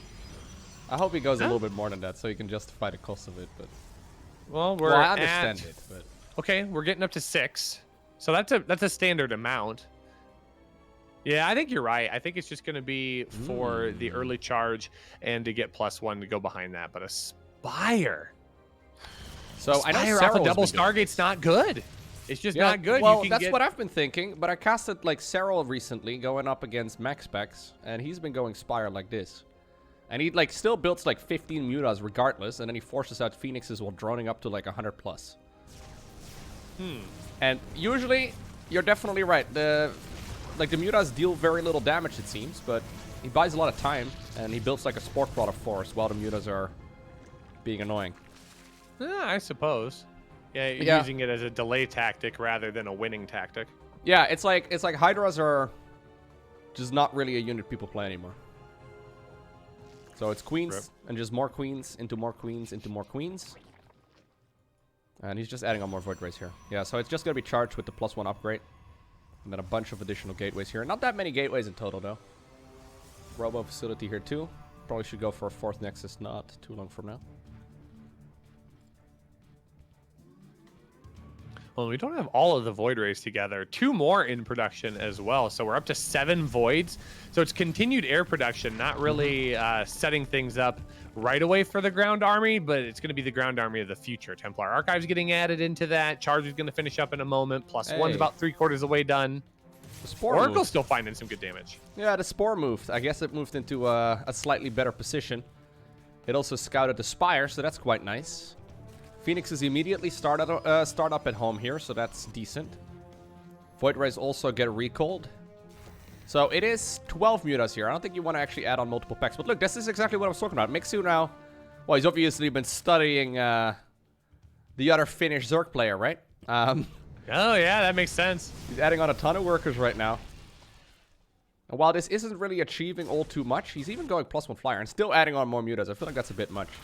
Anyways. Even though it's not really achieving too much, it's not like Protoss can go and, like, move across the map as easily either, right? It's not like you can just send a Void Ray. Oh, I mean, yeah, 6 or 7 or 8 Void Rays are pretty good. But it's an awkward situation for the Protoss. For sure. Fleet Beacon's going to make that an easier buy, though.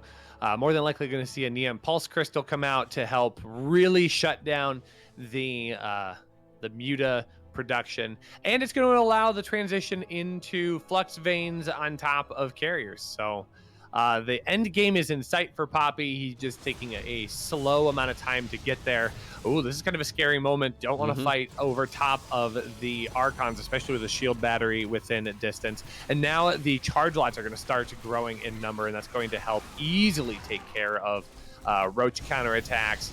And even though +1 is finishing up, there's not a lot that can really engage this. Miksu's got to be careful. He's going to toss away a lot of supply in mutas before he needs to get them traded out. He doesn't have the Roach count that he needs just yet. Yeah, so one problem here with Miksu's army, though, is that he hasn't actually been upgrading the air army. Like, that is... Considering the amount of flying units he's got, usually you go into that +1 flyer attack way sooner than this. So the times I've seen Sarro play it, he literally goes, like in one of the games at least, he literally went 110 drones. Like he had so many workers, and then at some point he just put down like half of the workers worth of Spore Crawlers. I don't know if that was all intentional, but I mean it's Sarro, so probably. Anyways, so the advantage here is that he can immediately switch to like 15 Corruptors, which makes them much better. Like the problem with Corruptors when you make them against like 3 Void Rays is that you can only make and afford like 3 of those at once. When you can make like 10, 15, 20, you can actually use them to like stutter step, right? Or stutter fly, I guess. And like pick off one of the Void Rays at once. So it's actually, strategically, it does make a lot of sense.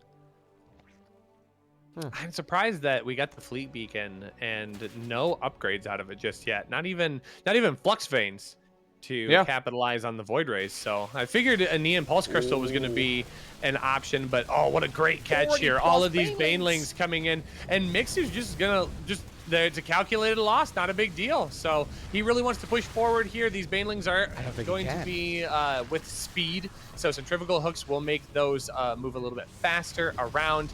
But the mutas are going to finally start finding additional damage here as they are going to dive into that main. Phoenix are going to get pulled back home to help defend with the Stalkers. Beautiful. Oh, look at those Beautiful stasis traps. There's still going to be enough banelings to get in here and cause probe damage, so 11 probes do end up falling. Hive is about 2/3 of the way done, but Psystorm going to be finishing up here, and I believe Miksu Poppy has. This is awkward, items. man. Does he? No. This could actually still be an issue. That is still a decent enough trade. So far, no real damage has been done, though, by the Zerg player. But you see, like, what a slow overlord. It's like, hey, guys, I'm gonna, like, drop banelings. I'll see you in about 12 minutes. Anyways, at the very least, he didn't die to, like, a random, like, mid-game push. Yet. Because here goes a random mid-game push by the Protoss, it seems. Great Aspire comes up. Lings and Banes right here on the left side of the map, too. A couple of Banelings apparently setting up a sandwich on the probes. Workers over at the... oh my god, at the 6 o'clock also in trouble. And that all of a sudden is 22 workers. Making this push from Poppy a lot more all-in-y. Yeah, I mean, he's got 48 workers, and Miksu was just, like, running Banelings into every single base. Oh, he's got no larva. He's got no larva. He's got a lot of money, but no larva. Yeah, it's starting to get scary here for the Zerg player.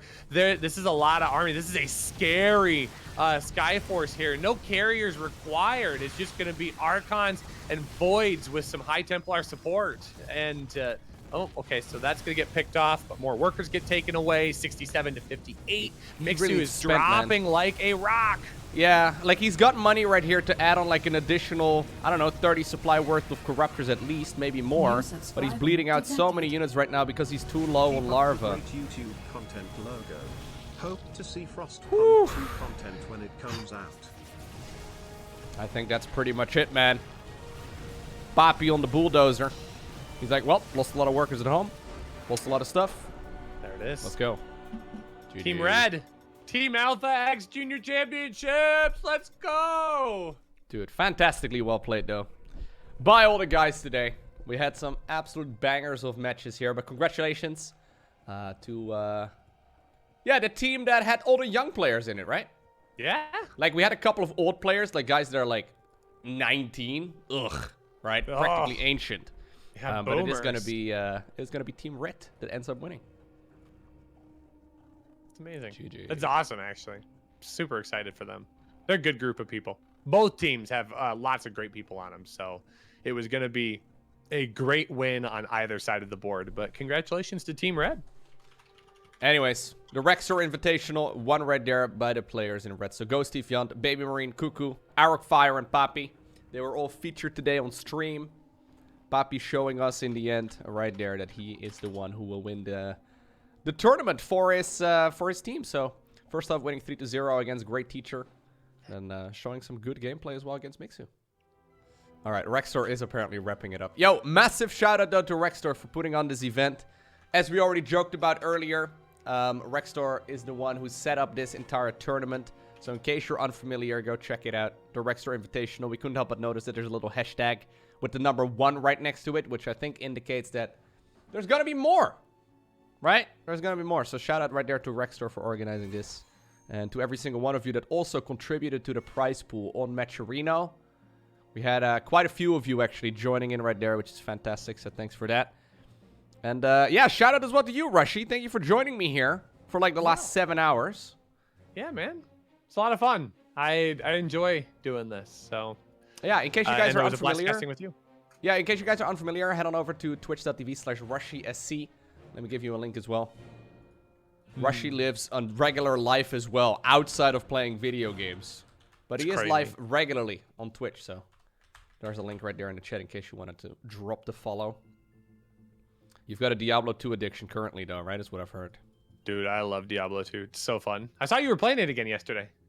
I was. I got frustrated. Oh. What did you get frustrated with?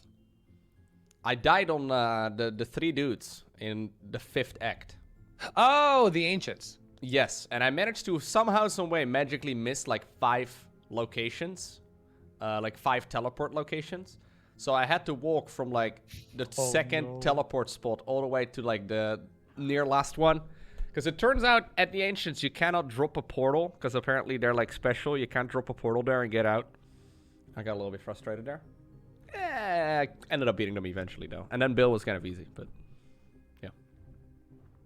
I'll probably play more today. I don't think I'll stream it. I think I'm going to go take a nap and maybe just kind of chill for the rest of my day. It's been a busy week, but Nice. yeah. Thanks so much again for letting me be a part of today. Big shout out again to Rextor putting this all together. He's a super cool dude. Make sure to support him so that way we can get the Rextor Invitational #2. Yeah. It'd be a lot of fun. Yeah, man. That was good. Alrighty, Rushi. I think I'm going to wrap things up here. Do If it. you have anything left to say, I think that's about it, right? Anyone that wants to hang out with me on my stream, you're always welcome to. Feel free to hit that follow. Means a lot. I already got a lot of people from the Lowko community on board with the Rushi stream. It's just one big happy family at this point. So, Ooh, people are asking thanks if so you're going much to for stream the D2. support. What's that? People are asking if you're going to stream D2. I can't right now. I'm exhausted. Like I gotta go. I gotta go eat lunch and then nap. But maybe I'll stream a little bit. I'll do like a short, sneaky stream in a couple hours. Who knows? So Have you seen definitely my hit that chat follow zone? button so you get the notification. Yeah, no, you guys should definitely follow over there. Have you seen the Shadowzone build? Dump all of your traits into. You should give it a try, man. It's fantastic. Yeah, I will after I see you keep playing it. All right. So I just want to learn from you. Thank you, man. Yo, thanks so much again, Lowko. We should We'll cast talk again soon. in the future, man. That was fun. That was good. Yeah, man. All right, I'll talk to you later. All right. Bye-bye. Bye, chat. Bye, Lowko. Alrighty, guys. Now you're once again stuck with me. I know what you're thinking. Lowko, please, no. Say it ain't so. I'm sorry. I'm sorry, chat. It's just me right now. I can bring you back onto the stream as well. The problem is that there's a 90-second delay. So, like, your messages. You can say hi to mom and stuff. But mom is not going to see this until, like, a minute and a half from now. Which is a little bit rough. Anyways, guys. I'm going to be calling it a day as well. As you probably know, I stream Monday through Saturday. So I won't be live tomorrow. And I don't know exactly if I'm going to be live if I'm going to be live on Monday either. Because tomorrow morning we are picking up the kitten. Which I'm really excited for. I'll definitely make sure that I post a bunch of stuff about it on social media and whatnot. We're going to have to introduce Milo to Toby. Which is also going to be something. I think initially we're going to like keep them split up. So they get to like, you know, smell each other and stuff for a couple days. And then at some point they can meet for the first time. And I'm sure it's going to be a very warm embrace. Yep. Anyways. No, apparently introducing cats to each other can be a little bit tricky. Either way, guys, I'm going to be calling it a day. Thank you so much for the generosity, the subs, the bits, donations, and everything else. Once again, the sub goal has been absolutely smashed. Thank you as well, Rex, for having me and cast this tournament. I had a really good time. And of course to the players as well for participating. So Ghosty, Fiante, Baby Marine, Cuckoo, Eric Fire, Papi, Iba, Miksu, Jorks. Still don't know how to pronounce your name properly. Great teacher, Hydra, and Iger. You guys have been awesome. Anyways, guys, take care. Stay cool. Don't forget to smile. And I hope to see you once again on, well, hopefully Monday. I don't know. Like, Laurent's probably going to have to work on Monday. I don't know. I don't know exactly if the kitten is going to be... I'll probably go live for at least a little bit, actually. I got to show off the cat at least a little bit, right? So I'll probably go live at least for a little bit on Monday. Yeah, I think that would be fine. All right. Take care, guys.